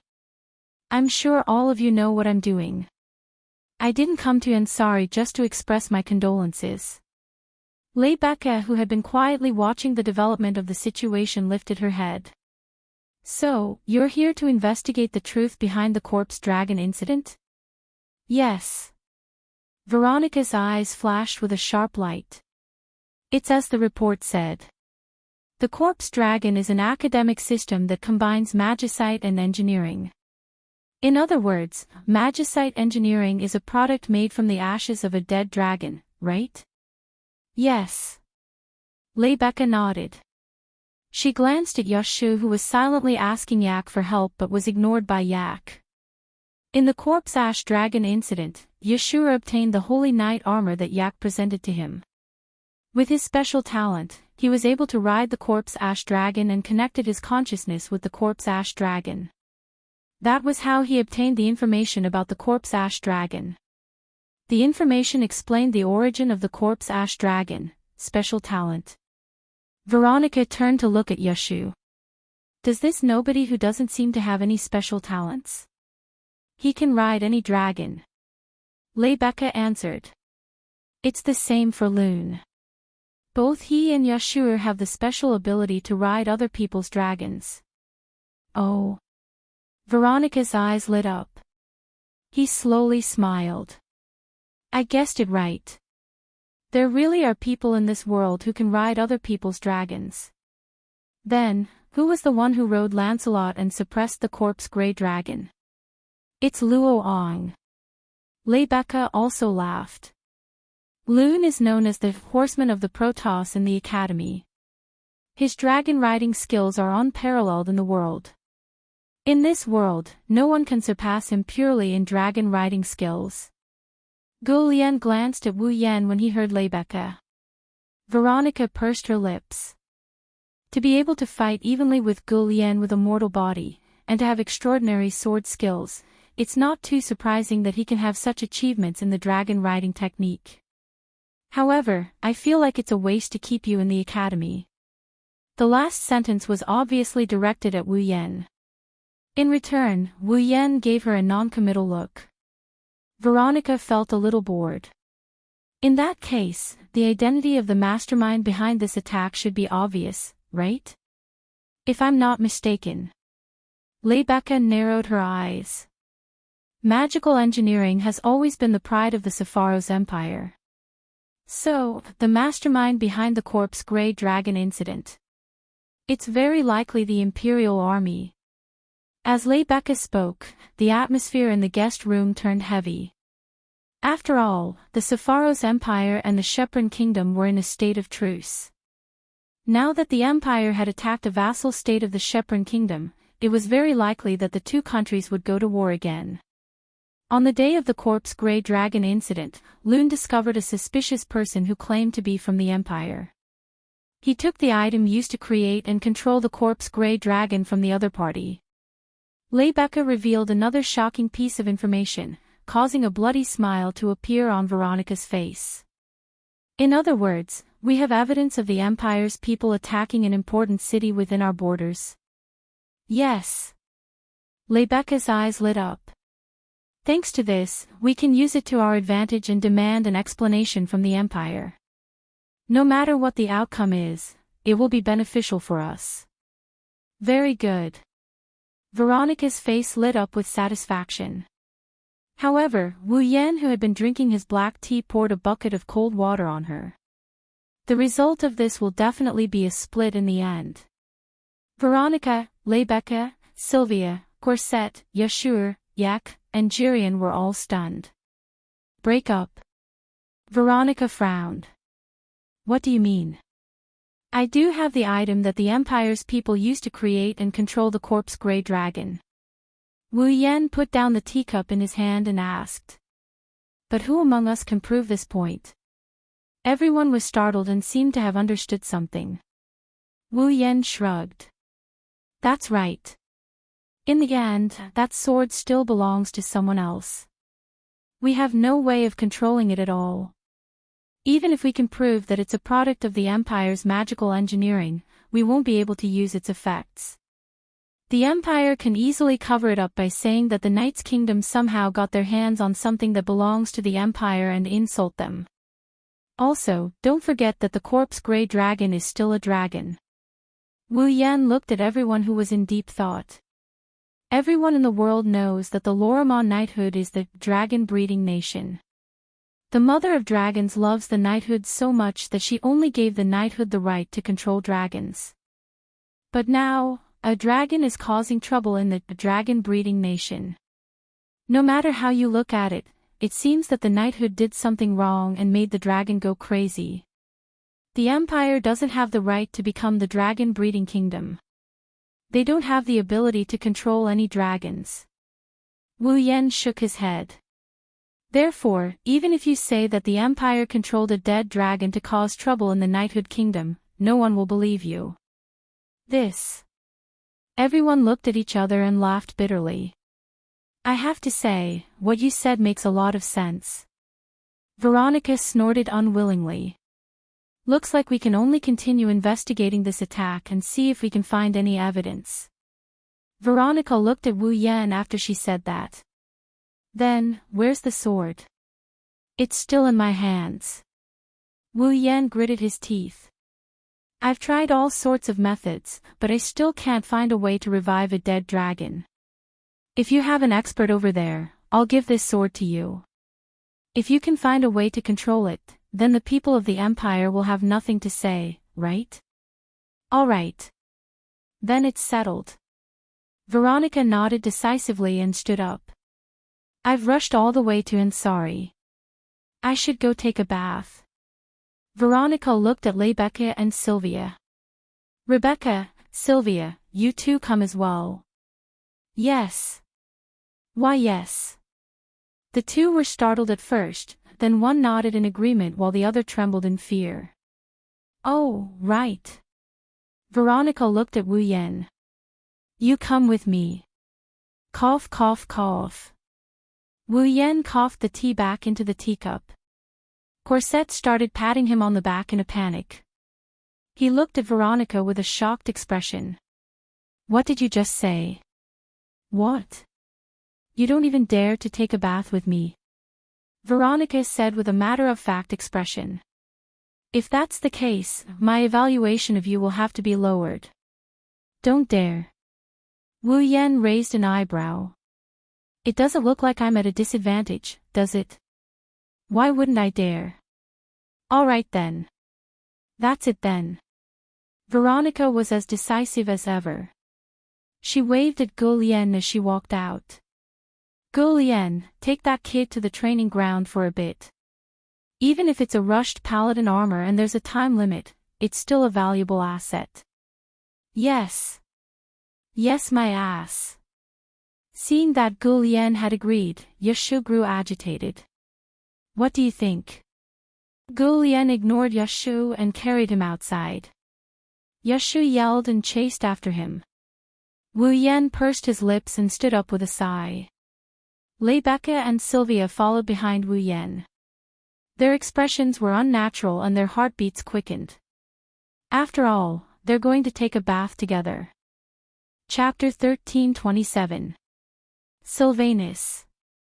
Veronica led Wu Yan, Rebecca, Sylvia, and Cosette to the interior of the battleship. They all walked towards the bathroom with mixed feelings. According to Veronica, the only one who remained calm the entire time, Sylvanus had a spacious bathroom that was suitable for many people to bathe in. Thus, a group of people rushed toward the bathroom with complicated expressions. In terms of size, Sylvanus was about the same size as Fraxinus, but he was much more cautious than Fraxinus. Unlike Fraxinus, who had a permanent terratio tori, Sylvanus had to rely on its own defense. Therefore, not only was Sylvanus equipped with multiple magic cannons, but the hull of the ship was also extremely sturdy, allowing it to withstand quite a lot of impact. The interior and the surroundings of the battleship were filled with personal guards, standing guard at intervals. If anyone wanted to break into Sylvanus, they would have to more or less consider their own abilities. It was also because of this that Veronica wanted to return to Sylvanus to take a bath. It wasn't that the Ansari Dragon Academy didn't have a spacious bathroom. There were even a lot of bathrooms that were bigger than the one in Sylvanus. But for Veronica, there shouldn't be any other place safer than Sylvanus's ship. After all, many rebels had their eyes on Veronica's life. Veronica's strength wasn't to be underestimated, so she wasn't afraid of some rebels trying to assassinate her.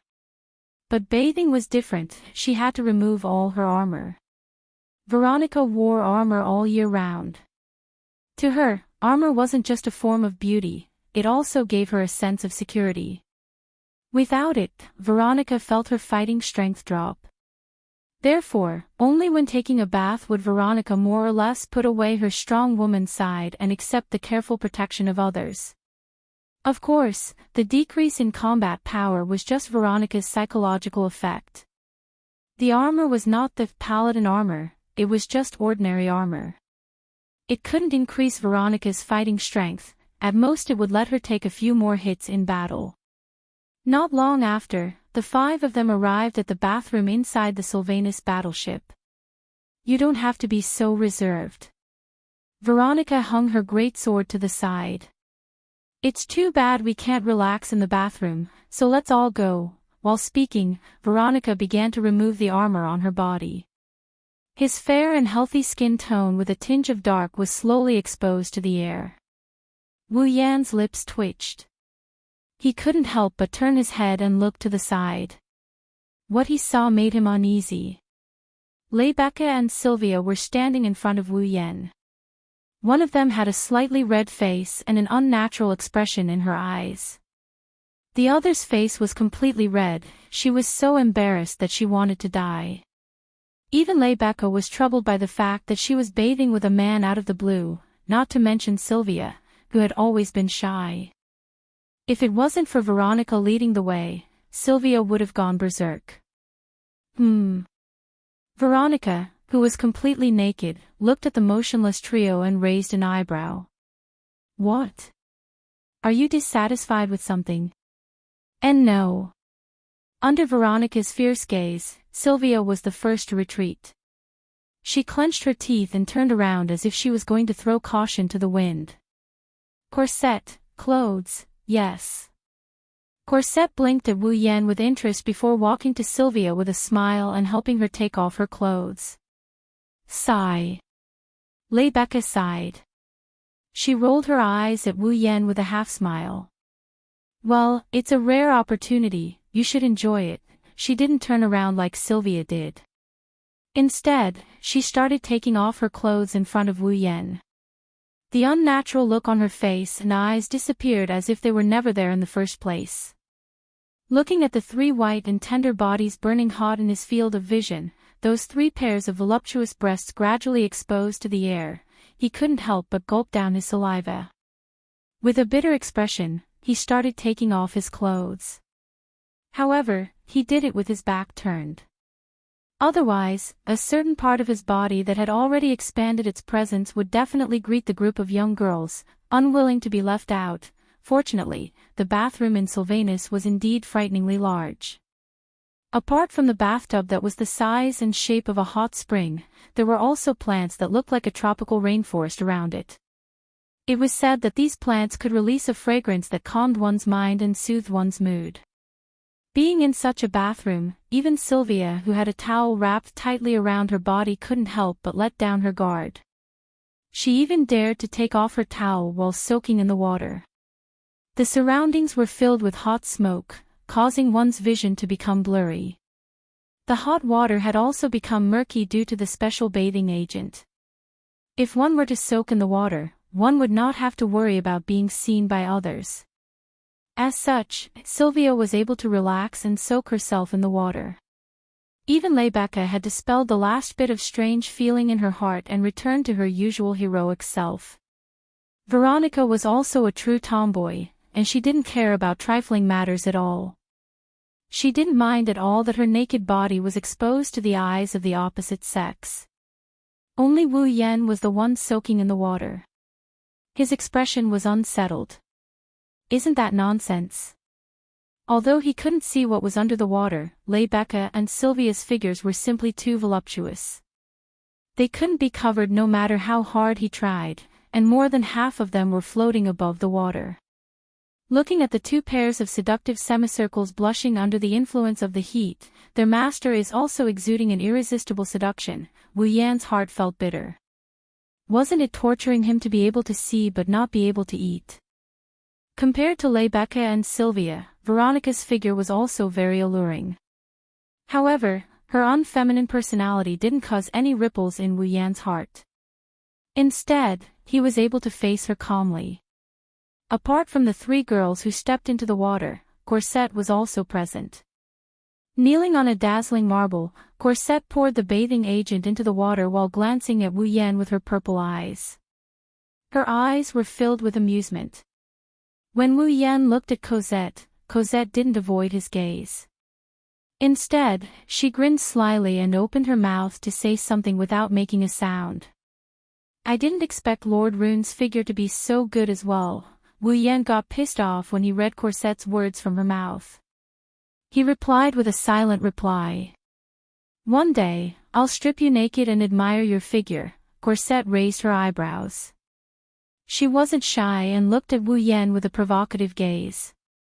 "Then I'll be looking forward to it." Looking at Corset calmly pouring the bathing agent while unscrupulously looking at his figure, Wu Yan helplessly face-bombed and admitted defeat. While Wu Yan and Corset were having a seemingly insignificant silent conversation, Veronica suddenly spoke. "Sylvia." Veronica looked straight at Sylvia. A smile slowly appeared on her face as if she was staring at her prey. "I have a marriage matter to discuss with you." "Marriage?" Sylvia was stunned. "Marriage?" Corset turned her head and looked over. "Marriage?" Rebecca was also stunned. "Marriage?" Wu Yan raised his eyebrows. The two simple and easy-to-understand words echoed in the bathroom. No one seemed to understand the meaning of these two words in the first place.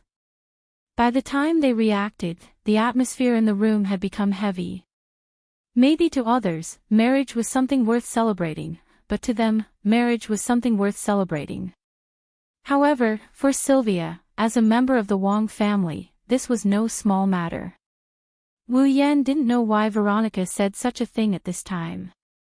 However, if this so-called marriage was related to national affairs, then wouldn't Sylvia become a sacrifice for the Wang family? Chapter 13:28. Along with Veronica's sudden words, the entire bathroom fell into a cold atmosphere.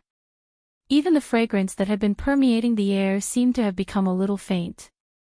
Even though the plants in the surroundings were able to release a pleasant fragrance, Sylvia no longer felt any sense of comfort when she smelled this fragrance. The only feeling that remained in her heart was heaviness. At that moment, Sylvia forced a smile. "Royal sister. Are you joking?" "Joking?" Veronica smirked at Sylvia. "Have you ever seen me crack a joke?" Sylvia finally started to panic when she saw the genuine expression on Veronica's face. Marriage. Rebecca frowned. Isn't this too sudden? Sudden. Veronica shook her head. It's a little sudden for all of you who are still students in the academy, but Sylvia is already 16 years old. Getting married and having children at this age should be a very normal thing, right? Wu Yan couldn't help but feel sorrowful when he heard Veronica. Veronica seemed to be older than Sylvia. She should be at least 20 years old. Why didn't Veronica get married and have children? Your Highness Veronica, why do you want Sylvia to get married all of a sudden? Rebecca asked in confusion. Logically speaking, there's no need for her to get married at 16, right? That's true. However, there are only benefits to having Sylvia get married now. Veronica said in a ruthless tone. Or rather, she explained from a bystander's point of view. Currently, the situation of the knight's royal family isn't looking good. You all know that the one sitting on the throne is a good-for-nothing.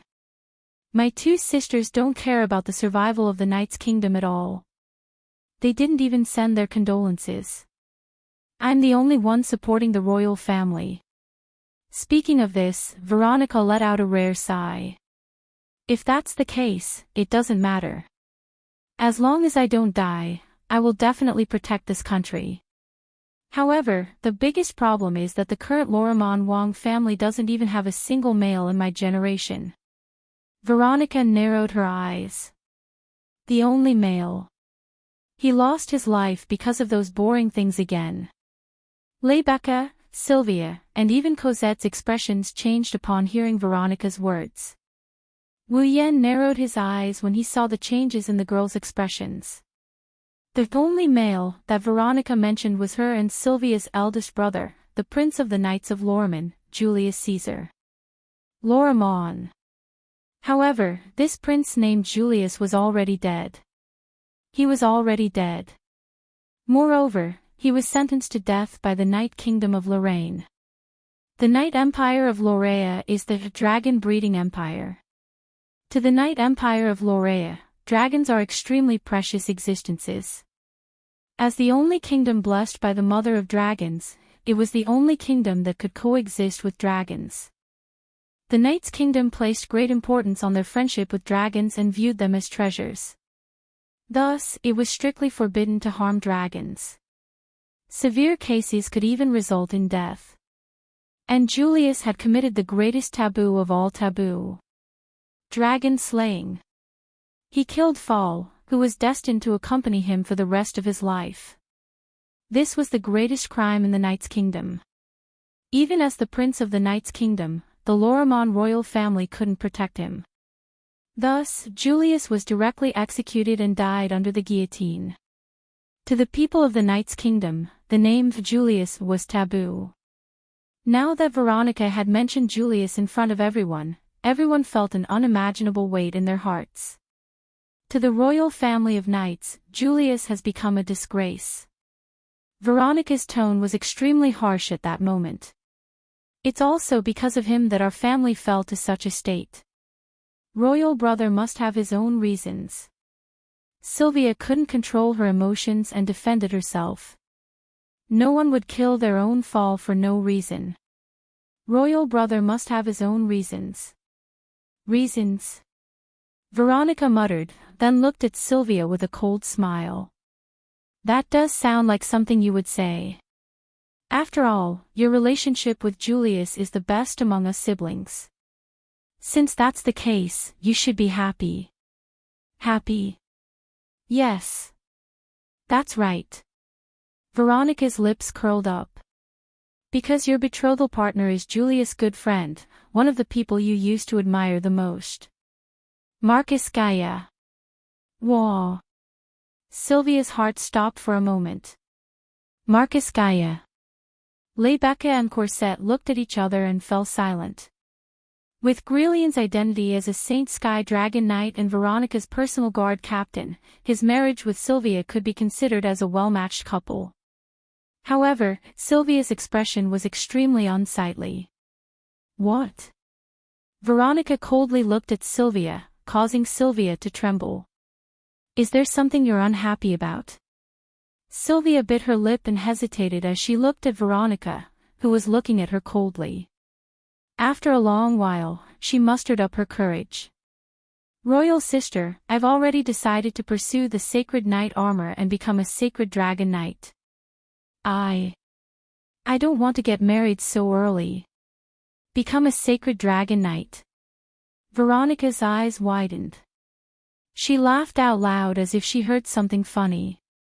You're just a coward who's afraid of your own sister and could only watch from the sidelines during the corpse dragon's attack.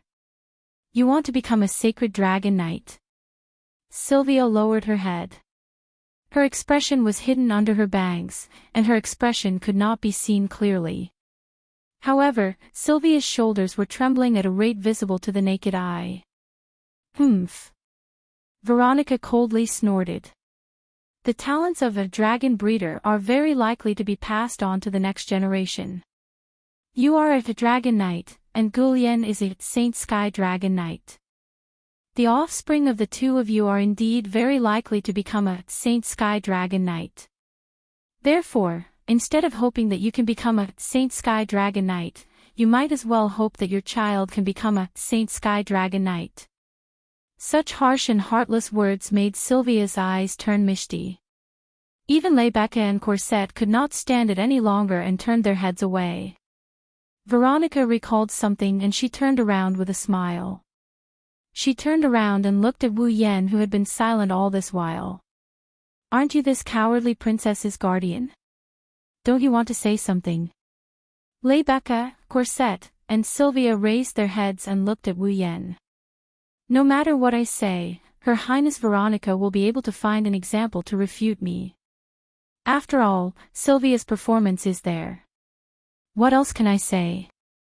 Wu Yan suddenly smiled when he saw everyone's eyes on him.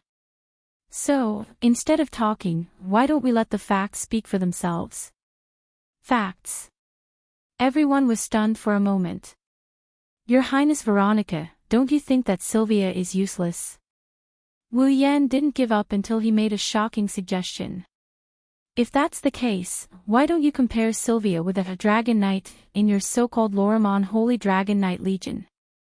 What did you say? Even Veronica couldn't help but exclaim out loud. Not to mention Veronica, even Sylvia, Rebecca, and Cosette were shocked. Roland. Sylvia couldn't care less that she wasn't wearing anything. She stood up immediately. You're joking, right? How could I possibly defeat a dragon knight of Lorimon's Holy Dragon Knights? Wu Yan ignored Sylvia and looked at Veronica. Veronica looked back at him and laughed. Isn't it interesting? Veronica rolled her eyes. Then, why don't you join us? Me? This time, it was Wu Yan's turn to be stunned. I'm also very interested in how strong you are. Veronica had an excited smile on her face. I'll arrange an important opponent for you. What do you think? How about? Looking at Veronica's amused grin, Wu Yan grinned as well. All right. I'm fine with it.